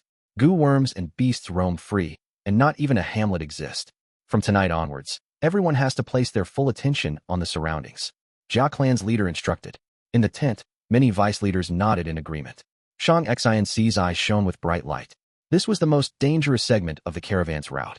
Once they passed this, they would reach Shuelei Mountain, and after that, they would have to travel past a few more clan villages before reaching Shang Liang Mountain Shang Clan City. Alright, next we will establish our defensive measures. Jia Clan's leader continued. An hour later, the discussion ended and everyone left the tent. Zhang Zhu came up immediately. Miss, dinner has been prepared. Do we invite Fei Hou and Bai Yun to dine together again? Of course. Shang Xin Ci nodded. I have to ask him about his experiences in trading during the banquet. These few days, Fang Yuan's revenue greatly exceeded his losses, earning 5 to 6 times the profits after few trades. This caused Shang Xin Ci, Zhang Zhu and Xiao Dai, who knew the truth, to look at him in a different light. According to the agreement, Fang Yuan gave half the earnings to Shang Xin Ci, but to her, these primeval stones could not compare to his business experience and understanding. She did not have any cultivation talent, and as a mortal, engaging in business was her proudest ability. But, in this aspect where she could be proud of herself, Fang Yuan displayed a strength which she could not help but admit was far superior to her. Many seemingly absurd decisions gave surprising results. After the deal was completed, Shang Xin Ci was not someone who would give up on herself, and after knowing this difference in ability, she invited him to the dinner banquet daily. A few words of advice from Fang Yuan could benefit her greatly. Her talent in business was outstanding and she absorbed the knowledge like a sponge, growing rapidly. The more she interacted with Fang Yuan, the more she admired him. Sigh. Miss, you have to be careful. These two obviously have their own stories. They are not ordinary people. Zhang Zhu sighed with worry. He was afraid Shang Xin Ci was sinking deeper into this. Don't worry, Uncle Zhang Zhu. I know what I am doing. Shang Xin Ci was indeed intelligent and smart. She never spoke to Fang Yuan about matters outside of business. She knew what could be said and what could not, never trying to probe further than she was supposed to. She felt that Fang Yuan and Bai Ningbing might be mysterious, but they were not dangerous. Fang Yuan used proper techniques in his business trading, and he didn't go back on his words, splitting half the profits with Shang Xin Ci. Unknowingly, such behavior gave Shang Xin Ci much feeling of assurance. However, Fang Yuan did not accept the invitation to banquet this time. I am feeling a little tired today. I will not be going. He waved his hand at Xiao Dai, who came to invite him. Fang Yuan did not accept every single invitation from Shang Xin Ci, normally only accepting 1 out of 3 invitations. Xiao Dai pouted as she looked at Fang Yuan begrudgingly, muttering under her breath and leaving. Previously, when Fang Yuan rejected the invitation, Xiao Dai made a scene several times, feeling indignant for her Mississippi. But the more Fang Yuan earned, the more Xiao Dai's attitude changed, from indignant to accommodating and helplessness. No matter which world it was, at whatever level of society, strength was what gained respect. Fang Yuan shut the tent. Bai Ningbing had already sat on one of the beds. In the darkness, her blue eyes shone slightly. When Fang Yuan first rejected Xiao Dai, she was still a little surprised, but after a few times, Bai Ningbing found out the brilliance of this action. As the saying went, one who is unaccountably solicitous is hiding evil intentions. Fang Yuan rejecting this invitation and not accommodating to Shang Xin Ci gave the young girl the feeling that he had nothing to gain from her. Let's start.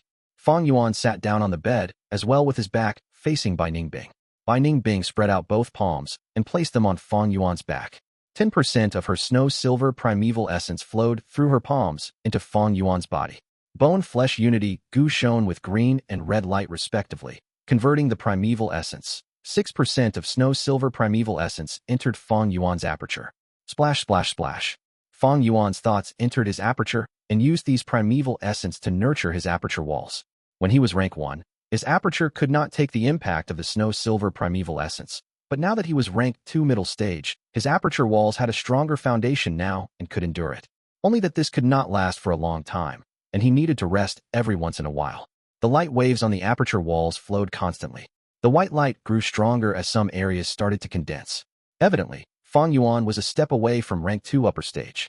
With his rich cultivating experience, Fang Yuan had something like a gauge in his mind. He planned to break through to rank 2 upper stage in one go. Time passed, and it was already late at night. Howl! Suddenly, howling of the Grey Wolf King could be heard.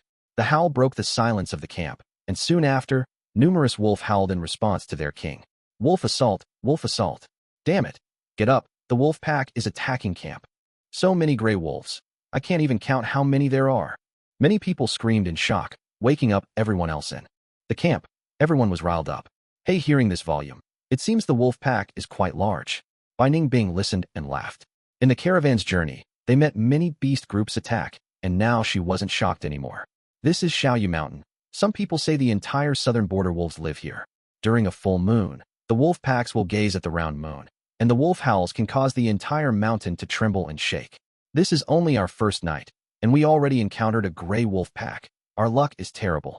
Fang Yuan opened his eyes slightly, but multitasked and did not stop the cultivating in his aperture. Damn it, there are too many wolves.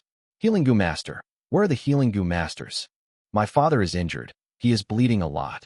The southeast direction's defense has been broken through. Go reinforce them quickly. The situation was more severe than Bai Ningbing had predicted. After discovering the wolf pack, in just a few minutes, the first line of defense in the camp was broken through, and the wolves broke into the camp.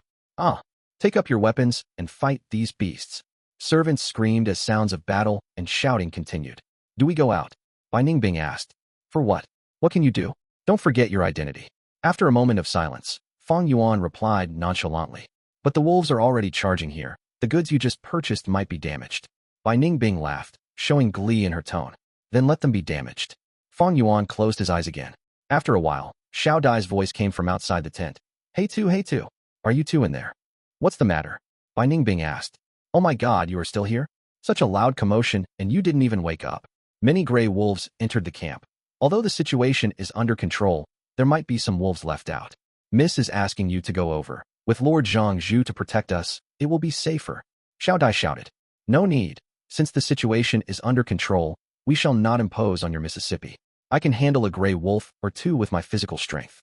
Fang Yuan replied. Xiao Dai urged some more, but was still rejected. Finally, she stomped her feet outside the tent. Ungrateful bunch. Don't blame me for not reminding you if you die. Saying so, she hurriedly left. The gray wolves continued to attack for 15 minutes before retreating. This beast group assault brought the greatest loss the caravan had suffered since their establishment. 3 Gu masters died in battle, over a dozen injured, countless servants died, and most of the goods were damaged. Especially Zhang clan's goods, they received the most damage. These goods were all borrowed by Fang Yuan, and at first estimation, Fang Yuan lost over 1,000 primeval stones in this one night. When it was daylight, and they calculated the losses, he showed a bitter smile, but did not mind it at all. Because last night, he had advanced to rank 2 upper stage. Only spending just a few months, this cultivation speed was shocking even to Bai Ning Bing, who knew the method. Chapter 246 exposed. The bloody night passed, and the morning sun shone upon the ruined camp. The atmosphere was solemn as everyone cleaned up the battlefield and packed their goods, setting off with a heavy heart. However, the wolf pack attack this time was only the beginning. Few days later, they were attacked again by gray wolf packs. The scale of the attack this time was even larger than the previous time. But the caravan had taken sufficient precautions and were able to limit their losses to less than the previous time. They chased away this pack of gray wolves. However, they had yet to regain their breaths, when 3 days later they were attacked by lightning wolf packs. The pack contained 3 frenzy lightning wolves and 9 bold lightning wolves. 15 Gu masters were killed while fighting them. The battle ended with wolf corpses all around the ground, and a wounded frenzy lightning wolf escaped with the remaining injured wolves. There were many Gu masters who chased them for revenge, but couldn't catch up to them, and they didn't dare to enter deep into Shaoyu Mountain. They could only stare fixedly at the retreating wolf packs. The attack this time made the caravan's leader and vice leaders realize the danger they were in. On that very evening, they decided to speed up and leave Shaoyu Mountain as quickly as possible. Even so, for the next 15 days, they were met with frequent attacks by the wolf packs.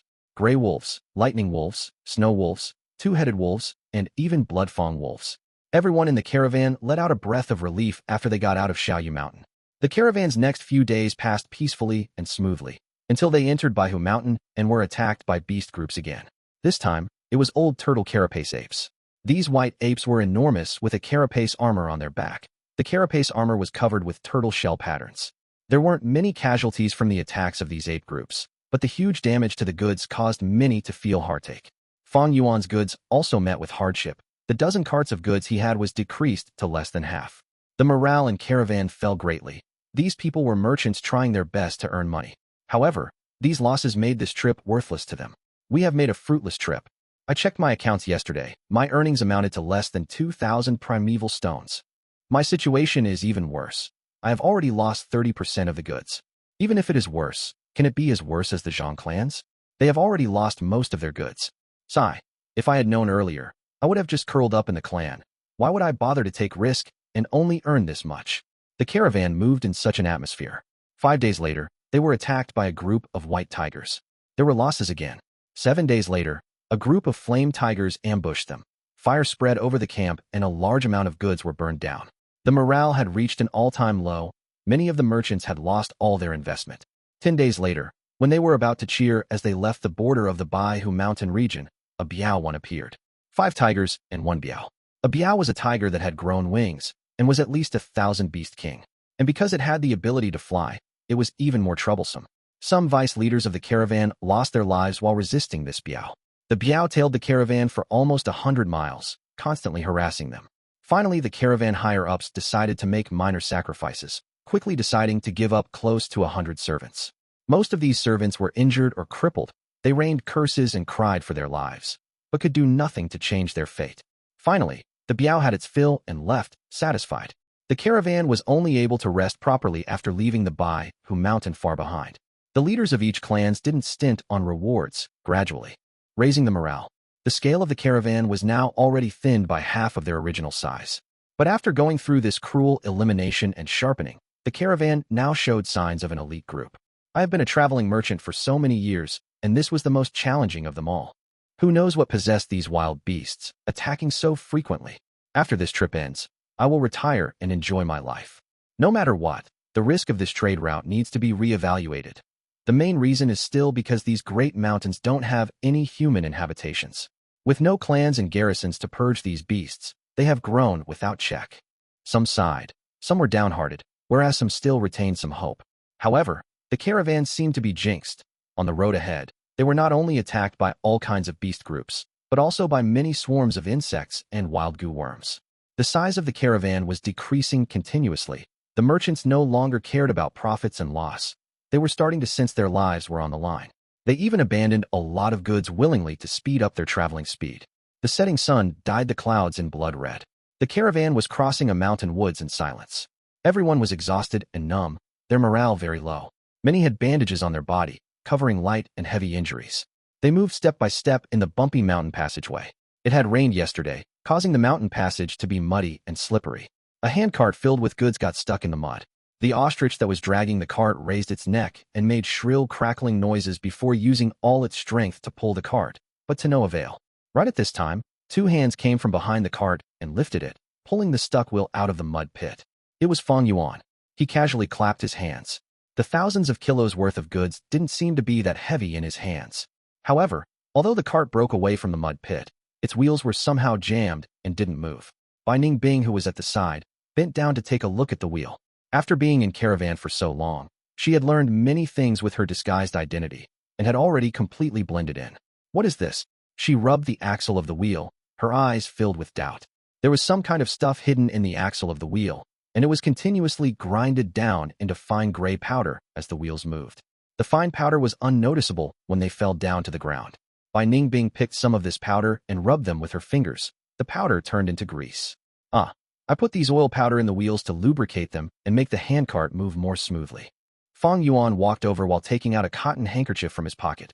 He grabbed Bai Ningbing's hands and cleaned the grease off. After that, he crouched down and felt around the wheels. The wheels regained their mobility. Let's go. He wiped off the oil powder from his hands and patted Bai Ningbing's shoulder. The two continued to walk. Bai Ningbing's pace continued to become slower as the doubts in her heart intensified and formed into a dense fog that couldn't be dispelled. She sensed something was amiss. When did Fang Yuan get this oil powder? How come I had no idea? Was it since the beginning, or at Huang Jin Mountain, or at Xiaoyu Mountain? Strange, he doesn't seem to give a damn about the caravan. He hasn't even frowned seeing such large losses to the caravan. But why would he care about oiling the handcart?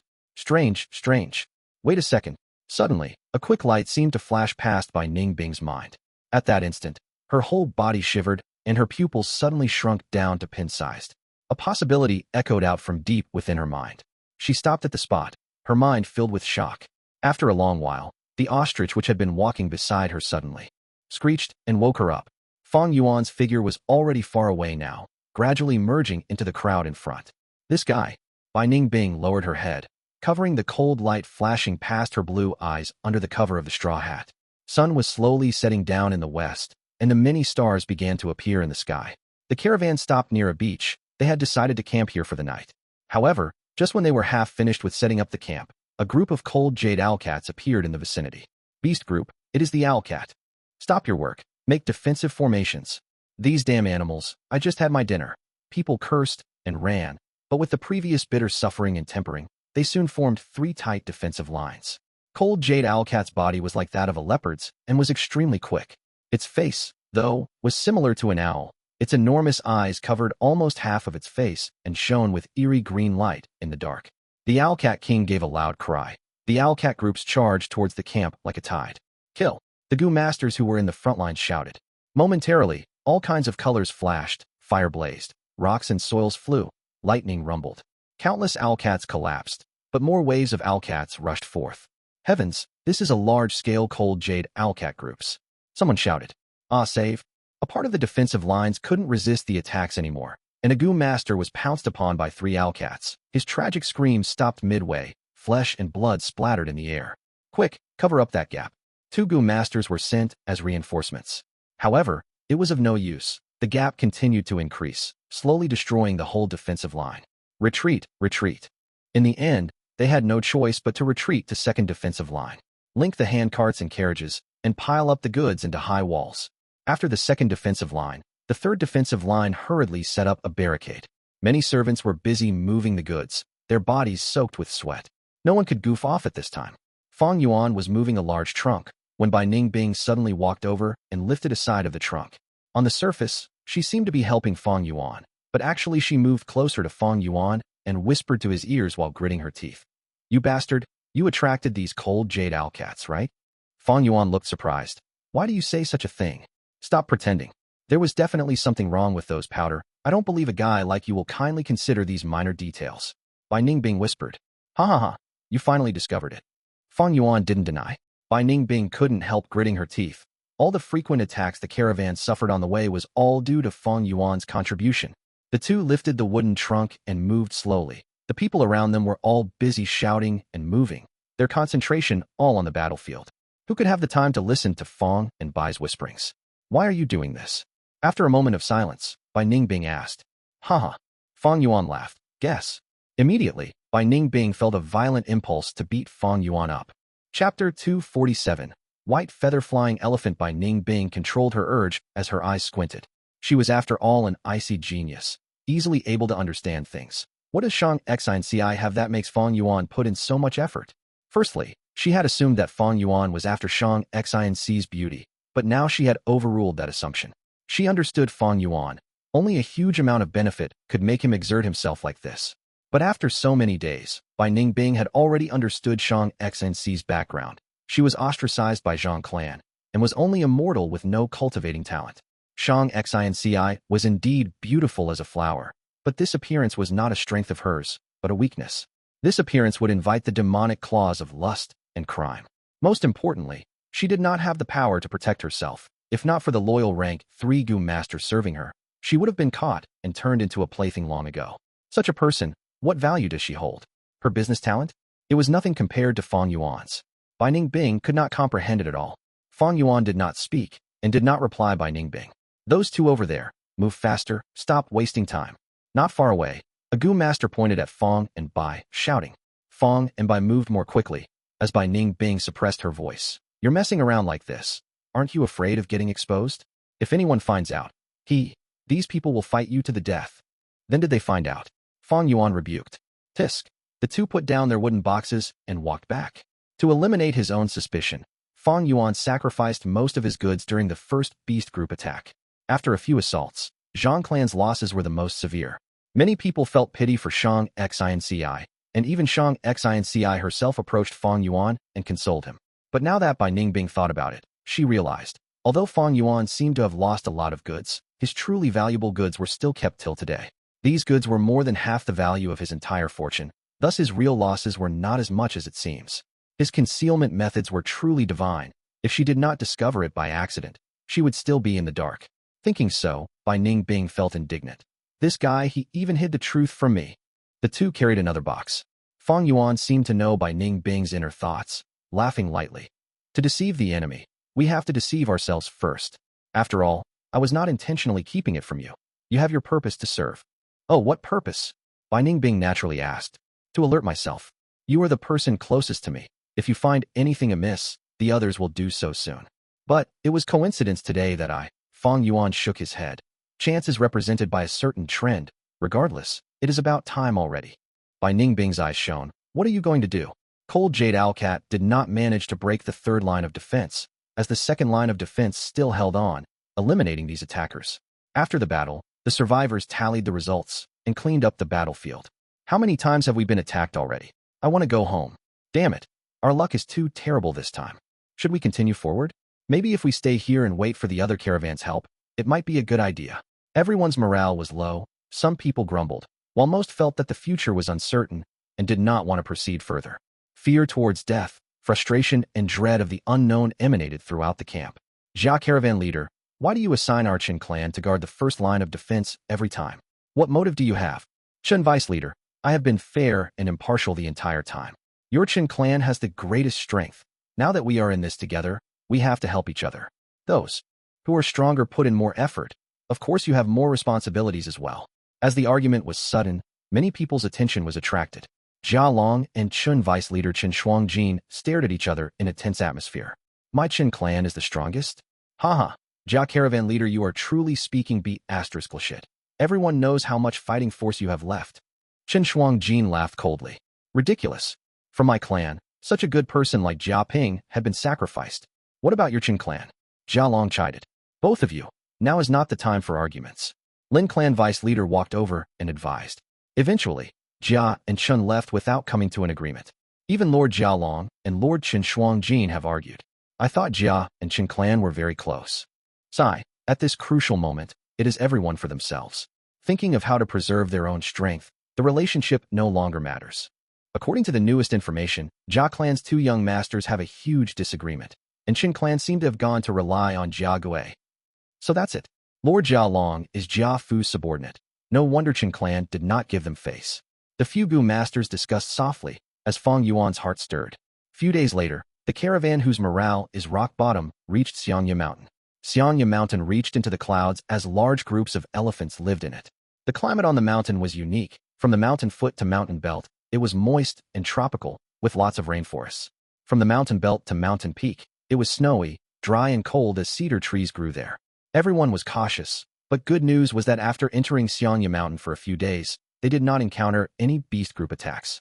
Are we finally lucky for once? Naturally, after our luck hit rock bottom, it can only go up after that. What a pity, our goods were almost all destroyed.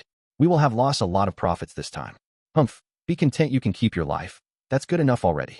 After Xiangya Mountain, we have to get by Mu Bei Mountain, Shuangjiang Mountain, then we will reach Zhao Clan Village. At that place I must sleep at least 3 days straight. Everyone were in a conversation as they commented on the future, as morale rose slightly. Snowing. Someone looked up, seeing spots of white particles floating down from the air. Rubbish, this is the foot of Xiangya Mountain. How can there be snow? Someone did not believe it, but once he raised his head, his expression froze. It really is snowing. Damn it, this isn't snow, it's feathers. Someone shouted. Many Gu masters in the caravan heard this and shuddered. White feathers, could it be? White feather flying elephant. At this moment, intense winds flew as white feathers floated everywhere, like the advent of a snowstorm. Enk. Hundreds of elephants cried out at once, stepping in the air as they charged towards the caravan on the ground. Damn it, it really is the white feather flying elephants. How did we attract them? They should be living above the mountain belt. Get into formation, faster get into formation. But it was too late. Under the rampage of the elephant group, anywhere they went, people were flipped off their horses. These white feather-flying elephants, their bodies were covered in white feathers, with 2 3-meter-long curved tusks, thick and sharp.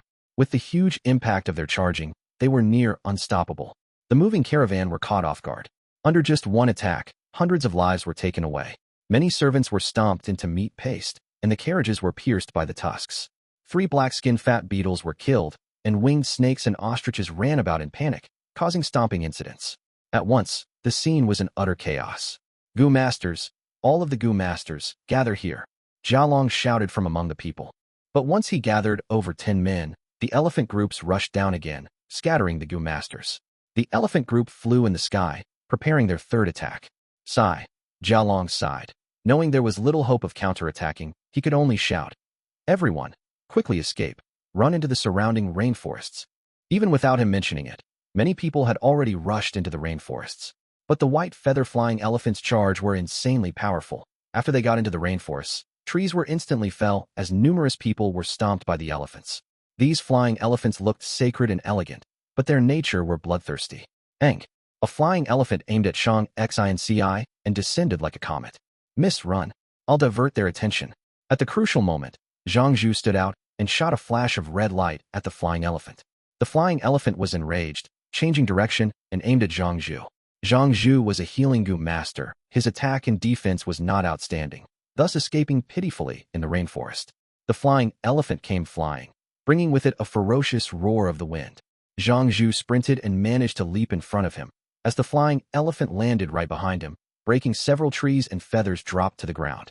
So close, Zhang Zhu wiped the sweat off his forehead. Just as he got up, his vision went dark. Bam! A thick tree branch was swung over by the white feather-flying elephant, hitting Zhang Zhu's body directly. At the moment of life and death, Zhang Zhu activated his defensive Gu, covering his body in a golden light. Splat! The golden light dispersed, and he vomited out a mouthful of blood as he was sent flying far away. His eyes were spinning with stars, as he felt extremely dizzy, lying on the ground unable to move. Somehow, he could hear the sound of elephant feet stomping, and it was getting louder. A cold chill went down his spine. His rich battle experience was telling him his life was in danger. He could not think further, quickly rolling on the ground. At almost the same time, the white feather-flying elephant slammed down right beside him. Bam! Another thunderous impact, as the white feather-flying elephant crashed on the mountain walls, its 2 tusks stabbing deep into the mountain rocks. The flying elephant cried loudly, trying to move its head and trying to move backwards with its four legs. Zhang Zhu's vision finally started to clear up, and he stood up weakly. Seeing this scene, he could not help but sweat. If he was slightly slower earlier, he would have been torn to pieces. He checked his aperture, and there was still 50% of his primeval essence left. His defensive Gu was in a bad shape, close to dying. I have to get back to Miss. He was anxious in his heart. As a Gu master, he already faced such dangers. Shang Xin Ci and Xiao Dai were mortals. Their lives were in much greater danger and peril. That white feather-flying elephant was still pulling out its tusks, as Zhang Zhu ran away rapidly, running in the direction his memories told him. At the area where they split, Shang Xin Ci was already missing. Zhang Zhu was hesitant on where to go, when a Gu master ran over with 3 white feather-flying elephants chasing him. "Save me!" he shouted. "Damn it!" Zhang Zhu cursed. He could tell this was Chun clan's young Gu master, called Chen Xian. Zhang Zhu was worried about his lady's safety. How could he care about Chen Xian, thus rapidly escaping? Chen Xian saw Zhang Zhu, and like a drowning person seeing a floating log, he chased after him immediately. Chapter 248. A peace of mind as long as one does what he can. Zhang Zhu cursed, but was eventually dragged into the mess. It was a dangerous game of cat and mouse. While barely surviving, the two managed to shrug off the flying elephant, but eventually got into a dead end at the cliff, their paths blocked by 2 flying elephants. The earth rumbled as a flying elephant came crashing. "Lad, split up!" Zhang Zhu shouted, sprinting towards the left. "God damn it!" Chen Xian shouted. Before he could react, a flying elephant came crashing and made a huge hole in the cliff behind him, as the tusk stabbed deeply into the mountain rocks. Both flying elephants were restricted in a way for now.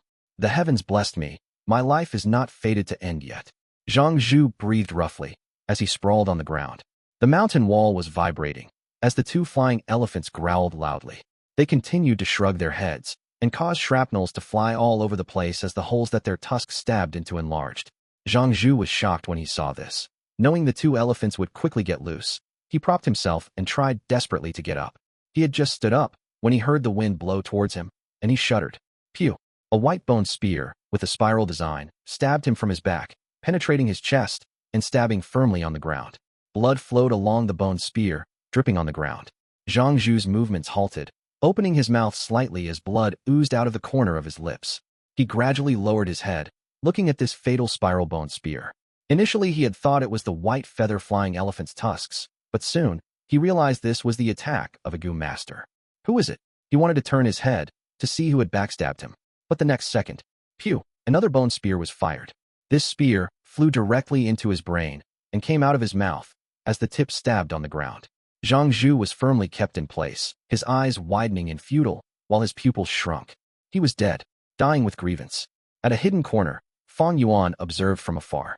These few days, he had obtained Zhang Zhu's information. This person was an obstacle that had to be removed.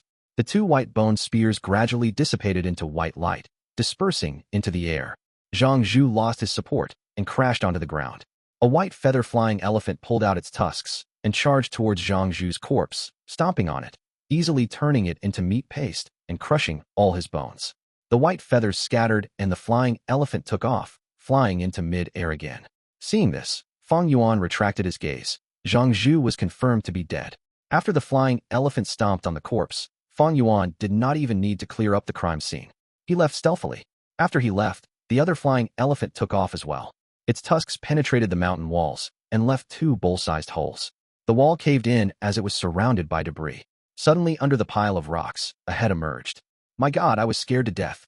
Thankfully, I had the berry Gu and avoided this crisis. Chen Xian dug his way out, breathing raggedly as cold sweat poured down his spine, experiencing after fear. This berry Gu allowed Gu masters to dig into the ground and hide. The weakness was, once used, the Gu master can only be buried at one spot and cannot move. After activating, the Gu master also has to consume a lot of primeval essence to sustain it. Chen Xian was chased as he ran. Only at the final moment did he have the opportunity to use it. The situation is getting more chaotic. There is actually a Gu master assassinating Zhang Zhu. Seeing Zhang Zhu's corpse turned into meat paste, completely unrecognizable, Chen Xian gulped and escaped frantically. The elephant group continued rampaging for 2 hours before leaving. Shang Xin Ci and Xiao Dai supported each other as they walked out of the rainforest. Their bodies were full of mud and soil, looking battered and exhausted, and Xiao Dai's face was even blue-black. Evidently, when escaping, she had knocked into something and gotten a bruise. Missy. She was scared out of her wits. Death was so close to her, even trembling as she walked. Shang Xin Ci patted her hand, trying to give her assurance. However, she herself was pale. Along the way, corpses lined the road as blood flowed into the wilderness. Broken carriage wheels, dead ostriches, and the corpses of black-skinned fat beetles and winged snakes laid on the pavements. As the survivors gathered together, anguished cries, sniffing and painful growls mixed into one.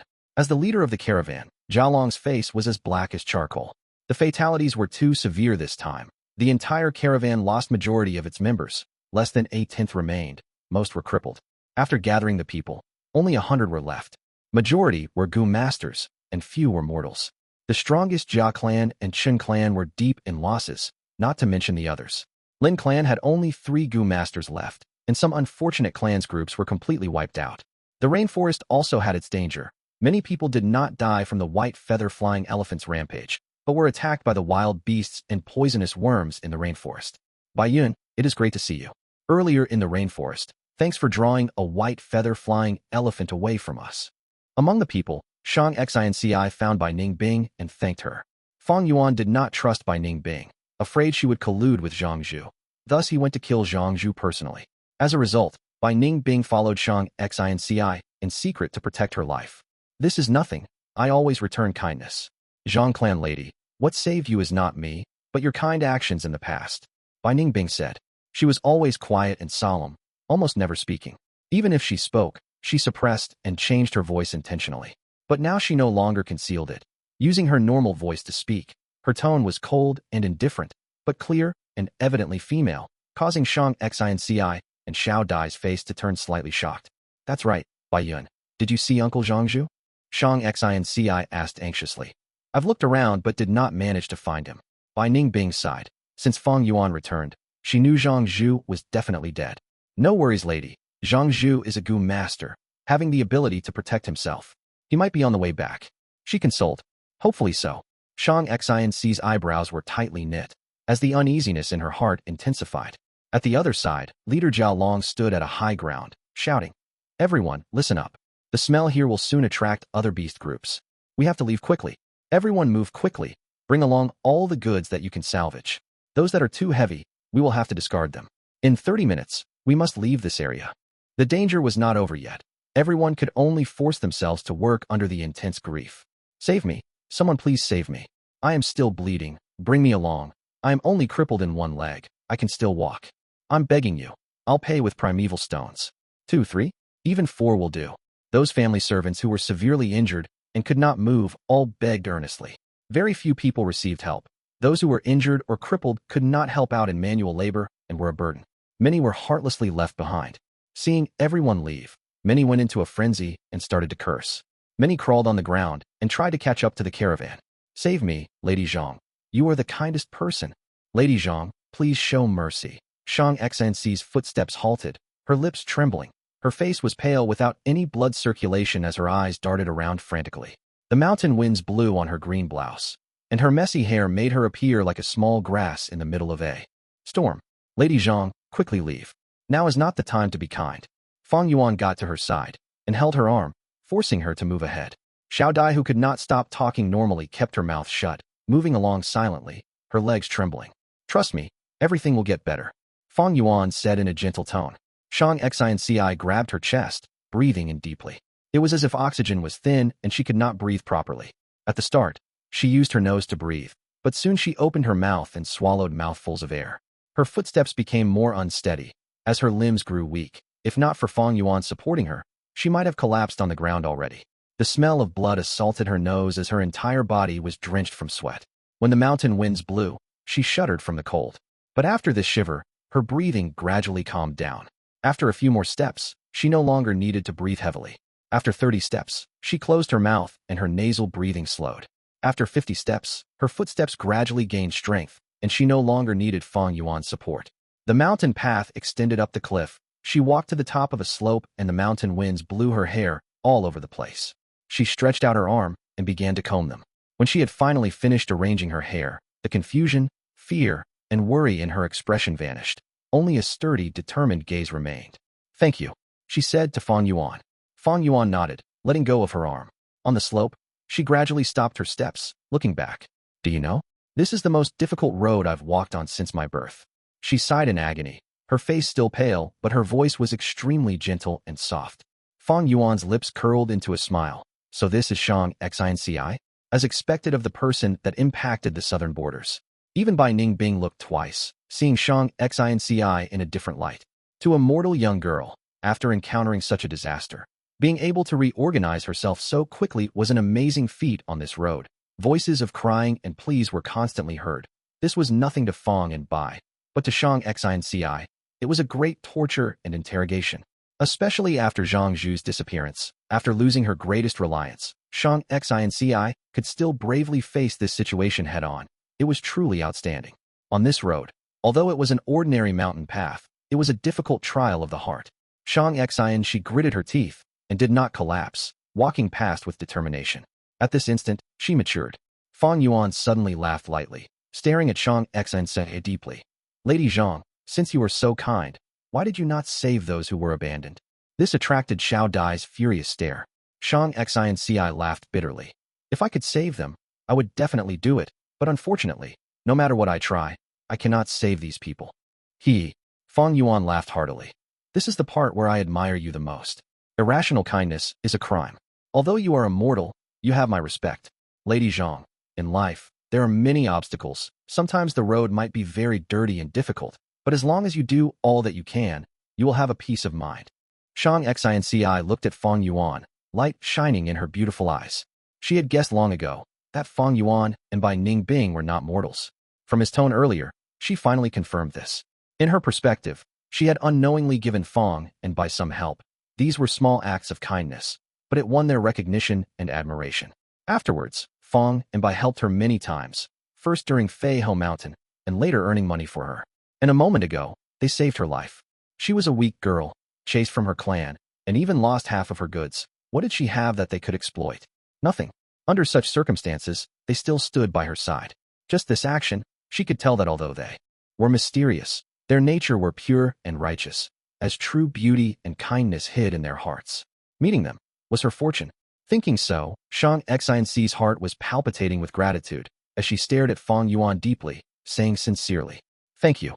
Just 2 words expressed the immense gratitude in her heart. Bai Ningbing could not help but roll her eyes.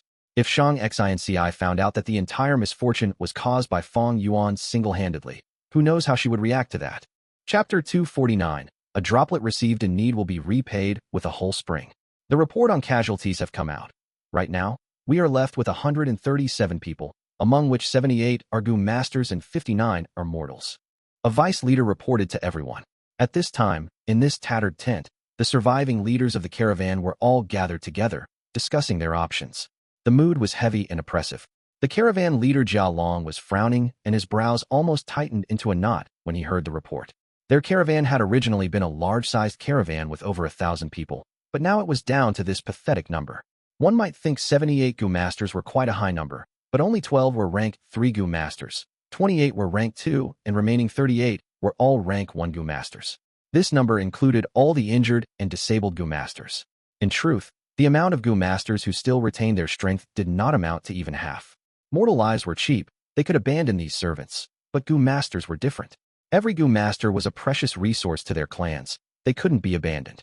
Jia Long knew these disabled Gu masters were a huge burden to the caravan, and were just adding more problems to the already crumbling logistics department of the caravan to preserve their lives and treat their injuries. However, Jia Long didn't dare to abandon them. If he abandoned the Gu masters, the morale would completely break down and all the remaining Gu masters would feel insecure. The whole caravan would collapse. Their end result would be food for the beast groups. At this time, the vice leader who had reported the statistics changed the subject. The only fortunate thing is there are still a lot of goods remaining in the caravan. If we distribute these ownerless goods, then the primeval stones we distribute will be enough to make up for most of our losses. In the calamity just before, there were many deaths, but the loss to goods was instead few. If the goods were equally distributed, the survivors could instead profit from this. Almost everyone present in the tent had shining eyes now. Merchants chased after profits. Even if they were in danger, this innate nature did not change. The group of people began looking at each other before Vice Leader Chen Shuangjin coughed. I feel that equal distribution isn't quite proper. In the battle just before, my Chen clan has sacrificed the most, and has also killed the most white feather-flying elephants. I want at least 30% of these ownerless goods. 30%. Impossible. How much did your Chun clan sacrifice? What about my Wei Qi clan that had to sacrifice a young rank 2 peak stage genius? No matter what, our Ji clan demands 20%. The commotion in the tent began to turn into disputes. Everyone felt greed in front of benefits. Only Shang Xin Ci was sitting silently in the group. The stronger groups demanded more. The weaker groups demanded equal distribution. The dispute was turning fiercer and even attracted many inquiring gazes from outside the tent. Shang Xin Ci suddenly stood up. The tent suddenly quietened down. Everyone. Shang Xin Ci's beautiful eyes swept over everyone. The urgent matter is not the distribution of these goods, but how we should continue forward. Maybe there will be more beast groups at the next moment. We are in the same boat and are tied together by fate. However, our individual strength is limited, so we need to collaborate together to have a chance at survival. She paused for a moment and continued. I suggest that we will all contribute our goods and take out the things which can be helpful to us. As I proposed it, my Zhang clan shall act as the example. I am willing to contribute all of the goods in my possession without seeking compensation. What? Free contribution? Momentarily, many became tongue-tied. Huang Jin, Jia Long and others all showed different expressions. I am tired. I hope everyone can agree on an effective method soon. I will take my leave. Saying this, Shang Xin Ci nodded her head and opened the tent flap. She hadn't even walked 5 steps out of the tent when a huge commotion broke out in the tent. Now that Zhang clan's goods were also added on the list, the benefits had become even higher, making everyone frantic. Shang Xin Ci's steps slowed, but she just clenched her fists and heaved a deep sigh. She was also a merchant and naturally wanted to chase after profits. Her so-called voluntary contribution just before was of course not heartfelt. It was just that the current situation had forced her. She was like a child who was carrying a large sum of money and had no choice but to protect herself as she walked among the adults. When she walked back to her tent, she saw Xiao Dai curling up and weeping at the corner, her eyes bloodshot. She had grown up and lived together with Shang Xin Ci almost all her life. The horror from white feather-flying elephants was bursting out right now. Xiao Dai. Shang Xin Ci sighed and sat beside her, consoling. Missy, I am scared. Weep weep. Lord Zhang Zhu hasn't returned yet. It can't be, it can't be. Xiao Dai buried her head in Shang Xin Ci's chest as she wept bitter tears. Shang Xin Ci patted her back and spoke words of comfort, but Xiao Dai still continued to cry. Xiao Dai, Uncle Zhang Zhu might not return ever again. Shang Xin Ci said in a heavy tone. The moment these words were said, she clearly felt Xiao Dai's body shiver. Missy, that's not true, that can't be. Xiao Dai raised her head, her eyes were bloodshot, and she was repeatedly shaking her head. Accept the truth, Xiao Dai. Shang Xin Ci suddenly said in a strict voice. From now on, we can only rely on ourselves. Don't cry, crying won't solve any problems. Rely on ourselves? But we are both mortals, if not for Lord Zhang Zhu. We couldn't have even embarked on this expedition. Xiao Dai said with eyes filled with tears, her morale low. You are right. If it was not for Uncle Zhang Zhu's identity, how could these people let me become on of the vice leaders?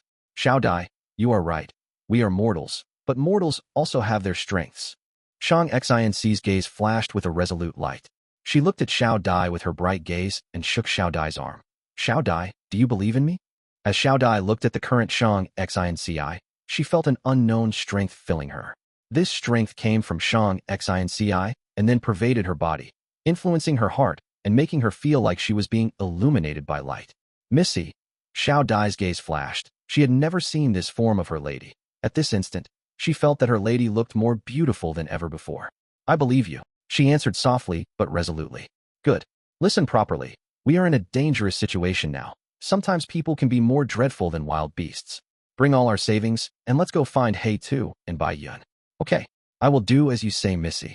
After about 5 minutes, in the tent, Fang Yuan and Shang Xin Ci was sitting cross-legged opposite each other. Fang Yuan stared ruminatingly at the beautiful girl in front of him. You are telling me, you've already contributed all of our goods for free? To those insatiable hyenas? Yes, that is so. Shang Xin Ci calmly admitted. Fang Yuan's lips curled up. His gaze towards Shang Xin Ci was filled with admiration. She was truly smart, having the resolution to let go. Zhang Zhu was dead. Shang Xin Ci was only a mortal, and even if she represented Zhang clan, her position was not equal to the other vice leaders. It would be easy for these Gu masters to swallow Shang Xin Ci's properties. They would kill Shang Xin Ci and put the blame on the beast groups. No one could say anything at that time. Zhang clan also wouldn't investigate thoroughly for a mere Shang Xin Ci. To Shang Xin Ci, these goods on her hands had become incomparably hot and could court disaster towards her. Hence, she wisely chose to give up these cause of disaster to others and guarantee her safety. However, she was very aware that this type of safety wasn't reliable at all and thus came here. I came here to apologize to you. I am really sorry. Shang Xin Ci bowed towards Fang Yuan. You borrowed these goods, so these goods should have been yours, but I rudely took the matters into my own hands. As an apology, I ask you to please accept these. Shang Xin Ci brought forward the 2 wooden trunks. Without even opening them, Fang Yuan knew these trunks were filled with primeval stones. Most of it was what he earned himself and the 50-50% shares of Shang Xin Ci as well. Fang Yuan couldn't help but observe Shang Xin Ci. Their gazes met each other in the air, gradually coming to a tacit understanding. They were both smart and understood many things without them having been said. In Shang Xin Ci's perception, Fang Yuan was deliberately hiding his identity and could very possibly be a Gu master. From all his behaviors till now, Shang Xin Ci felt he was a reliable person. If there was someone who could still help her, Fang Yuan was no doubt the best choice because she felt at ease towards him. However, she also had some misgivings. First, she didn't know what strength Fang Yuan truly possessed. There was a huge difference between rank 1, rank 2, or rank 3. Secondly, there was definitely some painful backstory for Fang Yuan to hide his identity, so he might not necessarily reveal his identity to help her. Shang Xin Ci had offered up all the goods without getting Fang Yuan's consent, and after getting the most basic guarantee for safety, she brought out all her savings to find Fang Yuan. She was saying it was her apology, but this action was actually inviting Fang Yuan to her side, hoping to obtain his help. She knew Fang Yuan and her were the same type of people and could come to a tacit understanding of smart people. The 2 gazed at each other for a long while before Fang Yuan smiled and broke the silence. These primeval stones, it is better for Lady Zhang to take them back. Shang Xin Ci's expression slightly paled as her heart sank. From her understanding, Fang Yuan refusing these primeval stones meant he was refusing to help her. However, what could she do about this? Even if she talked of it, Fang Yuan had already repaid her many times over.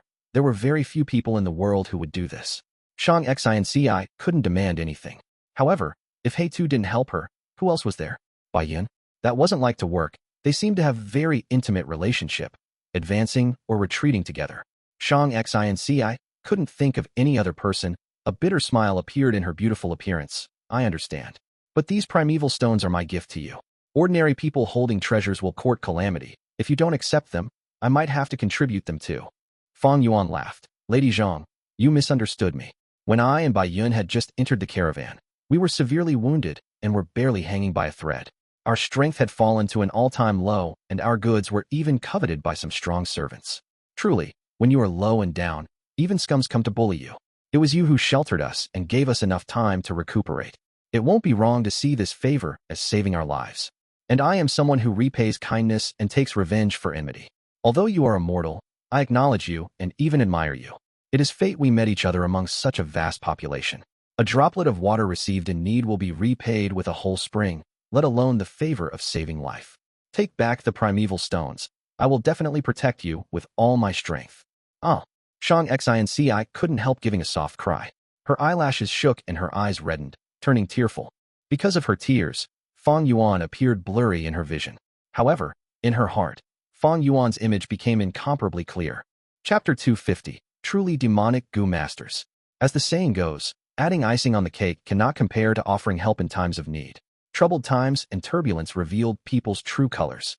Fang Yuan, however, wasn't concerned with Shang Xin Ci's expression. Next was the truly important thing. He continued, there is something I must tell you. Please speak. Shang Xin Ci wiped the corners of her eyes with her jade-like fingers and adjusted her mood. Bai Yun and I are demonic path Gu masters. Fang Yuan said. Shang Xin Ci wasn't surprised and instead nodded her head. She had already anticipated this.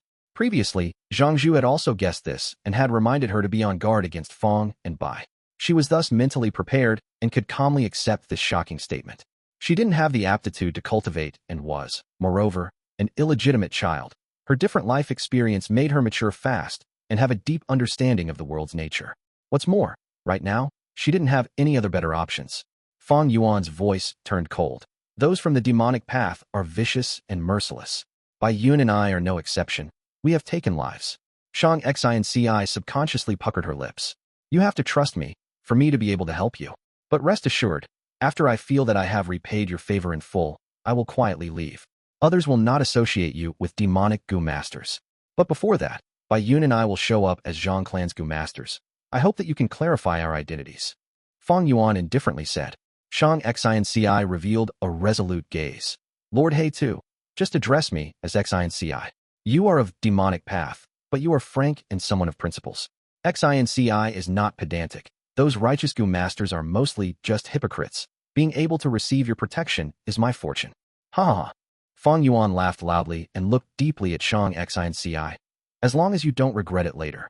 Shang Xin Ci was just about to speak when there came a sound from outside the tent. Zhang Xin Ci is in this tent. It was an arrogant and youthful male voice. Lord Gu Master, please stay where you are. Missy is having an important discussion inside. Xiao Dai blocked the man. Important discussion? Haha. All of your Zhang clan's goods have been donated. What important matters could there be to discuss? The man sneered.